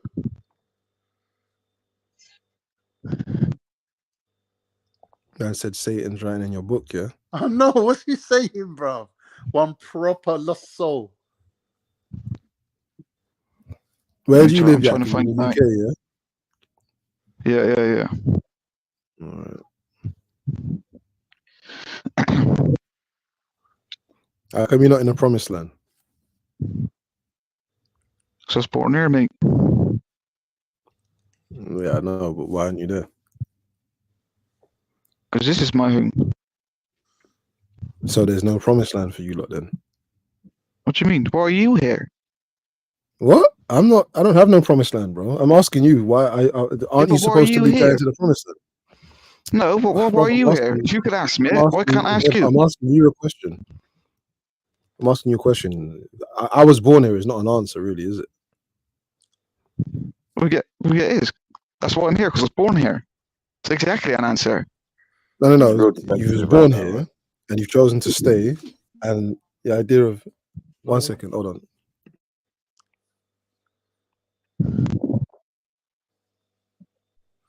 Yeah, you're super defensive right now, bro. I'm not gonna lie. I don't know why you're getting so defensive though. Just talk your thing, bro. But try and present some information with it. It's just hurting his feelings. That's all.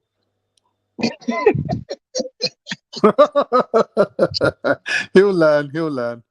Look, we're cruel over here, man. We ain't Right, got so no. here you go. No Here's one tafsir on it. Never sent we a messenger or a prophet before thee, O Muhammad, but when the prophet recited the message or spoke, Shaitan proposed an opposition, and that he recited, therefore such as that he does not act upon it, but Allah abolishes. Yeah. And if that's the case, that Satan proposed on the tongue of his prophet, such that he does not act, and then Allah establishes, then he clarifies his revelations. So and that's just one. But one minute. Let's just look at that. So he's saying Shaitan reversed, Allah took it out. Yeah, you know it, and you can't argue that. So 1 minute. If every time Shaitan tries to do something, Allah undoes it, how does that mean that Shaitan's words get into the Quran? Because it says he took it out. He said, well, what Allah he put in, he took it took out, out. right? So Allah took it out. Right, so that's exactly. So that's that then. Yeah, but Yeshua defeated Shaitan. He can't do that to our books. So therefore, our books are godly.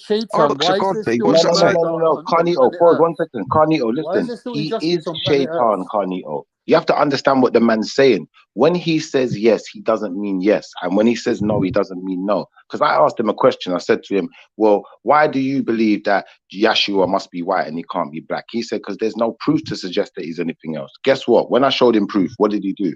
He immediately tore it down. You didn't show me proof. Yes, that wasn't proof. When he says yes, you don't mean yes. That wasn't proof. When he says no, we don't mean no. He is the devil in disguise. No, bro, that's you, brother. You're like one of them black supremacy guys. Everything's got to be blackwashed. You're a Hungarian, bro. Blackwashing history, bro.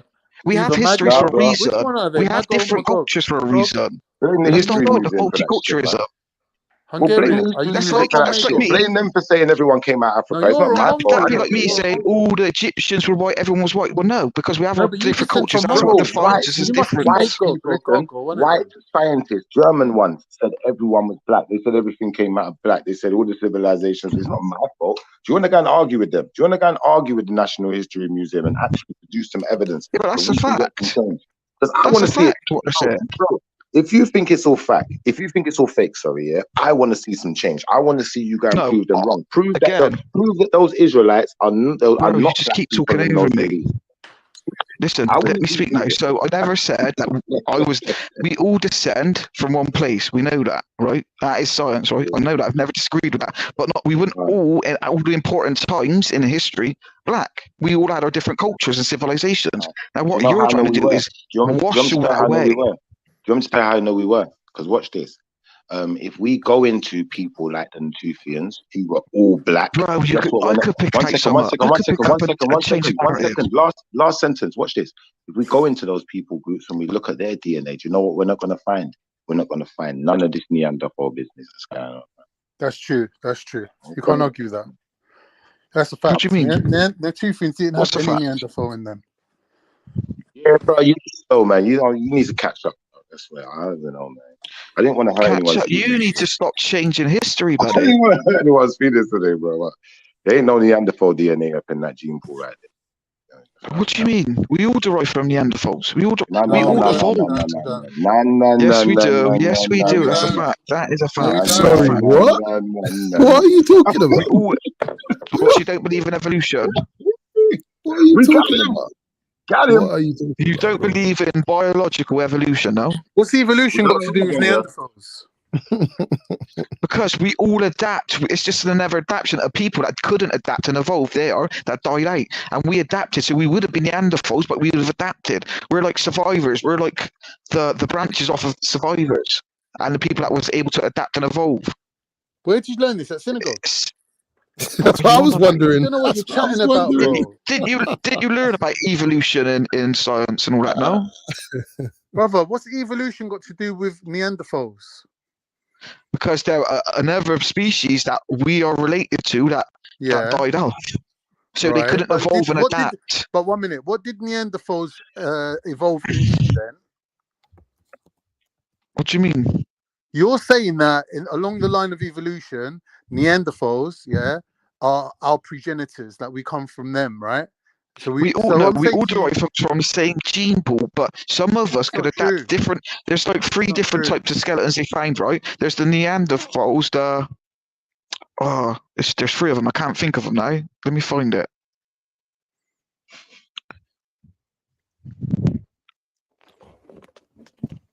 It's a shame that you don't put that much effort into learning the truth.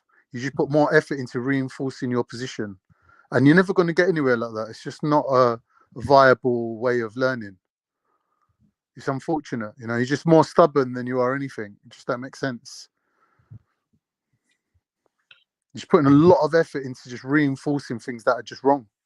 Why not just learn the truth and move on and put your effort into learning the truth? Just don't make sense to me. So, here we go. Hang on, find it now. Yeah.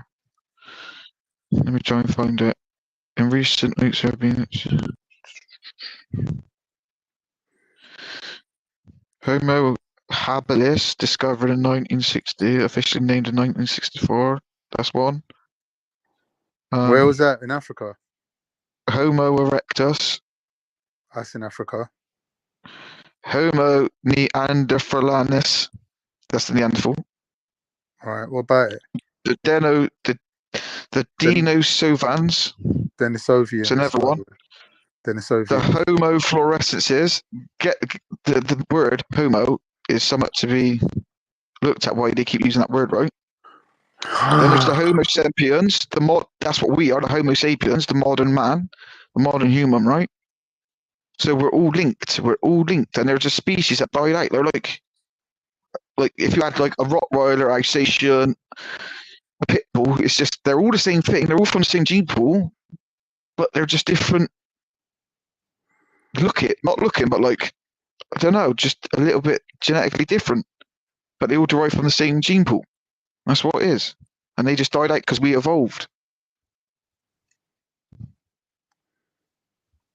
Does that make sense to you? Well, how would they have all died out? All right, they cool. couldn't adapt. Let me explain it to you. Yeah?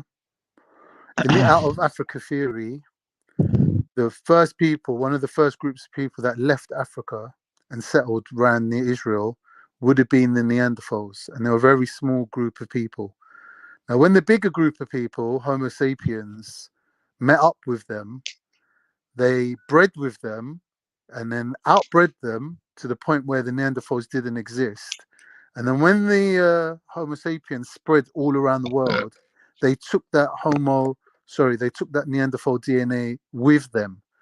So the further you go out from the center, which is the Middle East, the more percentage of Neanderthal people carried with them, right? So it's the equivalent of dropping a stone in a puddle and watching it splash, right? The center where the stone hits has got the least amount of water. So when you look around the Middle East, most people have 2%, 3% max Neanderthal. When you go out to Europe, places like the Neanderthal Valley, Europe, whatever, they've got up to 5%, right?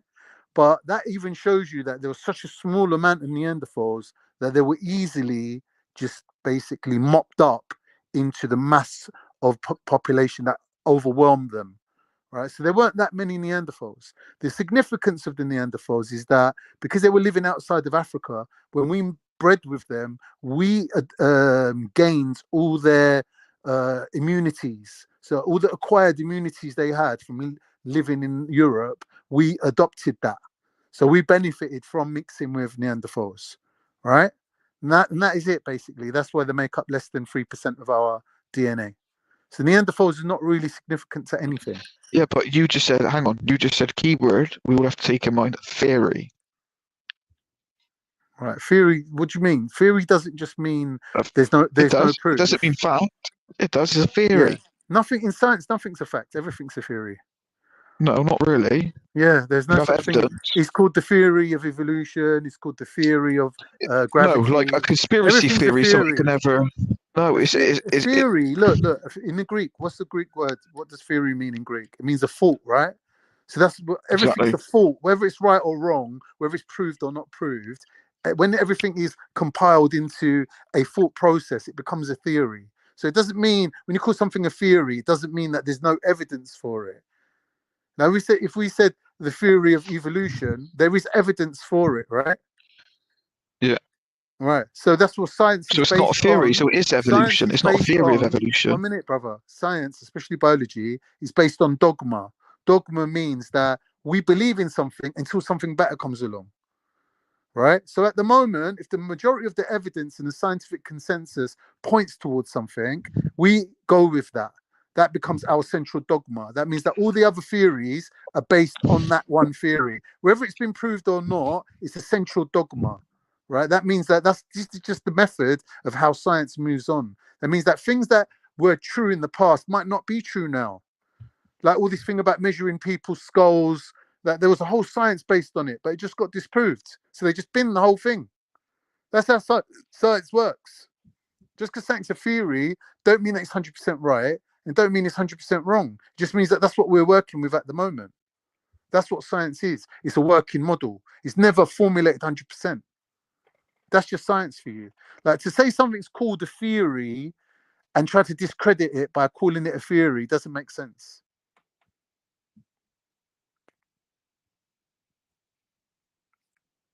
But obviously you ain't got a scientific background, and it's not your fault. Obviously in other countries, these things are taught in primary school, but it's only in England you don't really get to learn much science or logic or reason or ethics or morals. All these other things in other countries is standard part of the curriculum. In England, they don't teach you shit. Because don't forget, England's a small country. They can't have geniuses running around. You know what I mean? They'd lose power real quick. Now, in England, most of the education is dictated by industry because that's what they want you to work in, engineering or whatever field they want you to work in. That's all it is. I don't know about all that, mate, but look at what I posted. You can see what I've posted, and that'll just squash up a few things. Chemo Benero has been proven to be fake. No, what you're doing is, again, you play the victim when you're doing it. You're changing a whole culture narrative, so I don't even want to come with that.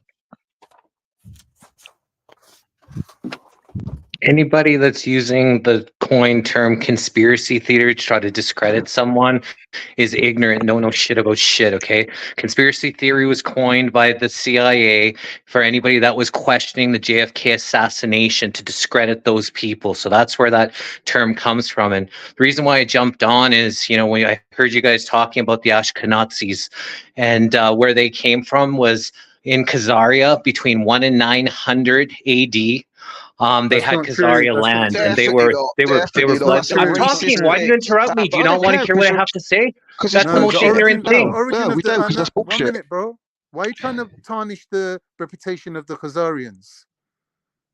The Khazarians, because that's where they come from. So the history of where they come from is between 1 and 900 AD in Khazaria, and so that's where that's where they actually came from. So what happened was the Russians came in and they told them that they had to pick a religion because the Ashkenazis are actually not Israelites; they're Canaanites. You know, they're the fake Israelites that came in there, and they're the ones that are actually fucking shit up here. Okay, so what happened was the Russians told them to choose. They had to choose either Christianity, Islam, or Judaism, or they were going to come and destroy them. And so they didn't ended up choosing. So they came in, but they had their little people listening. So the king knew of Khazaria, knew that they were going to come and destroy them.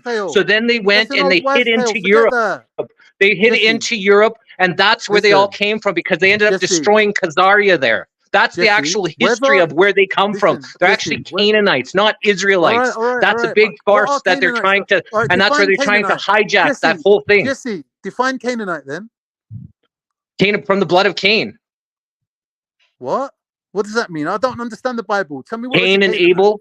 So Cain and Abel, right? The blood of Cain come from the Canaanites. They're the blood drinkers, the black magicians. They come from a really, really horrific bloodline. Jesse, Slow down. What's the difference between a Canaanite and a Semite? One comes from, the Canaanites come from the actual bloodline of Cain, and the other one is Abel. Semites are from the Abel. Right. So so you're saying that Shemites are Abel and Canaanites are Cain. So they're cousins, right? Yeah. So genetically they're the same. The Yeah, we all Canaanites are the come from same. this. We all come from No, the we same, don't and all. that's No, we why don't it's all. inner No, we bickering. don't all. Jesse, the Ashkenazis, as you said, they're not Because related. They're not Noah. related to them, right? But they're mixed with them so much that genetically, the percentages, they're literally the same now. Now, the origin is a different story, right? Forget the I told you origin. earlier, they're Japhites, bro. If you're Right, gonna go right. from But what I'm if you're gonna saying go is from a the lot line of of Japheth, you're Canaanites, gonna come to Ashkenaz. One minute. A lot of Canaanites came from Anatolians and Iranians that moved into that region and mixed with the Semitic people. So their origin is irrelevant. The fact is, they mixed so much with those people that you might as well call them the same people. So when you look at the DNA of Ashkenazis, they cluster very closely with what they called Syrian Jews. The early Syrian Jews, yeah, and the Ashkenazis cluster literally the same, right? So we can see that Ashkenazis came from the Canaanite land through the Syria, from Syria up into Greece, and from Greece they were absorbed into the European gene pool. So a majority of Europeans have got 2% Ashkenazi, right? That's got nothing to do with Khazars. Khazars are Turks who took on Judaism. That's a separate story totally. Yeah, that's just a bigoted narrative and a racist narrative, but nevertheless, because let's look at this, right? Let's look at the internet, what everyone looks to say. 1 minute, So, thingy. There's no Khazars, right, that could genetically claim the right of return to Israel today. Now, as believers or practitioners of Judaism, they might be able to get a residency in Israel, but based on their DNA, they wouldn't. Because, like you said, the Khazars were Turks. They took on Judaism. Their empire collapsed. Yeah, there's a few of them left in Hungary, and there's a few of them left in Dagestan, Magestan, wherever you've got a few Jews running around in Dagestan, thanks to the Khazars. Apart from that, they made no impact on Judaism at all, and then definitely not related to any Ashkenazis. And I don't know why you lot like demonize Ashkenazis to that level. It's just ridiculous. Like, who the fuck are the Ashkenazis that we should be worrying about them and demonizing them to this level? Just nonsensical and racist. yeah, and racist. It is racist. He's a racist.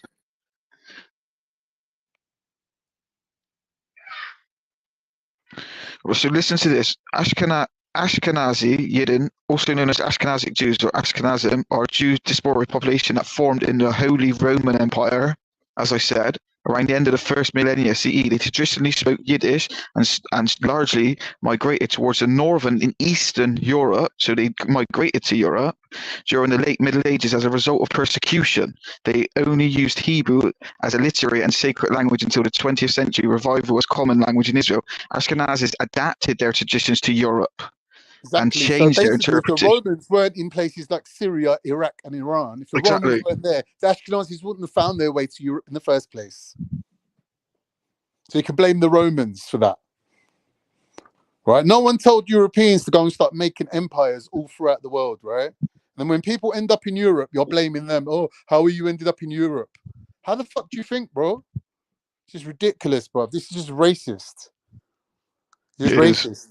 Like, you're telling people that, oh, your origins are Semitic or your origins are not Semitic, like as if Semitic is something special. Who the fuck gives a fuck about who's Semitic, bro? Like, you don't practice nothing. You don't even observe Sabbath. You don't pray. You don't know the name of God, and you're arguing about over a bloodline. That's nothing to do with you. The hypocrisy just mind-boggling. These people want to claim, like, whether you're black or white, European or African, you're trying to claim a bloodline, right? For what? You don't observe the religion. And even if you do observe it, your dad didn't, your granddad didn't, right? So you didn't maintain no covenant with God. So rather than trying to claim this fucking championship cup of DNA or fucking bloodlines, really what you should do is think, wow, we didn't observe the covenant. I wonder what punishment God gave us. Oh, but we know what punishment God gave you, innit? Already. We know what your punishment was for not observing the covenant, innit? But you don't wanna take responsibility for that, innit? It's just me. Right? No, I'm just saying all these people that are trying to claim this holy bloodline, but you didn't maintain it. You exactly. Didn't maintain. So what then? What were you trying to do? Don't make sense. It's just nonsense. You might as well just become Muslim and allow it, man. Forget all this bullshit, man. Just become Muslim, innit? Honestly, like it's just the way out, innit? It's just like you're goyim, you're fucking, you know what I mean? You're goy. You might as well be a Muslim, bro. What's the worst case scenario is that you're actually from this holy bloodline and you actually failed. You failed to maintain it. So your punishment is either you've had it or it's in the post or it's coming. Like you want to pray that that's not the case, but yet you're arguing for that. It don't make sense. You do it once, but not again. Come on. It's true, though. All right. Oh, you want to jump again? Come on. Don't jump again.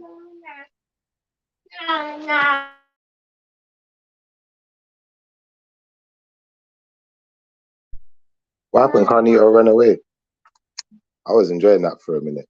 But yeah, bro, I feel like you just need to, read a few more books, go to a few more museum exhibits, get to know your way around the world a bit before you start telling everyone what it's like out here, man. That's what I'm saying, bro.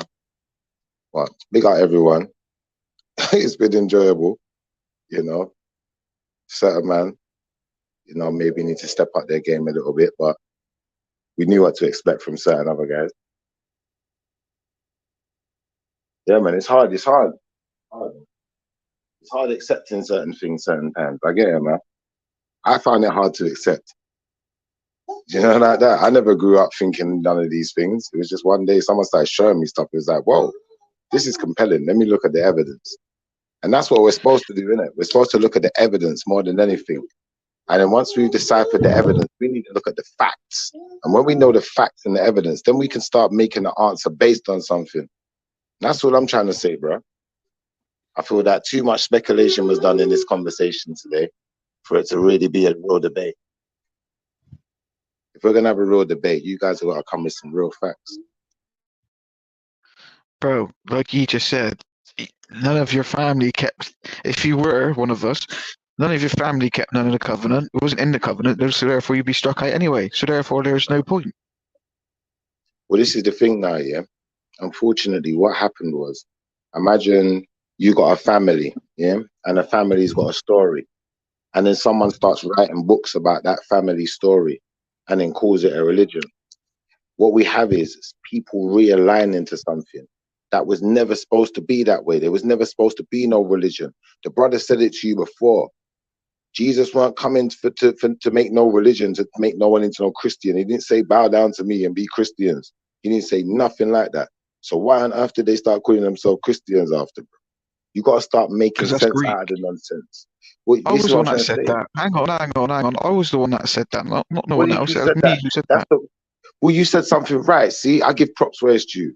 I'm a fair guy, but you got to say something that's actually true. And it's like, when it's actually true, I'm just going to show you why, because I've done the research. You feel me? Because Jesus weren't going around calling himself no Christian, was he? He didn't say to worship him as no God, did he? No, he called himself a Jew. All right, he called himself a Jew, but do you know who he was? Do you know what his title was? Do you know why he was the Messiah? Do you understand it? Yeah. Did you do the backstory? Of course I do. Pause. So if you know that, then you know that he's the Lion of Judah, right? Yeah, well, they identify him as that, yeah. All right, so if he's the Lion of Judah, then he's got to be from the tribe of Judah then, right? Right. So if he's from the tribe of Judah, then we need to do the lineage of this tribe of Judah and try and find them in history and see who these people are, what they look like before we decipher what he looked like, right? How are you going to know what they look like? It's easy, bro. This is what I'm trying to say to you, that you don't know history. No, it's just an opinion. It's not easy. It's just an opinion and a depiction. I think it's easy because I've seen it. I've seen it, bro. You've seen someone's take on it. All you're going to see is a commentary on the issue. You're never going to see the actual proof. You'll just have someone's commentary on it. Yak, can I ask you a couple of questions? What is it, Randy? So you are the descendant of an Iranian Jew, correct? No, my family are born there, so they've just consistently moved over time. But it'd be around that region. Okay, so which other modern day countries have they moved to? So my grandparents from Iran, my dad was born in Hungary, and then I'm born in England. You're Iranian? Well, not really, no, because they've always moved. We're from Israel. I hear you.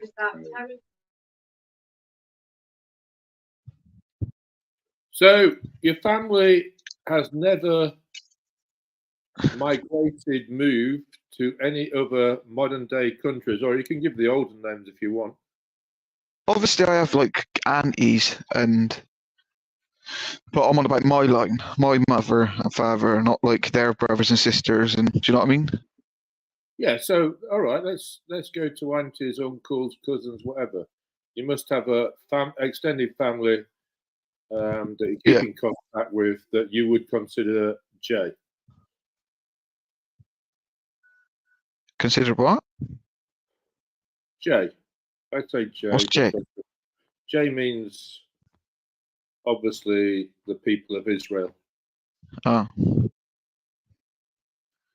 Don't you like saying the word? No, it's YouTube algorithms. We get down listed. Oh, is it? So, can you answer the question, please? I just did, didn't I? So, your extended family, aunties and uncles, cousins, in Hungary. Where have they migrated to in terms of modern day countries or olden country names? So I have still some in Hungary. Like some distant relatives in Israel. Right. I'm just here. Hungary, Israel, and England. Yeah. You've got no family elsewhere in the US or any other Eastern European country? Not that I know of, no. Okay, interesting. Go on, Schiffer. Yeah, so I had to go quietly. I got my son with me as well, so I'm trying to talk, but I'm still trying to be a dad at the same time. But big up everyone, man. I think it's been a nice conversation. We learned something today, at least. But brother, I think the main thing we learned today is that you haven't done your research, so you got to get that research in now, man. You know, get your scholarly hat on. You know, go down to the library, go read some books. Bro, listen, go just accept history for what you see it is. That's what you have to do. You have to. That's a struggle inside you that you hate. There's so much deep inside rooted in you. You have to look at. It's nothing I have to do. See, you see what you just said there, yeah? You see what you just said there, yeah? Like, I don't know how old you are, and I'm not obviously your dad or anything, but when you say just accept things the way they say it is, you know, bro, it sounds treacherous, being honest. Why should I just... Why would someone do such a thing? Why wouldn't you question everything and make sure you do thorough research and do your due diligence with everything to make sure that you know it's true? No one's not just telling you it's true. It's like someone saying 2 and 2 equals 4. You've now been given a method. If they just told you 4 and never give you the way to work out how to get to 4, then, you know, you'd never really know that it's true. If someone told you 2 and 1 equals 4, you wouldn't believe that, would you? Because you know 2 and 2 equals 4. So you need to know the methods. You need to do your due diligence, bro. That's what I'm trying to say to you, bro. Like, we're not kids over here. We're grown-ups, innit? I might sound like a kid sometimes, but maybe I do that on purpose. Throw you up a little. It's what you're saying is just so inaccurate, though. Like you're saying, like the Ashkenazis weren't Jews. Does 2 and 2 equal 4? Is that accurate? Yeah. And if I told you 2 plus 1 equals 4, does that sound accurate to you? No. Because you've done your research on what maths is, right? And yeah, but you're looking at a point of view. You're looking at it from your biased view. No, I'm just looking at it from the point of logic. Right, so here's a bit of logic. Ashkenazi Jews, like most other diaspora Jewish groups, trace their descendant tribes to the tribes of Levi, Judah, Yehuda, Benjamin, pronounced as Benjamin, that's Benjamin, and Shimon. So work that out. It sounds like you just regurgitated something you read on the internet that you still haven't Exactly, researched. I'm just reading it off. But why would this Jewish forum lie? I'm just saying you're just a Would you go to a mechanic for meat, or would you go to a butcher for meat? What do you mean? If you wanted a piece of meat, would you go to a mechanic or a butcher? I don't know. Is the mechanic got knockoff You meat? don't know. See, there you go. That's your logic right there. That analogy is easy to get. Cheap. That's the question, bro. Because if you've got knockoff meat that he's selling cheap in a meat locker down at his garage, I don't know, mate. Is it good meat? Talk to me. See, you're changing it. You're just what's the full logistics of this situation? And it's like, you're trying to play a game that you can't play with me, because I'm going to ask you the full mechanics of the situation. So you have to give me a full explanation. And then that way, when you say to me yes, you're going to have to mean yes. When you say no, you're going to have to mean no. And unfortunately, you're not going to be able to play these carnito games that people have played with me in the past, because I know how to play it too well now. Like, this is not a game, innit? Like, you just lost. No, that's not. How is that you telling me I lost? That's a narcissistic way of looking at things. Because do your research, innit? Would you go to a Muslim about Judaism and the history of Jews? No, you wouldn't go to a Jew. So therefore, that analogy is correct, and you're laughing at yourself. These are layman things. You could try and twist it and use every words, but the fundamentals still remain the same. Bro, watch this. I'm going to show you where you're wrong, and the last statement you made was a false statement. Yes, I could go to a Muslim to talk about Jewish stuff, because he could be a learned historian in Jewish stuff. So no matter what no matter what you say, bro, your deluded point of view will never stand grounds around people who have a high standing, because you are Bro, you don't have a high standing. You've just hang on, because you've just done yourself there. So if you asked a Muslim about Judaism and history, they would look at it from their biased view. You're forgetting that everyone has a biasness and everyone has a motive and everyone only has an opinion. So therefore, peace out, because that's an easy one to break down. You live underneath someone else's point of view. That's why you have an understanding. You hear? I have my own standing, and I've done the due diligence. When you get to that point, you'll know it, because you won't be saying this nonsense anymore. You would have grown up a little bit. You won't, even a Jewish man won't come in saying this foolishness. The rabbi. What you're saying is, mate, you're not an Israelite. Mate, you're not an Israelite. Just face it. Just accept it. Why can't you just accept it? Bro, why can't you accept that the rabbis themselves wouldn't be here saying this nonsense, bro? Why can't you accept it, though? Say it, you're not an Israelite. You couldn't trace your DNA back there. You couldn't find a link back to that. I can though, because my family's kept the cultures and traditions for thousands of years. Yours hasn't. Okay. So I could trace mine back. What is the culture? Let me explain something. Listen to this. I'm going to explain something. You see, do you know that Israel was a person? Yeah, Jacob. Yeah. Me. Jacob. So those people who came after him in that tribe, that nation of Israel, guess what they all are to him? More than anything, they're family, bro. It's family. Yeah. When you start talking about culture, you have to understand, you see families separate, they splinter. And sometimes the culture may look a little bit different, but it's all similar versions of the same culture, because it's one family.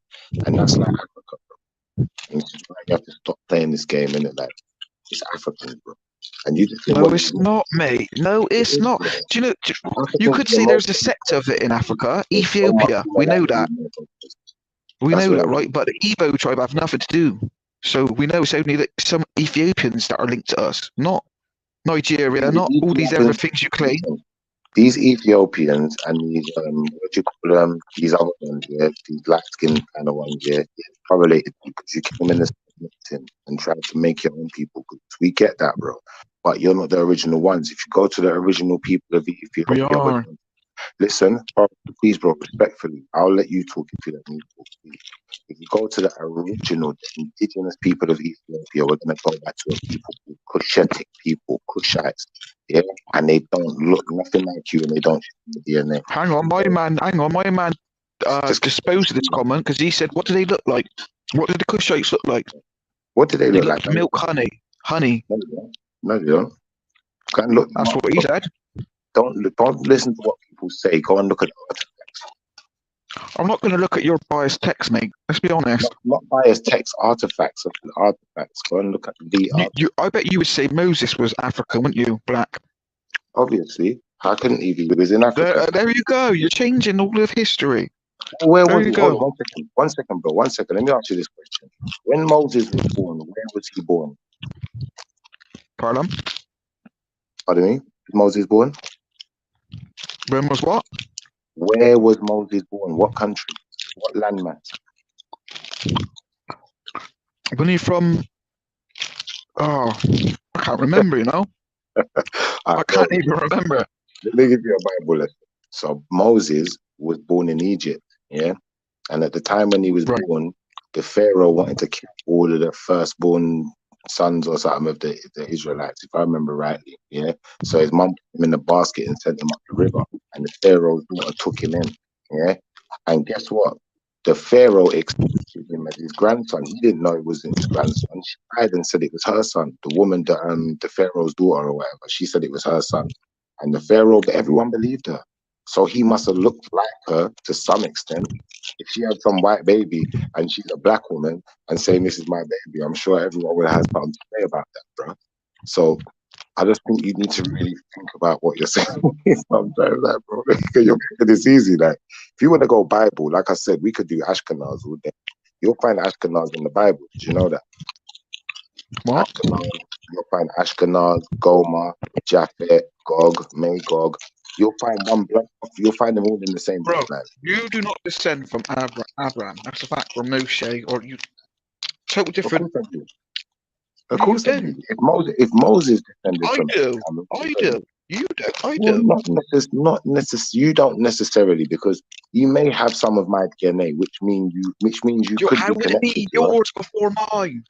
How Because does that make black sense? came before you. Because black came before you. That's why it would be mine before yours. But at that point, we had different diasporas, different populations. So Abraham would have been a different population, different culture, different civilization.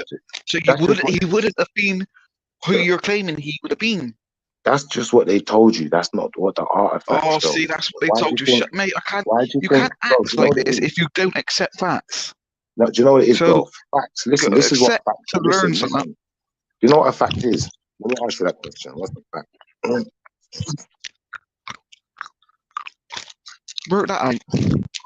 What is a fact, bro? Abraham went from Africa, so work that out.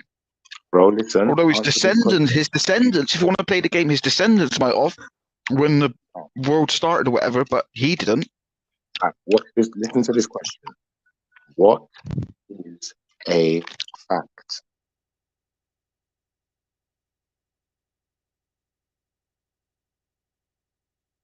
Has the cat got your tongue? You going to recess? No, I'm eating in a minute. Give me 2 minutes. I'm eating. I'll give you about 5 minutes if you need it. But the point is, you said to me something was a fact, but you don't actually know what a fact is. So how would you know that? It's something you can prove, right? A fact is something factual. It's a proven thing, right? No.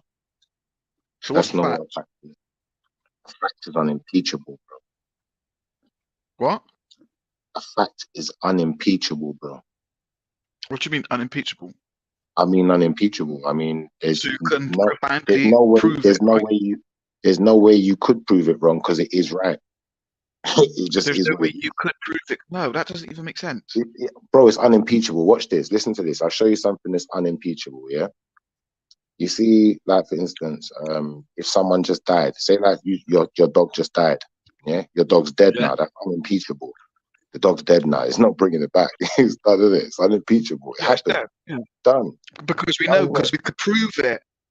And again, you're missing the point because we could prove it. That's what I just said. Bro, listen. 1 second. But you just said I was wrong. Now listen, And listen, I just listen. said that. One What you second, just said.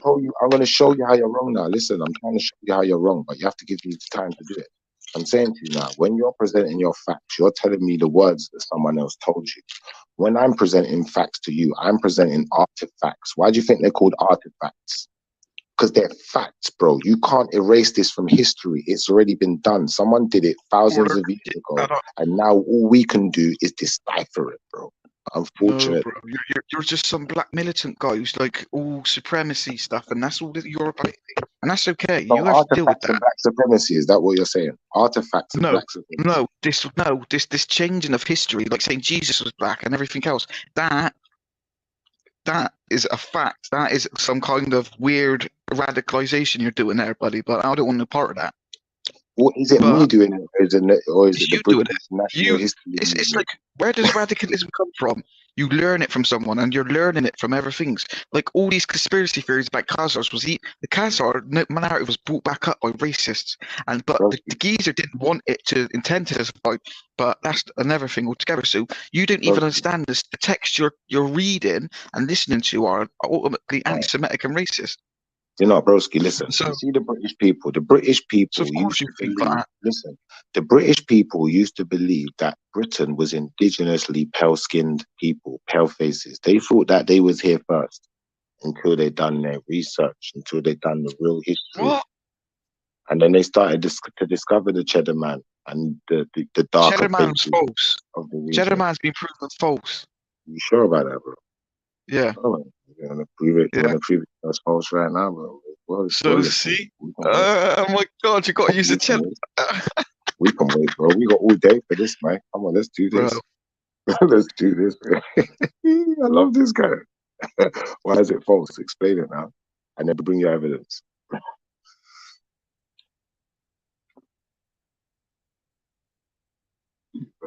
I like this guy though, because you know what? He at least attempts to push his argument, which is good. It's commendable that you're attempting to push your argument because you're convicted in your statements and what you're saying. But you know, it can be to your detriment also to be convicted and to be strong-headed. Sometimes strong-headed just ain't listening, or it's just ignorant. Do you know what I'm trying to say? So you could be as strong-minded, as strong-headed, as headstrong, whatever you want to call it. It all means the same thing. You know, like that, bro. And this is why I'm saying to you, you're losing because you're losing yourself. You're starting to hear information that really compels you, and that's, you know, unfortunately, ancient dark-skinned Britain Cheddar Man find may not to be true due to DNA. I won't let me read. Yeah, you was inspired to start looking at and researching now, bro. And this is what I'm saying. Because I know it, but I have to go over it. See, that's why I said that, because you have to. Well, I'm glad I've inspired you, bro. So just keep being inspired and keep researching. Don't make it stop there. Go and look at them reliefs.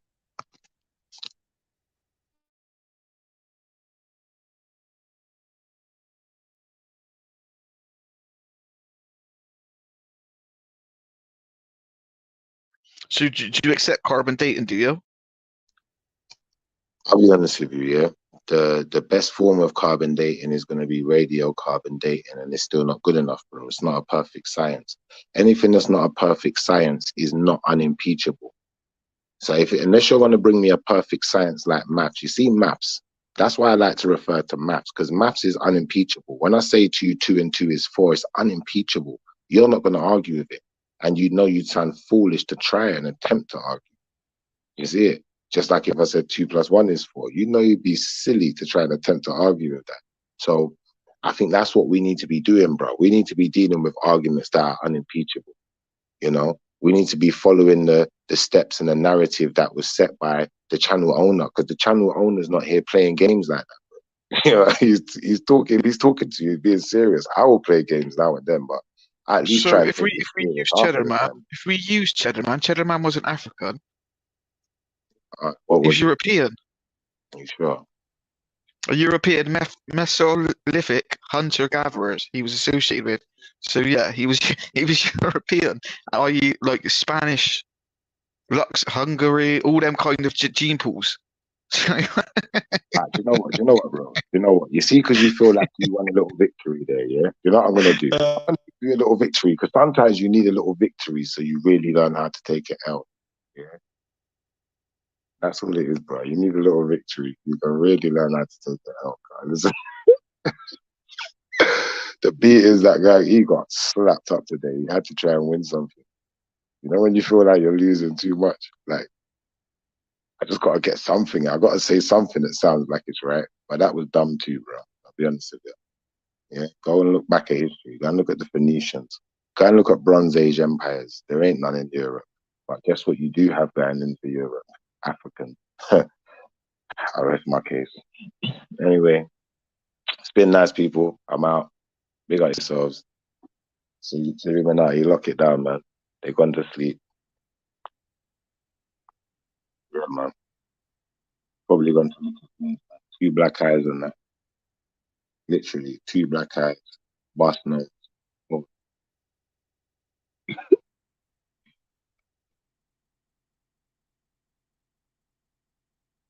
You said that, pause. Count the 708 said he got unpeached. No, bro. Don't say things like that. That was all right. That one don't sound good at all. Man said unpeached. The word is unimpeachable, bro. Yeah. But that's how we're supposed to do things.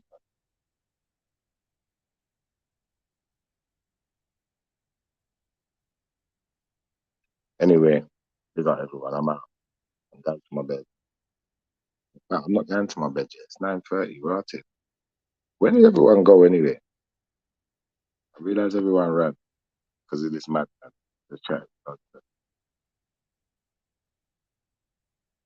I wish he had brought some evidence though. I would have liked to see what he's really like, if he's actually got anything substantial to base his claim on. Obviously, you know, I know that most of us wouldn't imagine there's anything new that we're going to see now that's going to really compel us to believe his narrative. But yeah, I'd like to see what he does actually have, if anything.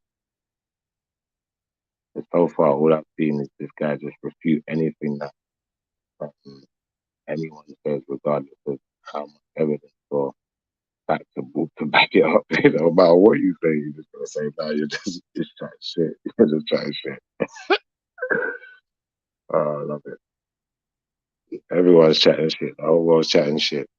You know, like that. What's the phrase? What's the phrase that they say back in the day? Where there's smoke, there's fire.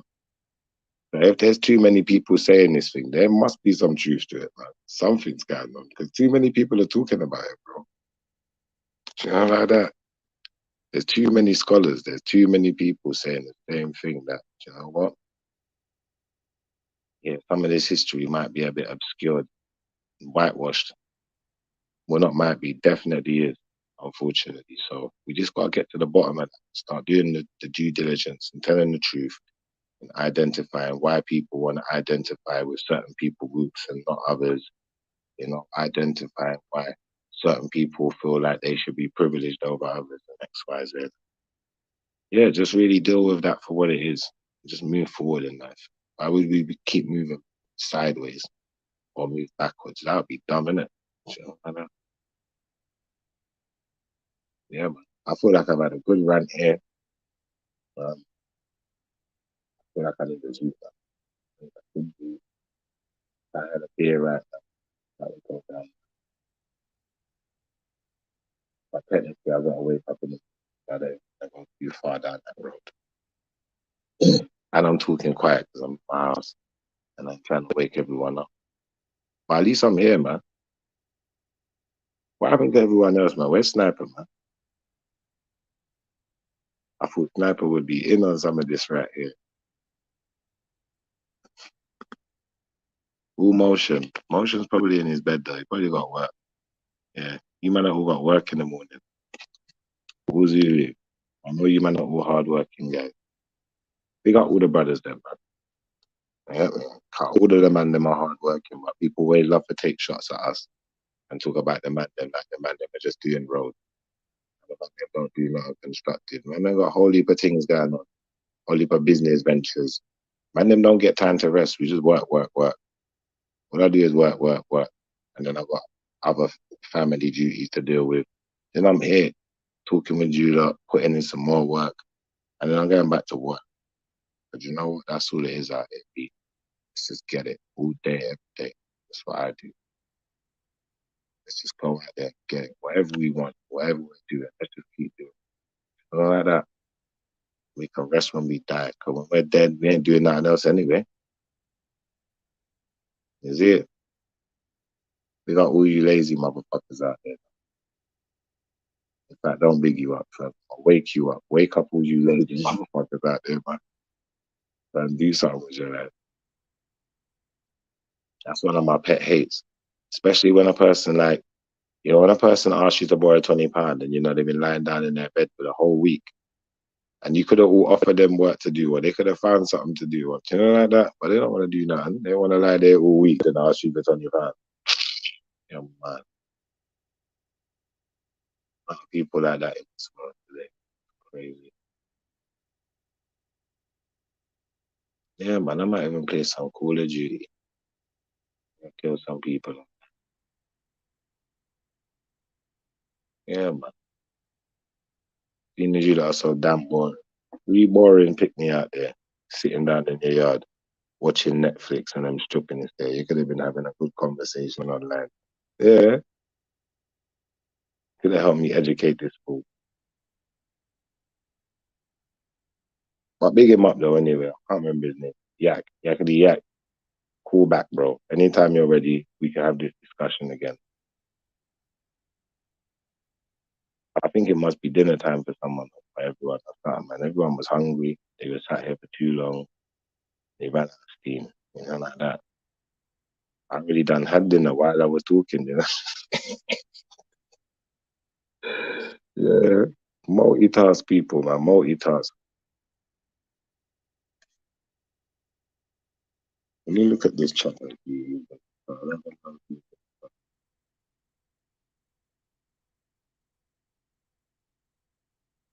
Where are you lot still in the chat, though? What's this guy's name? Khalid Al-Bakr. So more than 80 people watching. Talk about something interesting. What would you like me to talk about? What would interest you, bro? Like, I just talk about what I want to talk about more time, really. When you say interesting, give me some ideas. I'm not going to read some of these comments. Some of these comments, like, they're controversial. Randy says, Schiffer works by going to Hugo Boss. I don't know about that one, mate. Unless I was working in Hugo Boss, that wouldn't really make sense, would it, brother? Yeah.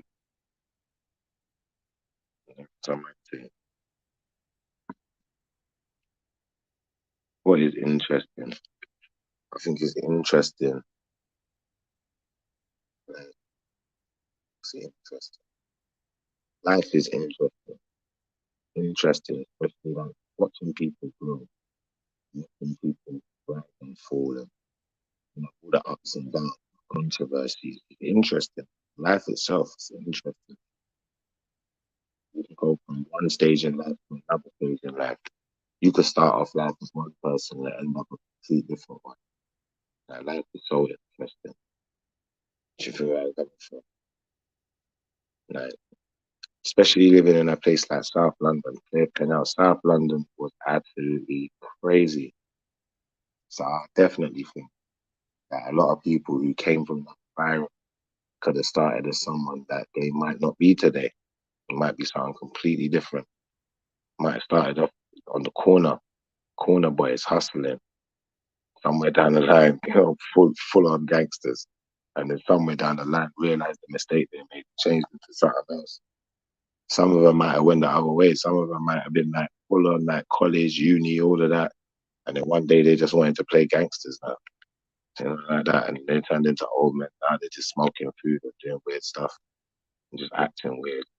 You know, like teaching that behavior to their kids. But that is very, very interesting. I'll tell you that much. When I was growing up, I didn't have all of the best influences around me. So I think that now that I am a bit more grown up, I try and, you know, especially with the people in my day-to-day life, I try and be a good influence where I can.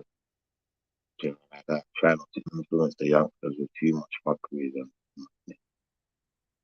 even though I know that out there, I don't be the one influencing, which is it. Yeah, my life is interesting. It's interesting watching people grow up as well. You're seeing some of these youths that you saw when they were 12, and now they're 22. Yeah. And now they think they're big. Now they're big women and big men, and they feel like they can talk to you on a level, and they know they might even run their mouth to you one day. Yeah.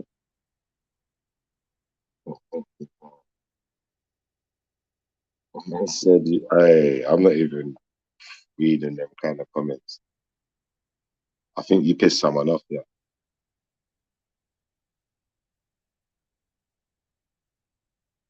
What did Camo say? Camo said,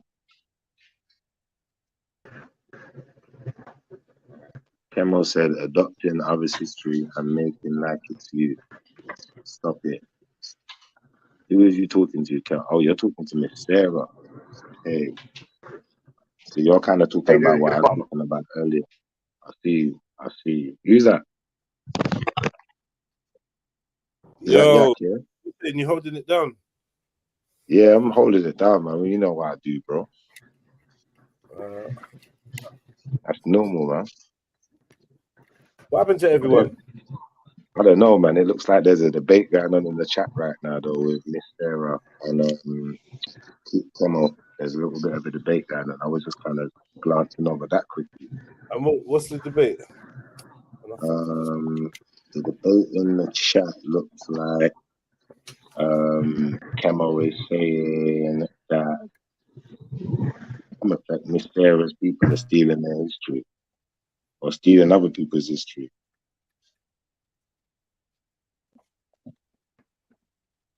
No. Is that what you're saying? That's what it looks like. I'm trying to read back through it, man. I'm just scanning though. I could have misinterpreted some of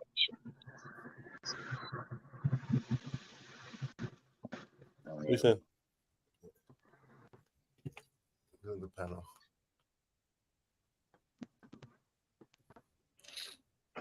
Yeah, I need to go right back.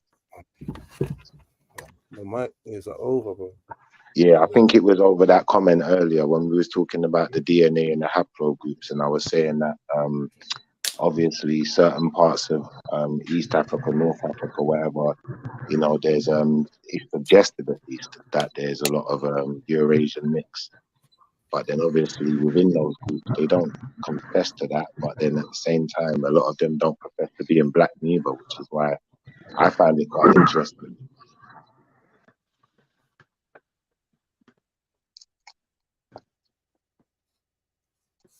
But there could be a little in it. There could be a little something in it. There could be a lot. Who knows, man? Who really knows? We need to do the research.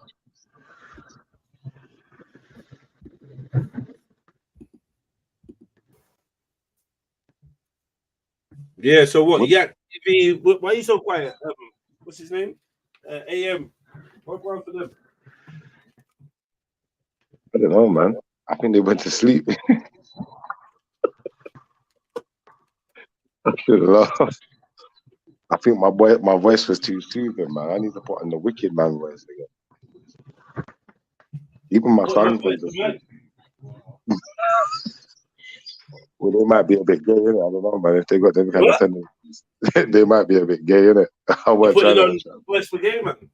No, this is just how I talk, because like my girls here, so this is my house voice, innit? For like the family and that. What was that argument about? Mike is right. What was that about? Say that again. This is my house voice, man. It's my new house voice. Right. Well, yeah, you don't get a subject going, man. What's going on? What was that argument? What was that talking about? Mike is right. That was a good conversation to get into. Yeah, that's what Carnito was talking about. Mike is right earlier. Yeah. That's a lot of shit. That line, isn't it? It's a lot of shit. That's the way the world runs. He's right about that. It is the way. Yeah, running. But is not right about that line. Right in existence of reality, yeah, but there's nothing right about that line. But then why don't we say Mike is right? Contradiction. Yeah, it's contradiction. Nothing right about Mike, isn't it? I think right and wrong is a different. This is what I'm trying to say. When you're saying right, you know, there's only a few ways you can use the word right. So if I say I'm turning right, you know, I'm turning right. And if I say something's right, you know, I mean in reference to righteous, right? Right. Yeah. Yeah. Of course. They Might be relate to righteous, right? So how can might be righteous? That don't make sense. It doesn't make sense. There's nothing right. Exactly. Yeah. That's why I checked them on. Why it's a separate entity, isn't it? Yeah. Yeah. Even what the other brother said when he said you might do something. Like if you might do something, that don't make it right. You know, like that, because that means you're umming and ahhing about it because you only might do it, so you know it ain't right, or you're not sure it's right at least.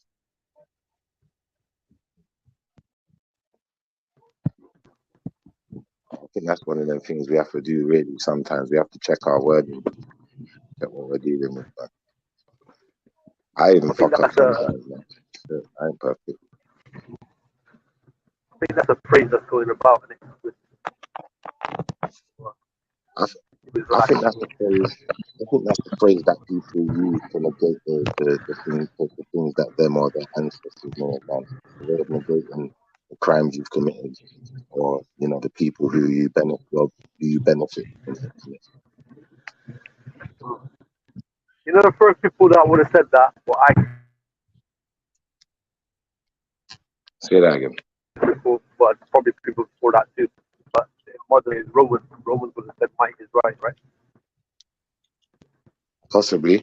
I weren't You know there, how so I right can't they say were. for sure. Yeah, but that's what we know, innit? From what we know. The whole design of this And you know culture how, was Roman. So I couldn't really deny that, to be fair. sorry, I missed that. It's a fair comment.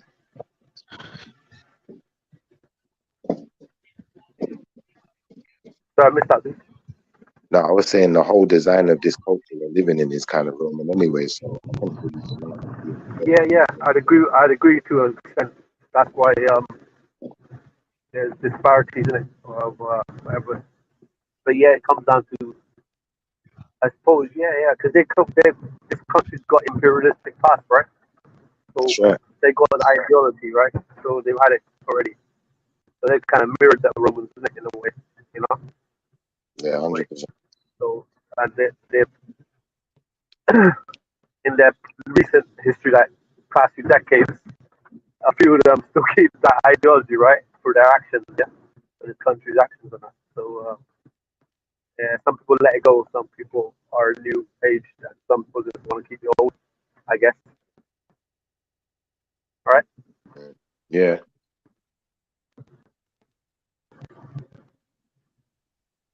Can I ask you a question, Shifa? Fire away, bro. Why is it important to you for you to claim that you're a Jew? For the same reason, it's important for anyone to claim any heritage. Yeah, but what if you don't practice? So right, so a Jew, the only reason we define Jews and Israelites is because God chose them, right? Pardon me? Right. Say that again, bro. The only reason we know that all this about Jews and Israelites is because God chose them, right? And not just because of that, mostly because people put it in books and spread them all across the planet. But yeah, continue. But what's that got to do with anything? Right, it's about God, right?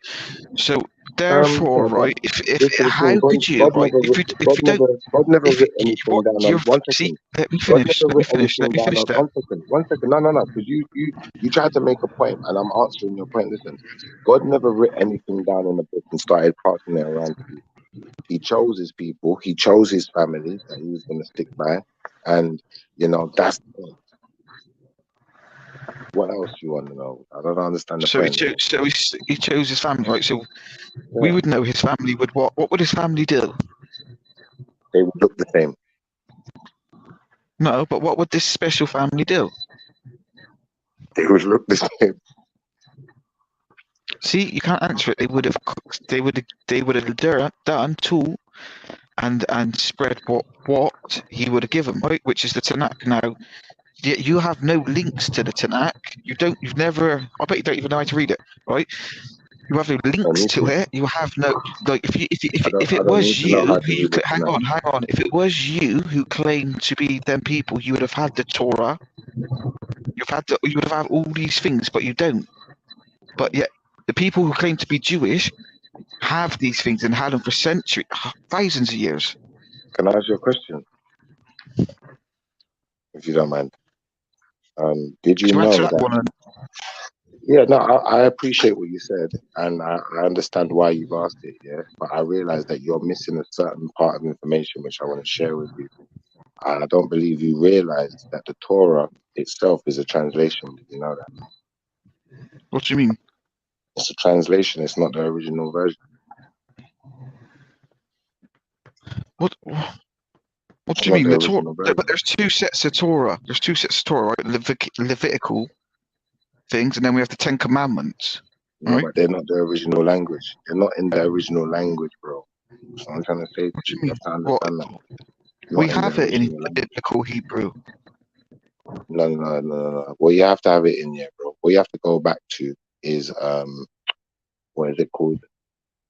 It's like cuneiform. It's like a cuneiform kind of version of Hebrew. You don't have it in that one. Because you ain't that was before your people. You want to buy the Ethiopic version, or you want to buy the Ethiopic version? No. You know that there is a what's it called? A phonetic Hebrew. I think it's called phonetic Hebrew or something like that.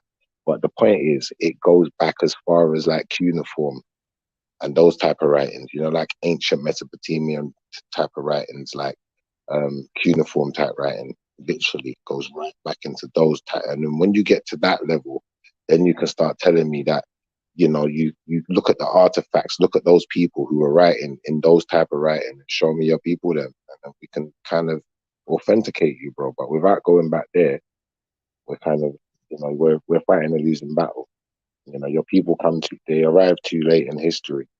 That's what it is. And where they're arriving from is an Ashkenazi standpoint. And arriving from an Ashkenazi standpoint would obviously point to Ashkenaz. And Ashkenaz ain't nothing to do with Shem. And Shem is who Israel is descending from. So we'd be in murky waters at that point, bro. It would be like we're throwing the book at ourselves. We're making an argument that we know we shouldn't be making, innit? And that's why I said no rabbi couldn't sit up here and make this argument. It'd be silly, bro. Why would he do that? Yeah, but He'd be disgracing himself. That's a disgrace. Let's go to the Britannica a minute. The history of Hebrew language is usually divided into 4 major periods: biblical, classical, Hebrew until about the 1st century, and then most Hebrew, Old Testament, is written in the Mishnaic or Rabbinic Hebrew. So, as I said, that's biblical Hebrew, what you're referring to, and we have it in biblical Hebrew. I'm not referring to biblical. I'm referring to something earlier than that. That it's not going to tell you about. You have to go and do your research properly. You can't just Google. So what does biblical Hebrew mean? Biblical Hebrew, bro, is what you're reading. Would have been the Hebrew used at the time of these biblical stories. Yeah, exactly. And the one that's written in your book. The one that's written in your book is biblical Hebrew. The one that's not written in the book is not biblical Hebrew, and that's the one that they're taking it from. That's what I'm trying to say to you. You have to understand the Bible wasn't one book. It was loads of different writings that they went around and put. That they went around. The history of the Bible. Listen. It was Alexander the Greek. Yeah, Alexander the Greek went around with his army, and he gathered up all of these different writings when he went through Mesopotamia, all the way into Kemet, all the way through Africa, rampaging and raiding and subjugating. What about the Septuagint? So, well, this is where it gets controversial, because I always say this to anyone who comes to me with this Torah type argument claim. You have to put a date on it. And when you put a date on it, what you're going to find is your date and the Septuagint date, they're just real close. And then it's like, even when you're talking about your date of your book, it's like there's no unimpeachable evidence to back up your date. But we don't use the Septuagint. We don't use the Septuagint. No, I know that's the Greek book, but I'm just saying there's no unimpeachable evidence to suggest that your book comes before it, though. That's the only issue there. The only one that could even argue that would be the Ethiopian Bible, and even that one has got some controversies attached to it that I ain't going to go into right now, because I'll be honest with you, I feel like I've been talking too long. So I'm going to let you have a little say, and yeah, let's hear what you got. What have you got? Tell me something. Inform me a bit. So we have, right, which which I think you said is a bit. We have the Aleppo Codex, right, which is 1920 CE, and the Leningrad Codex, 1008 CE, were once the oldest known manuscripts in Hebrew, finding the Dead Sea Scrolls, which changed a lot, right? Let me try and find it.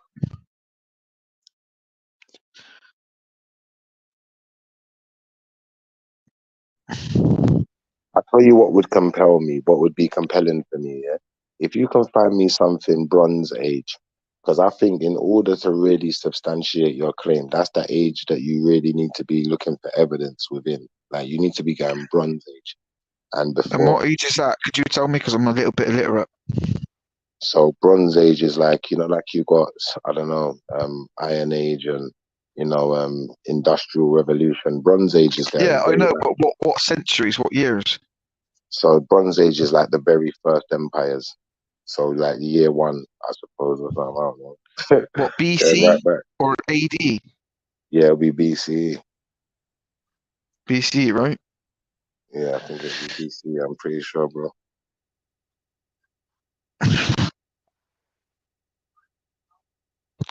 Look it up. Just type in Bronze Age empires and look at the Bronze Age empires of that region. And then when you look at the Bronze Age empires of that region, that's how I think it's going to be easier for you to decipher what I'm saying to you is true.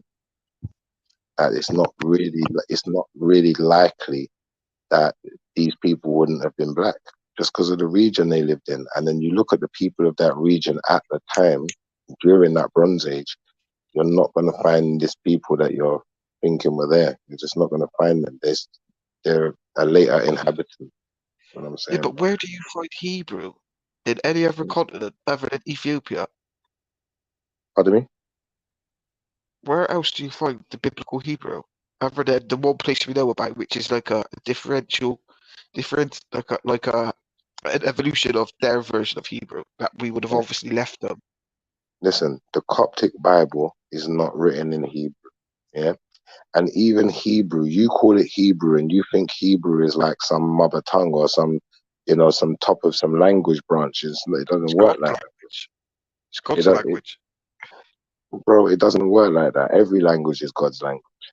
What are you talking about? Have you read your Bible, bro? Have you read the Bible? Say how special we are. That's probably why you think to us. That is probably why you think to us, to be honest. Listen. I've read the Bible, yeah? And guess what I know? I know that Moses was an Egyptian, yeah? I know that for a fact. Yeah? What do Egyptians look like? Huh? What do they look like? What did half the pharaohs look like? What do they look like, bro?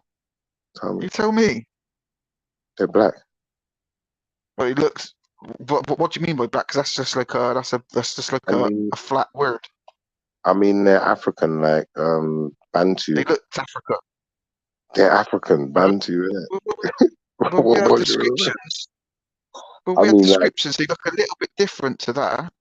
Yeah, they would have looked different, like how Nigerians look different from each other. But you know, we know they're all, you know, Nigerians. No, because you have pockets of civilizations that look like each other, right? Like indigenous English people look similar. Like Nigerians would all look similar. Like Somalis would look similar. Like Chinese, like we all have our features that make us look similar to each other, right?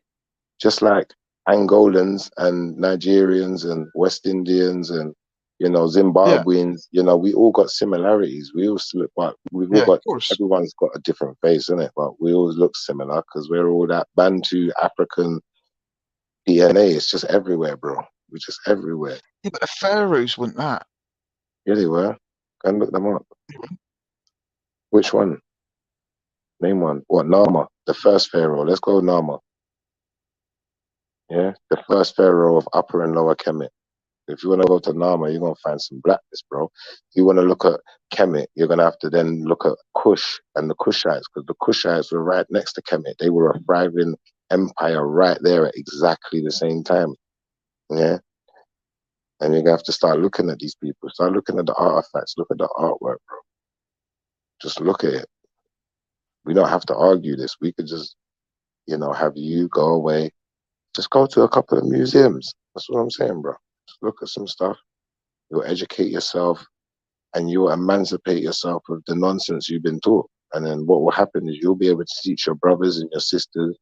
And then, you'll really be doing God's work at that point. Like that. Because we're not supposed to live in ignorance, are we? We're supposed to stand up for righteousness wherever we see righteousness needs to be. Hang on, here we enforced. go.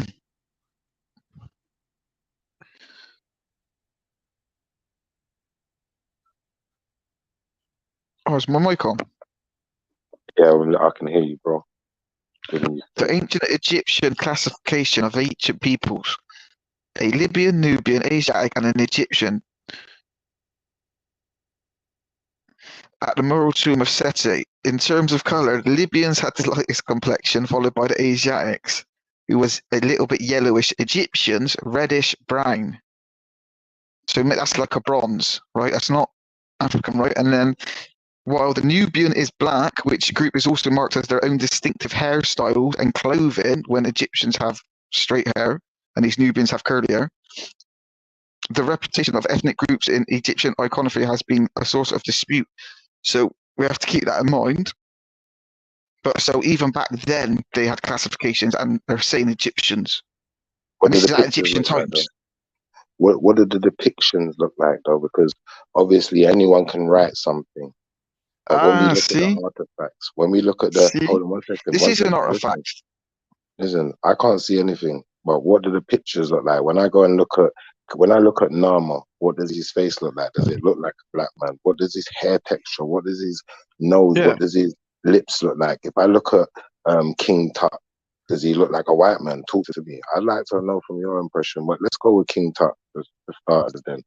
Let's start with that one. How do you feel about that one? Is that a white man? Is that a black man? See, you don't like it now. I've brought you this evidence, and you've just shrugged it off. So I think I've just schooled you again, right? Bro, I've not shrugged off any evidence. I'm just saying to you, go and look at them, bro.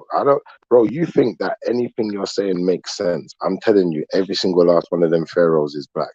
And you're having problems agreeing with me and accepting that. So I'd like you to go and look at those pharaohs. Go and look at the depictions they done of themselves. Don't listen to what people said about them. Look at what they done for themselves. Like that. Makes sense. It's like if I wanted to know what Winston Churchill looked like, I go down to Trafalgar Square and I go and look at his statue, what his people done, what he signed off on that one himself. He was cool with it. If I want to see what David Beckham's statue looked like, go out to Man United. He signed off on it himself. It must be a likeness of him. So why wouldn't I do the same with the pharaohs? Like, come on, man.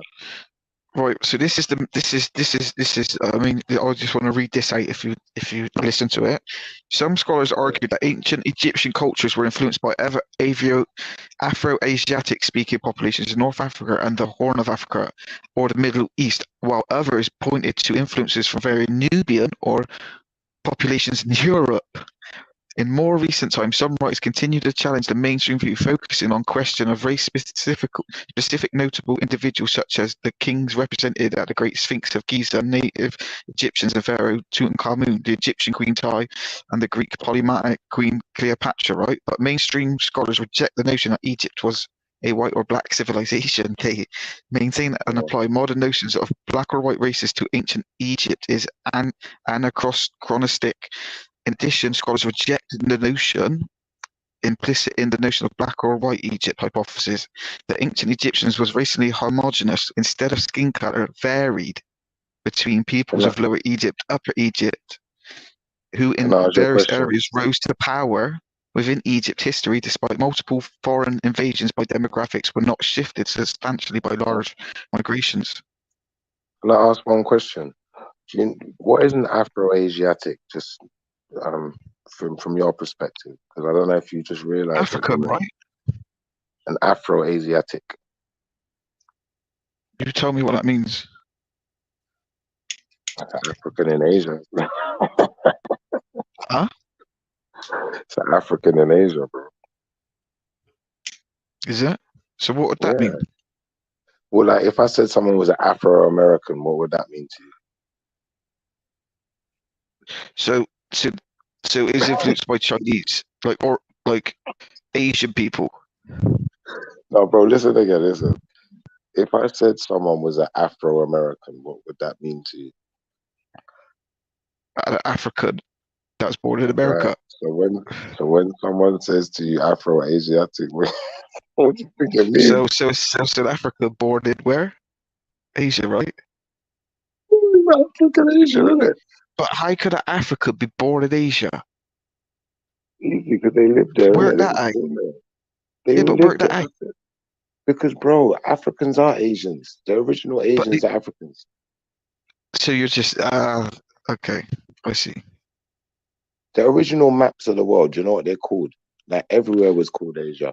Like you had North Asia, South Yeah, Asia. of course. So all of West Asia, East Asia. There wasn't no England and all of these land masses that are carved out now. They didn't exist. It was just Times Asia, change, right? So when you're saying Afro-Asiatic, you're just talking about African people who lived in those so-called Asiatic regions. Yeah, but that wouldn't make sense. That can't make sense. Well, it can, because the whole map was called Asia. We owned it all. Black people owned the whole map. Where do you find your hit? No, that's not right. Because where do you find your culture in Asia? Where do you find it? Well, Mesopotamia. The black-headed people. I told you earlier, they're called the black-headed people for a reason. Go look them You up. just jumped that whole fence. You've just jumped the whole fence. Where do you find African culture in Asia? Natufians all over Asia. All over the Middle East. No, that's from settlers. That's from settlers, but they wouldn't be the original people that was there because There you was look no one totally else there but different. them. Bro, How we're would going you, back. We're going back more than 10,000 years, and there was no one else in the region but them. What are you doing? No, There was that no doesn't make Neanderthal sense. DNA. Listen, there was no Neanderthal DNA in their genetics. What? 0%. So where do they get their features from then?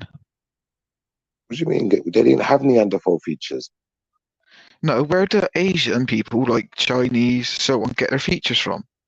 I mean, I don't know. You have to tell me, brother. Are you for answer that? So therefore, they couldn't have been the indigenous people of that land. What do you mean they can't be the indigenous people? What, the Asians? Or you are calling Asians today? No, the Asians are indigenous. Like the Chinese, the Japanese.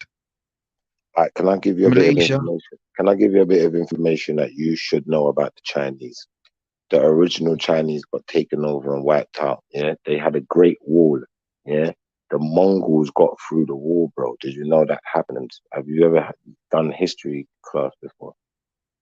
So when the Mongols got through the wall and took over China, what do you think happened? The whole look of the place changed. And all of those other regions surrounded, do you think the same thing weren't happening? Do you think the Mongols didn't invade everywhere else first before they even went into China so they could strengthen their ranks? And then you'll start to understand, bro. That's why you listen, and while I finish on this sentence. Now look this up. Look up the Chinese dynasties. You got about 3 or 4 dynasties. Yeah, when you go back to the earliest ones, that's when they turn black, bro. That's what I'm saying. Listen, they're just being honest. That's why all the Shaolin monks, the original ones, are black. Right. No, they're not. So let's read this from the historians, www.historians.org. Right, this is very important. In the beginning, Chinese people did not come to China from somewhere else, as did our own settlers, but thought to be direct descendants of prehistoric cavemen who lived in North China hundreds of thousands of years ago. Boom. Bro, I understand what you said. And respectfully, anyone can make up a version of history, but I tell you what, you can't make up. You can't make up a Mongol. Do you know what you're saying? Listen, 1 second. You can't make up a Mongol invasion. Go and look up the Mongol invasion of China. Yeah. Are you telling me that? Is that fiction or fact? It's a fact, but it doesn't mean they wipe out everybody, does it? I never said it means they wiped out everybody, but neither no, did. but hang on. Listen, You one second, claim Africans. one second. Neither did the Americans wipe out everybody when they went to America, but America's still a majority white, ain't it? So what are we doing, bro? But what do you mean? So we can still find Native Americans right now? No, not the boy. When you say Native Americans, we can still find Native Africans who were in America that they were Oh, calling mate, Indians. you're doing it again. No, they wouldn't be Native. Do you know what you're doing, right? You must know. Bro, come on, just be I've honest. just smashed your Asian, Afro-Asiatic thing. I've just smashed that. Bro, why would it be Afro-Asiatic and Afro-American if it wasn't referenced into Africa? Because that's what some teachers said. It's just one person that said that. So are you saying that this is scholars. These are top of the world scholars. Afro-Americans? Are you saying that Afro-Americans, Afro-Caribbeans, and Afro-Europeans are not Africans? Is that what you're saying? Let's be clear on this. No. Afro obviously means it's referring to African, so therefore, hang on, let me finish. Let me finish the sentence. African. So how can Afro-Asians be the indigenous if they're from Africa? Because Africans are from everywhere. It isn't. Like, are Afro-Americans the indigenous to America? Bro, No. all right. I'll explain it to you so you understand. Watch this. Africa is a relatively new concept. When we rewind back history, we're going to come to a point where nobody identifies with calling themselves an African. But people who look like the people you call Africans at this point in time inhabit the whole world. We'll go back to Bronze Age empires. Watch this. We'll go back to the Phoenicians. We'll go back to the Kemetic Empire. And we'll go back to the Babylonians. Because that's the only... Listen, one second. That's the only Bronze Age empires you're going to find, yeah, in the beginning of the thing. Now, once you realize that these are the first ones, what you're going to realize is what they did. They went all over Europe. So Britain is called Britain because they was coming to Britain to get the tin, which was a key component in making bronze. Hence, we're talking about Bronze Age empires. So Britain didn't even get its name from the white people here. It got it from Africans. I rest my case. What? You did it. You're weird, mate. That didn't come from... What are you on about? You're just making up bullshit, like... And look up Britannica. Go and look up Britannica and look up Britain and look up the words and what they mean. And when you discover that it's got something to do with the tin that was in these islands, then you'll know that I'm telling you the truth. And, you know, you would have grown a little bit of knowledge today.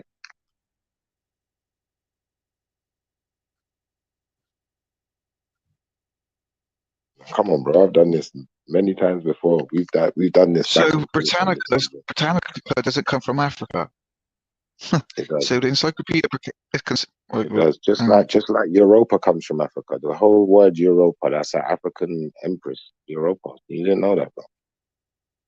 You're late to the game, man. Everything that you know to be European and love, most of it. The name is derived from Latin. Hang on. It comes from the Romans. Most of the parts of Europe that you love the most. So hang on, you're reappropriating culture and you're lying, blatantly lying. Yeah. Okay, that's what you believe. No, it's the truth. It's not what I believe. No, it's the blatant truth. You're blatantly rewriting history, my man. Just like France never had a black queen, right? Oh my God. Right? Never existed, right? Who said that? I never said that. Well, as long as you acknowledge that France had a black queen, then you will acknowledge the black royals that were in Europe. Oh no, mate, go away. That's what I'm trying to say. You don't want to acknowledge that. You know that's a lie because you know the royal bloodline. They have to stick to their like second cousins. So you know if there was any trace of that, it would still be here today, and there isn't. It is still here today. So boom. No, and where did the royals come from? Germany. Don't they? Well, why do they come from Germany? Because they're invaders, bro. They're invaders. What's the last name of the royals? What's their last name? Oh, they have two, don't they? There was Windsor and... No. The royals we've got today, the ones that's there today, what is Prince or King Charles's last name? I'll wait. Anytime you're ready. I can't remember now. And look it up. I thought it was Windsor. Go and Google it quickly. It should be Windsor, but go and Google it quickly, innit? So then you know the truth. You know about the treason that was done, and you know that everything you're living is a lie. But you're just fighting against it because you're still stuck in the matrix, bro. You ready to take that red pill, or are you gonna stick with the blue pill? What are you gonna do?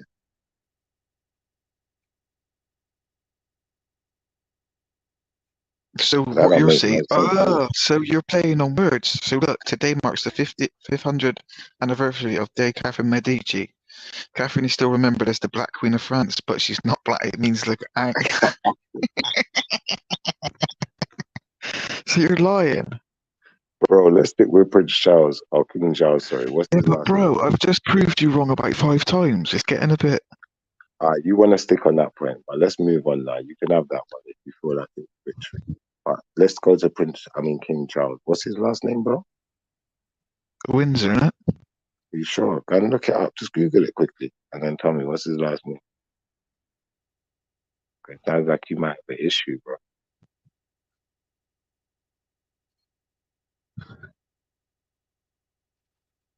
George. What's his last name? What's his last name? Mountbatten, right? What? What? I'm sorry. I don't know Yeah, what but you he just was said. never. He was never Mountbatten.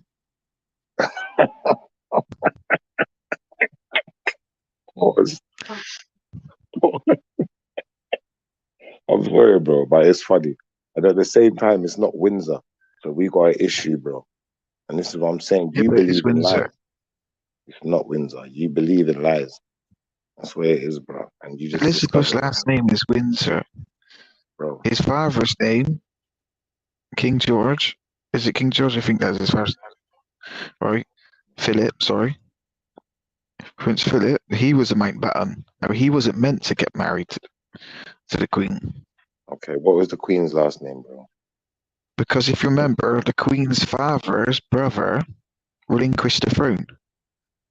So that's what changed it. What was the Queen's last name, bro? Talk to me. Windsor. Sure.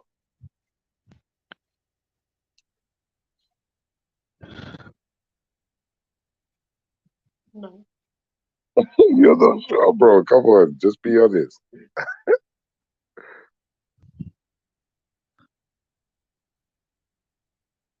Any guesses? Her name was Windsor. Are you sure?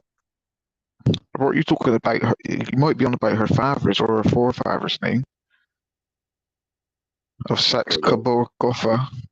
What was her forefather's name? Let's go there. Look, the House of Windsor came into being in 1917 when the name was adopted as the British royal family's official name by proclamation of King George, replacing the historic name of Saxe Coburg Gotha. There you go. Replacing their name. So now you know that people are taking other people's name, replacing their name with it, and then claiming their shit. Yeah, but that's got nothing to do with you. That it doesn't compel to you. Brother, I rest my case. I think it's that time. Listen. No, listen. How is it? Listen. What you're doing is a form of psychosis. Because you're laughing at your own stuff when there's no foundations to what you're doing. Oh my gosh, really? Bro. Yeah. Are you smoking that good shit? Yeah, I am actually. You're funny. Sorry. I thought I was tripping for a second. I had to check myself. But no, serious though. I know you know I'm saying some shit, bro. But I'm not like trying to really. I know you're trying to actually get a conversation going as well. So I respect you, bro. I know it's not just all turmoil. On, but listen to this. What you're saying, you have got a bit of truth, but I don't think you have the whole truth. The House of Saxe Coburg Gotha as a British dynasty was short-lived. But no one has the whole truth. That's the whole point. I ain't the flipping guru, bro. I've just been listening and paying attention. If you pay attention, you might learn a thing or two, but that don't mean I know everything. I ain't no flipping Jesus. Jesus knew everything. That's why they were scared of him. No one can teach him nothing. He was teaching them. Yeah. That's what made him scary, bro. Do you believe in God? If there was no God, you wouldn't have people like Malcolm X. You wouldn't have people like Jesus. You wouldn't You have didn't believe people. Malcolm X is a prophet. I wouldn't say he's a prophet, but I didn't say he was a prophet, but I'm just saying, if there weren't a God, you wouldn't have people like Malcolm X that could compel people to a point where they have to kill this man to silence him. You wouldn't have people like prophets, like Jesus, like any of these. Malcolm X a racist? Well, the thing is, in a way, you could say when he was part of the Nation of Islam, maybe he started off a bit racist, bro. I'm just being honest, but I wouldn't say that he was definitely a racist like that. I would say that he was a man who was fighting for an equality that he couldn't see in the world. So, he decided to take a stance and stand on the side of his people. Like, I do the same thing myself sometimes. I can't hate on Malcolm for doing it. I can just say maybe sometimes he was a bit overzealous with it because of the times he lived in. People were very overzealous at those times. There were some people who were so extreme with their racism against black people. Some of us felt like that was the only way we could protect ourselves. Would you condemn us for it? Two wrongs don't make a right, so yeah. So you would condemn us for being an oppressed people and deciding to fight back and stick together and not allow anyone Was else Martin to get Luther oppressed? Was Martin Luther oppressed? Yeah. Yeah, he was. When he said, "I have a dream." Yeah, right? He was oppressed. Now I could understand it a bit more, but yeah, but you have to understand the difference between the soft approach and the hard approach. Just because, for instance, you got one type of footballer who likes to play hardball, he might foul you, he might do something, he might even cheat, and it helped them win the game. Yeah, then you got another type of footballer who he just wants to play fair all the time. By the end of the day, if your team wins the flipping Premier League and one of your players cheated, do you think you're going to be talking about him cheating, or you're going to be talking about the fact that you won the league? That's just a fact of life, bro. Come on, man. It is what it is. Everyone's going to do what they got to do in whatever situation to get by and to make sure that they're not just getting by, they're living too. You know what I'm trying to say? Everyone wants to live, right? I can't justify that. I can't justify racism in any form. Well, this is the thing. When you say racism, even if you are oppressed, I understand what you're saying in the sense of you can't justify prejudice. I get you. But at the end of the day, everyone's got prejudice. Even you've got prejudice. So then you can't justify yourself. You see it? So then no one can be justified this.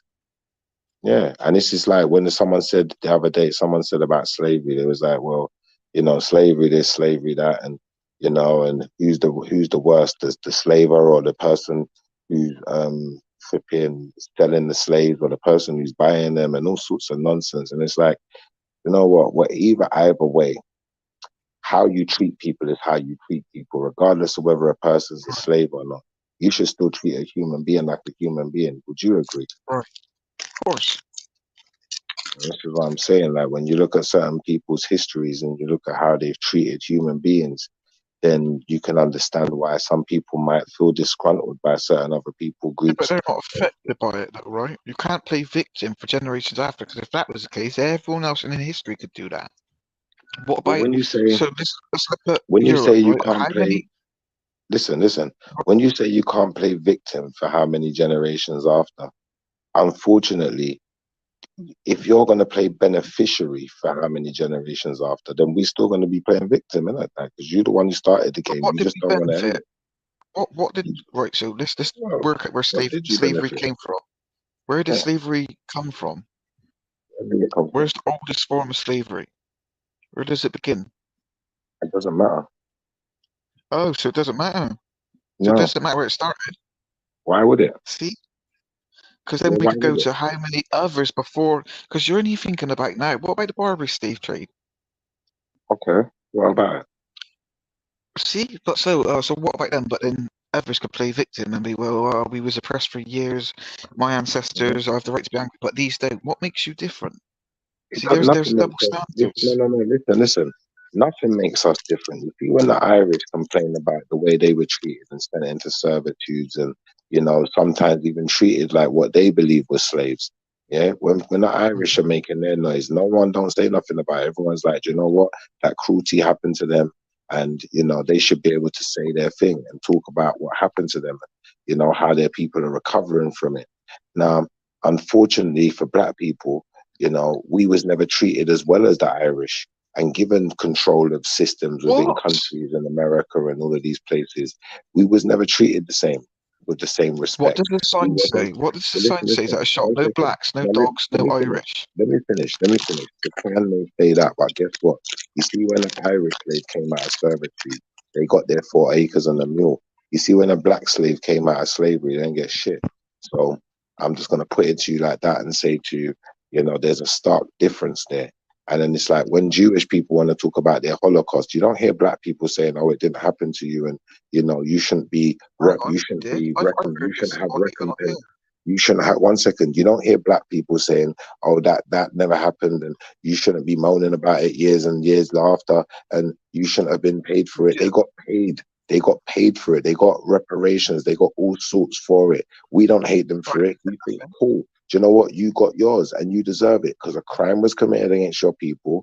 You voiced your concerns and, you know, a case was heard. And it just seems that no one wants to hear Black people's case. That's the problem. No one wants But what to did hear I it. benefit from it? I didn't get paid out. I didn't get no money. Where'd you get that from?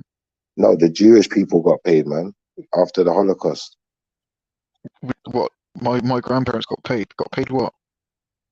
Oh, no, go and look it up. Google that shit, man. You didn't know that? No. I'll be honest with you, I know minimal about this. I just know it happened because I've done a little bit of research. When I was in school, they taught us about the Holocaust. They taught us about the camps. They taught us about the reparations. They taught us about the repatriations to Israel. I learned that in school. So I'm surprised that obviously you being a British born person, you never did that in school at all. You never had no inclination that happened. I think Germany's still paying to this day. But that's only a recent thing. Yeah, but I think Germany's still paying to this day. So are you going to say Germany agreed? Hang on, the agreement of compensation for child survivors of the Holocaust entered in force on the 1st of January 2015. Okay, so what I'm trying to say to you is, bro, Germans are still paying to this day. You're going to go and tell those Jewish people, well, do you know what? Why are you still moaning about what happened to those years ago? Get on with it now. You're not going to do that, are you? They got slaughtered. I don't know if Africans got slaughtered. I wouldn't know about all that. But really, are you, bro? Please, come on, bro. I wouldn't know. Africans got slaughtered.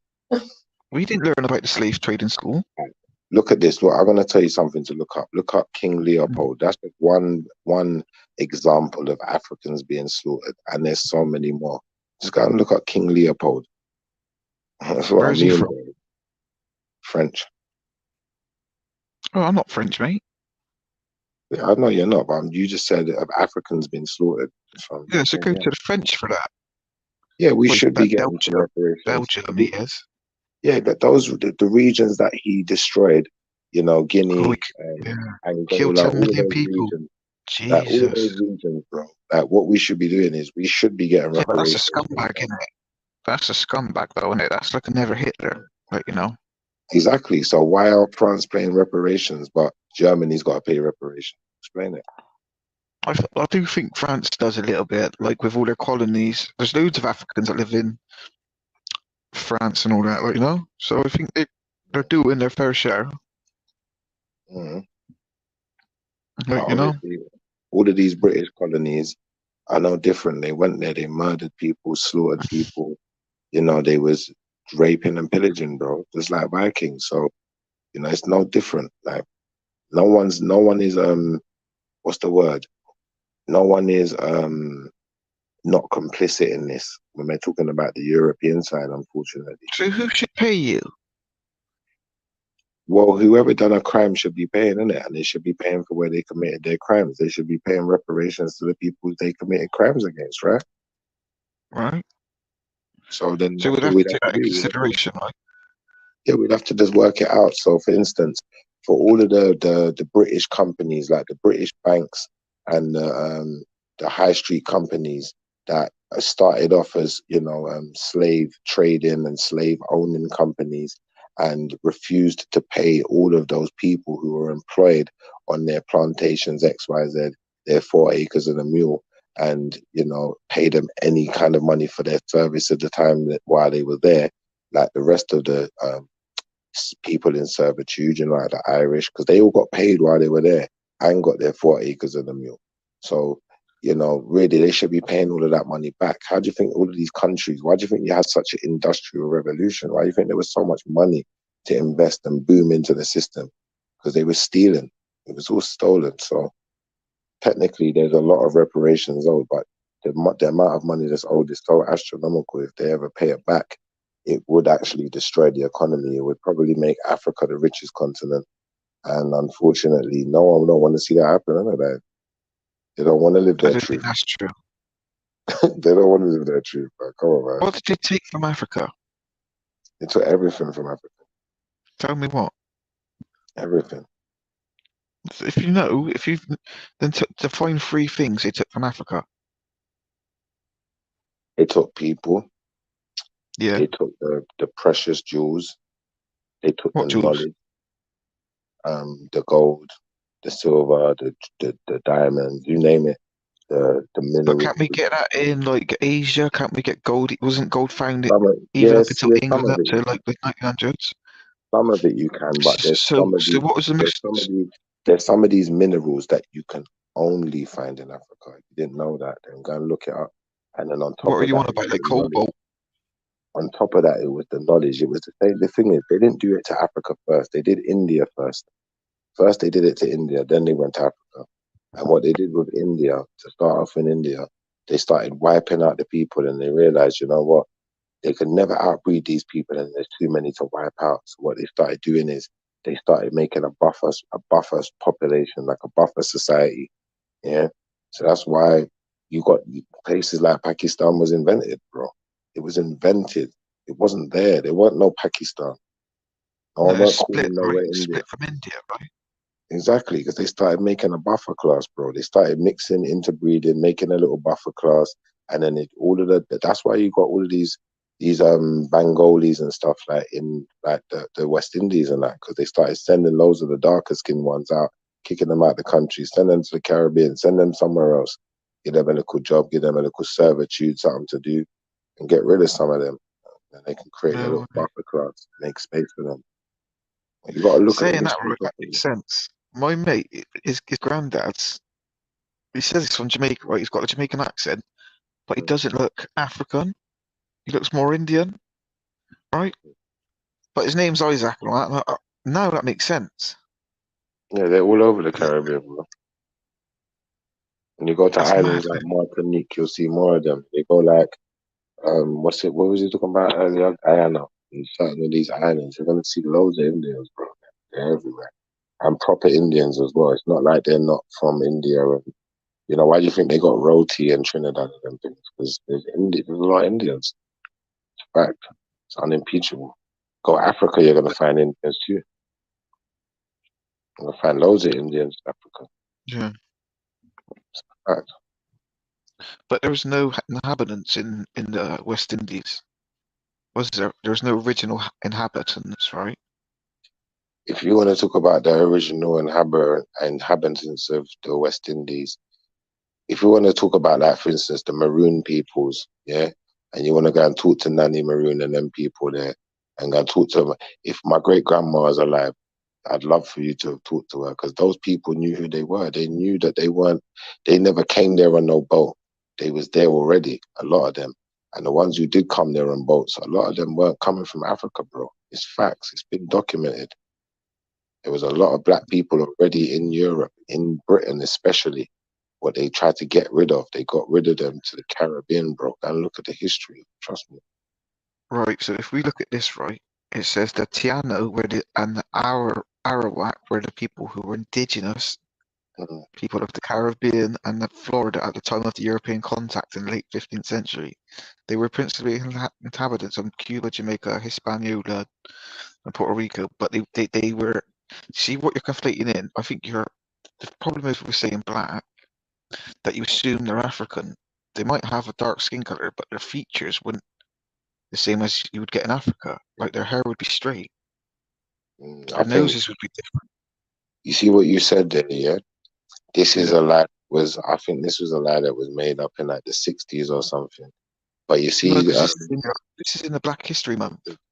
No, I know it's in the Black History Month. I know what you're talking about. But watch this.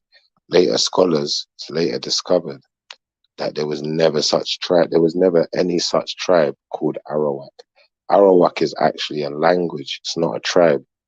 And the tribal peoples would have never identified with being called Arawak because it was a language that was used by many different tribes.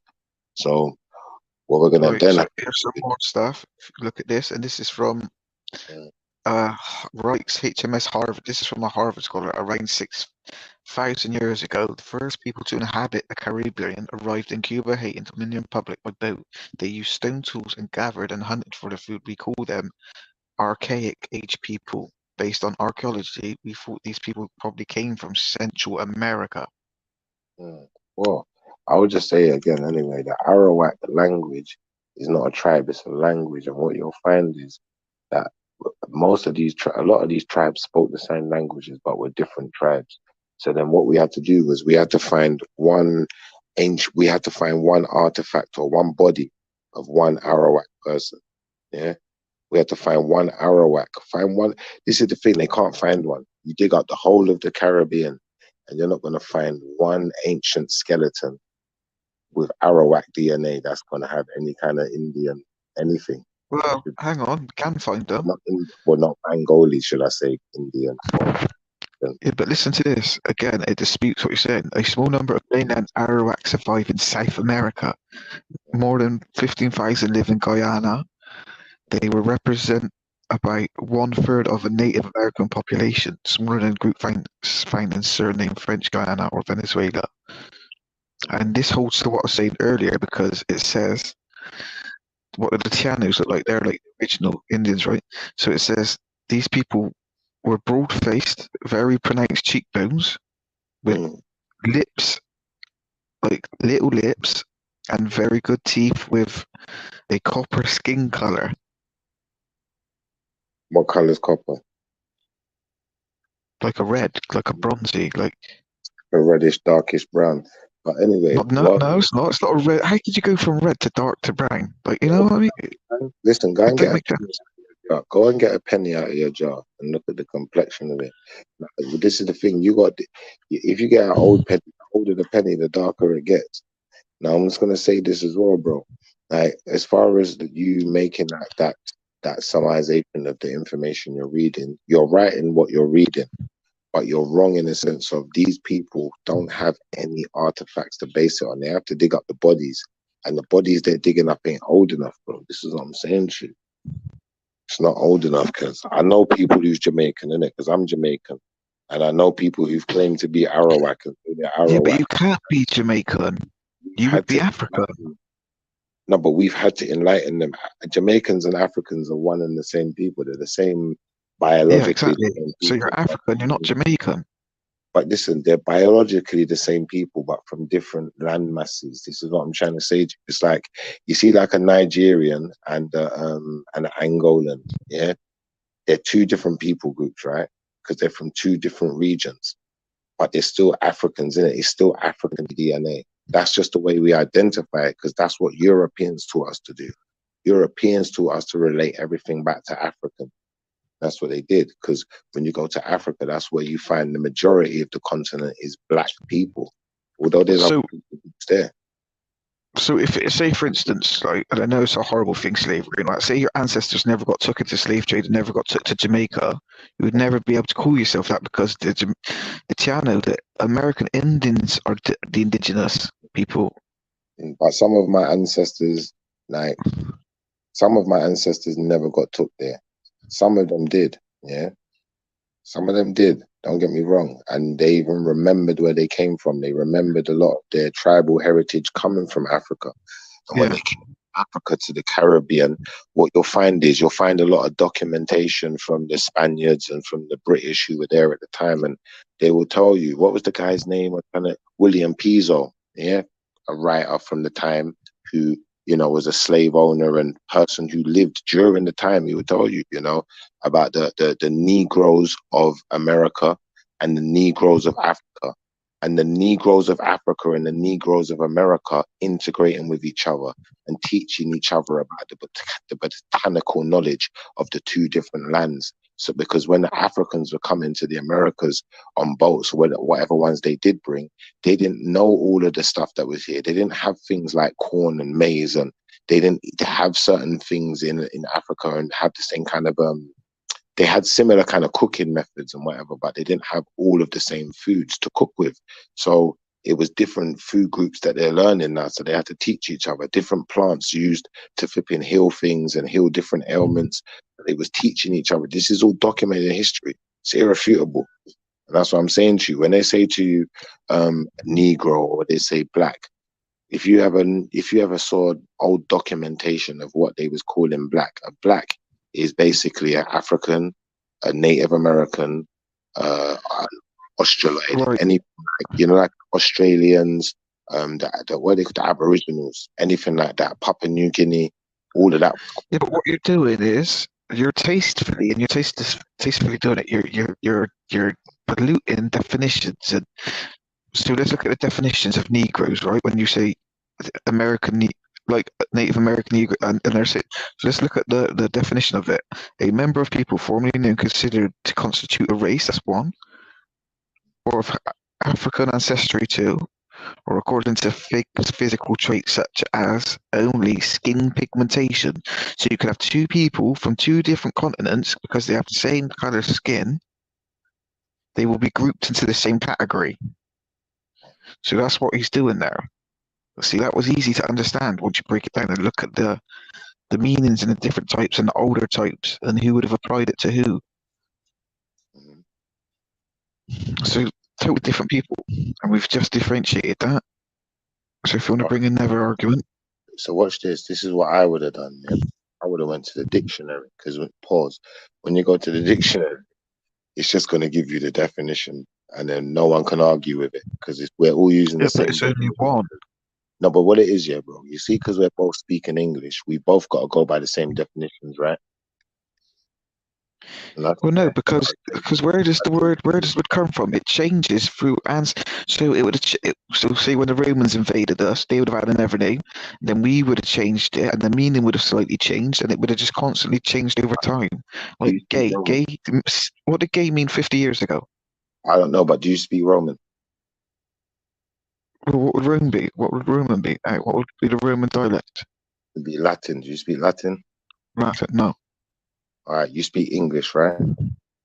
Yeah. So we can make a contract now between me and you to speak English and agree that when we're using English, we agree on what the English meanings of the words mean. And as long as we can agree on that, then I can use the word black and say, black is it. This is the adjective of the very darkest color, owing to the absence of or complete absorption of light, the opposite of white. For example, black smoke. Then I can go to black as in belonging to or denoting a human group having dark colored skin, especially of sub-Saharan African ancestry. The entire cast is black. Now, when it says especially Saharan ancestry, I would say that that's relatively new. If we went to older dictionaries, what you'll find is it will reference, like I said, people of what do they call them? Polynesian or Afro-Malaysian, whatever you call them. Yeah, I got Polynesian friends, yeah. It will reference them, bro. I'm telling you, when you go back into the earlier books, that's all I was trying to point out to you. And that's what I'm saying to you. When we're saying black, you know, the people who came up with this terminology and stuff, black, if you was known as a Native American, you was known as black. If you was known as an African, you was known as black. That's what I'm trying to prove. If you was known as an Aboriginal Australian, you was black. If you was known as anything like that, you was black. Right. So that's what I was trying to get at. So it's a bit, that's what's conflating the two in it, because if we use that, everyone's grouped in just because they have the same skin color as someone else, they're the same ethnicity. That's. But I think the key word is Afro.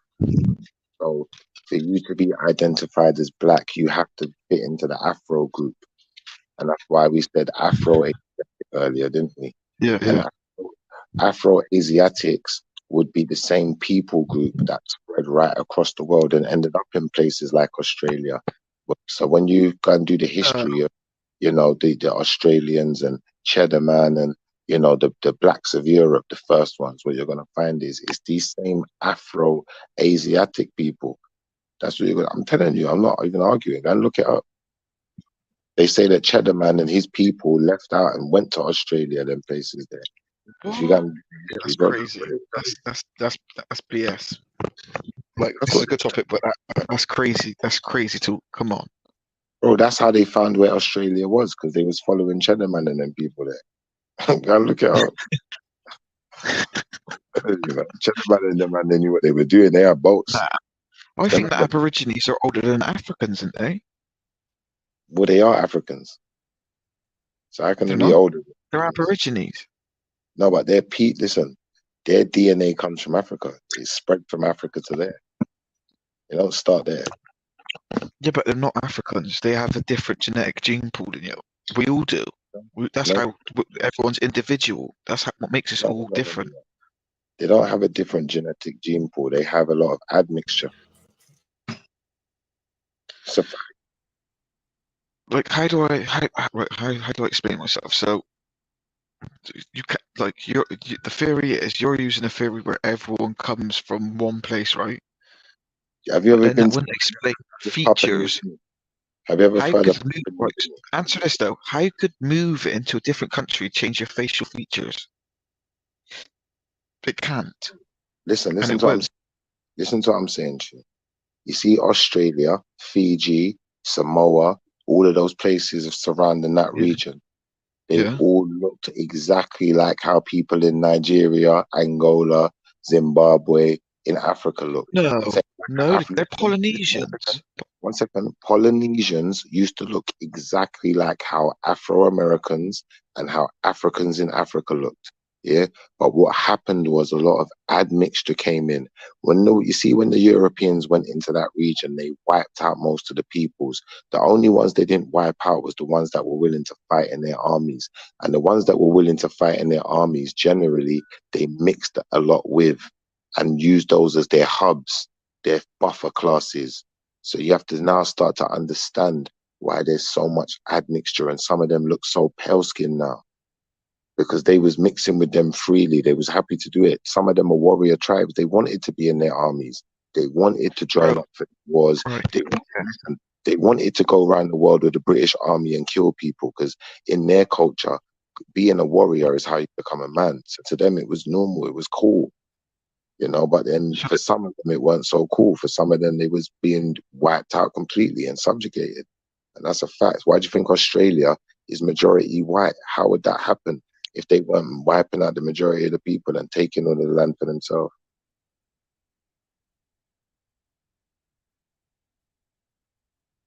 Right, so let's look at if they're linked to you. Archaeological evidence suggests that Western Polynesian islands Fiji, Futuna, Samoa, and Tonga were settled 2,100 years ago to 3,200 years ago by people belonging to the so-called Lapita cultural complex that originated 3,000 to 3,500 years ago in Melanesia, in a part of Bismarck archipelago. Now, where is that? So did you notice what you did right there? You only went back 3,000 years. We need to go back a few more, and then you'll get to where I need you. But it was empty. There's nothing before that. There was Africa before that. There was Natufians before that. There was Kemetic people before that. There was Phoenicians before that. There was Bronze Age empires before that, bro. There wasn't. Not there. There wasn't. Yeah, but that's what I'm saying. After they've, come into fruition, because the Bronze Age empires and those other peoples have spread out and they've gone right across the planet. That's how they ended up there. That's how those Africans ended up in Australia and Polynesia. I know it sounds unfathomable because people think Africans didn't have boat, but the thing is, you go all the way back to Kemet, go back into ancient Kemet, and you're going to find boats. You're going to find the first boats. You're going to find boats before Europeans knew what a boat Boats did was. come from Africa. Boats was first designed in Africa. The very first boats were designed in Africa. In Africa, yeah? In Africa, in the Middle East, yeah. Right, let's find that. Right, let's find that in a minute. Right, so our genetic analysis established Polynesians and Micronesians' closest relationships are to Taiwan Aborigines and East Asians, not Africans. So that was one lie you said, right? That's one lie. Bro, it's admixture. I told you that. You're just not listening. It's called admixture, bro. That all comes in later. It's not there to start off with. It definitely is. Right, so that's one. We've just this right now. The second one. So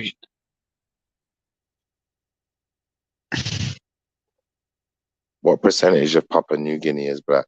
Go and look that up. What's Papua New Guinea have to do with me? But it's Polynesian, ain't it? Yeah, I think so. That's the whole reason was got something to do with the conversation, isn't it?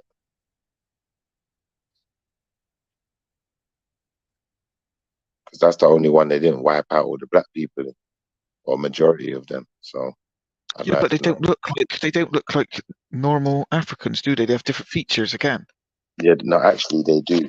And what you'll find is when you go Papua New Guinea, you got a lot of like pygmy tribes that look like the African pygmy tribes. They look very, very, very similar. In fact, almost identical in cases. So they're not Polynesia, and there's ethnic minorities. So again, what you said is wrong. The ethnic minority are Polynesian. So they're not Polynesian. No, there's ethnic minorities of Polynesians that live in Papua New Guinea. Say that again, bro. So there's ethnic minorities of Polynesians living in Papua New Guinea. Papua New Guinea is not a Polynesian country. So where did all these black people come from then? They obviously came, right? Where did they come migration. From where? We've established where Polynesians come from, like Taiwan and places like that. No, I'm not talking about Polynesians. I'm saying in Papua New Guinea, where did all these black people come from then, if it's supposed to be Polynesian? Yeah, but they don't. What you're doing is Polynesians look more like Aborigines, right? Fact, right? The minorities that live in Papua New Guinea. No. They don't look like your typical African map. They have different features. Like Somalians have different features, right? They don't look nothing like Somalians. They look way more like Nigerians than they do Somalians. I can think. No, I'm using them as an example. They look different because Africa's one big thing. There's different. Yeah, but Somalia's got admixture, bro. And if you go to Somalia, you're gonna find the Bantu Somalians. You're gonna find the ones that do look just like Nigerians and the rest of the Africans. But there's a lot of admixture going on. There's a lot of Eurasian DNA, like I pointed out earlier. Yeah. Unfortunately. Well, the two things you said so far have been incorrect, but I like this conversation, and you're actually being quite respectful, which is good. I do my best. I'm not always like this, but I'm doing my best. So, but again, I want to utter this importance. Why do you feel it important to try and find this link to us when you're not religious? Like, it doesn't make sense. Because it only matters if you believe in God. I hear you. That you choose to look for this. Before I answer that question, I just want to give you a bit of information so you know when I'm talking, I know what I'm talking about. So I'm going to read this to you. It says, what is the racial makeup of Papua New Guinea? Besides the Papuans and Austronesians, a few other groups of people inhabit Papua New Guinea. These include, listen to this one, Negritos, Micronesians, and Polynesians. The Exactly, they're Negrito different, right? people, listen, the Negrito people are those that were native inhabitants. Yeah, but that I'm doesn't playing prove with your you. point. I'm playing with you. It says Negrito peoples were those that were native inhabitants of the Philippine Islands. The term refers to people who have dark skin and small stature. Exactly.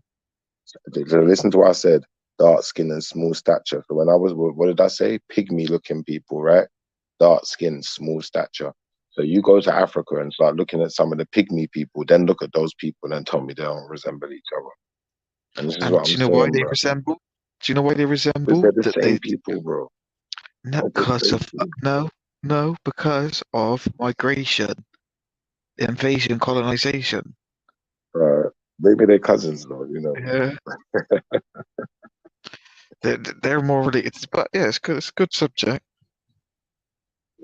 Because the whole world's connected. The more we start to realize it's connected, then we'll start to understand, like, why do we have all of these people groups, and why do we put ourselves into these groups? What is the true meaning behind it? It can't just be because I come from this landmass.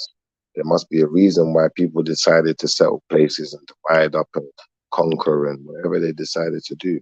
And we just need to know their reasoning to know if it was a good one or not. Do you judge a man on the color of his skin or the content of his character? I'll judge a man by his actions and what comes out of his mouth, to be fair. So the content of his character, right? To an extent, but more by what he does and what comes out of his mouth. Because a man can have a character that seems like something I don't like, but what he does and what comes out of his mouth might be perfectly It's fine. content, right? Yeah, it's content. There you go. So that's what I'm trying to say. Like, what, does skin color really matter? Because to me, I used to think, like my Jewishness was above all, but then it's. I Do you think know a the lot only of us are time I caught up think? on it. Do you know the only time I think skin color matters? Yeah, I'll give you an example that you're probably gonna not be so defensive over this time. So let's say I picked up a Quran and I read a Quran and I read about Muhammad and read about all of these prophets and people in there. And I said, well, what color was Muhammad? That's the only time color would matter. Now, let's say we could actually find out what color Muhammad was. There might be people who might not want us to know. Do you know what? And there might be people who do want us to know. And everyone could have their reason and their agenda as to why they want us to see Muhammad as what they want us to see him as. But guess what? In Islam, you ain't allowed to make no depictions of Muhammad, right? You ain't allowed to paint no picture. So we ain't allowed to tell no one that Muhammad's black. We can't tell him that he's white. We can't tell him he's anything because who could have made a picture of him to tell us? So someone must be hiding something, in my opinion, in most cases. You know, this seems to be the case. Like, or what will happen is, you know, we've got, like, for instance, Christianity then, and what you see all over the world is all these images of a white Jesus. Everywhere is white Jesus, and I ain't really got a problem with white Jesus. You know, Jesus is Jesus. You know, but in the same respect, let's just say that Jesus wasn't white, and people were parading these pictures of him as something that he wasn't. Would you find that to be respectful? That's my question. Yeah, that's a tricky one, isn't it? I just think the problem is we never know the truth, right? We're only going on an everyman speculation. Like, you know, like I could bring up stuff like listen to this, and this makes it look really easy to look at. This scholar used archaeological remains and historical texts of ancient Egyptian funerary art to conclude that most likely in Judea and Egypt around the time Jesus would have most likely had brown eyes, dark brown hair to black, long hair, olive brown skin. He may have stood between 5'5" and 5'10". And this is from everything they've studied, that all they have evidence he would have been olive skinned like me. And do you know what the thing is now? Yeah, I think if we're gonna go by the assumption that the world is 2,000 years old, and that the Bible only maps out the last 2,000 years, And before that, you know, before Jesus, you know, there's maybe 1,000 years or so, I'm not even sure. Then technically we're going to start thinking that the world's, you know, about 2,000 to 3,000 years old, something like that, which historically, if we was going to go by, you know, science and historical evidence, it would be next to impossible. So then one would have to assume that, no, this must go back further.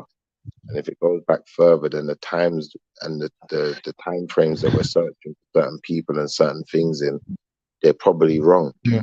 Why a lot of these historical characters like Jesus, they can't find them. They can.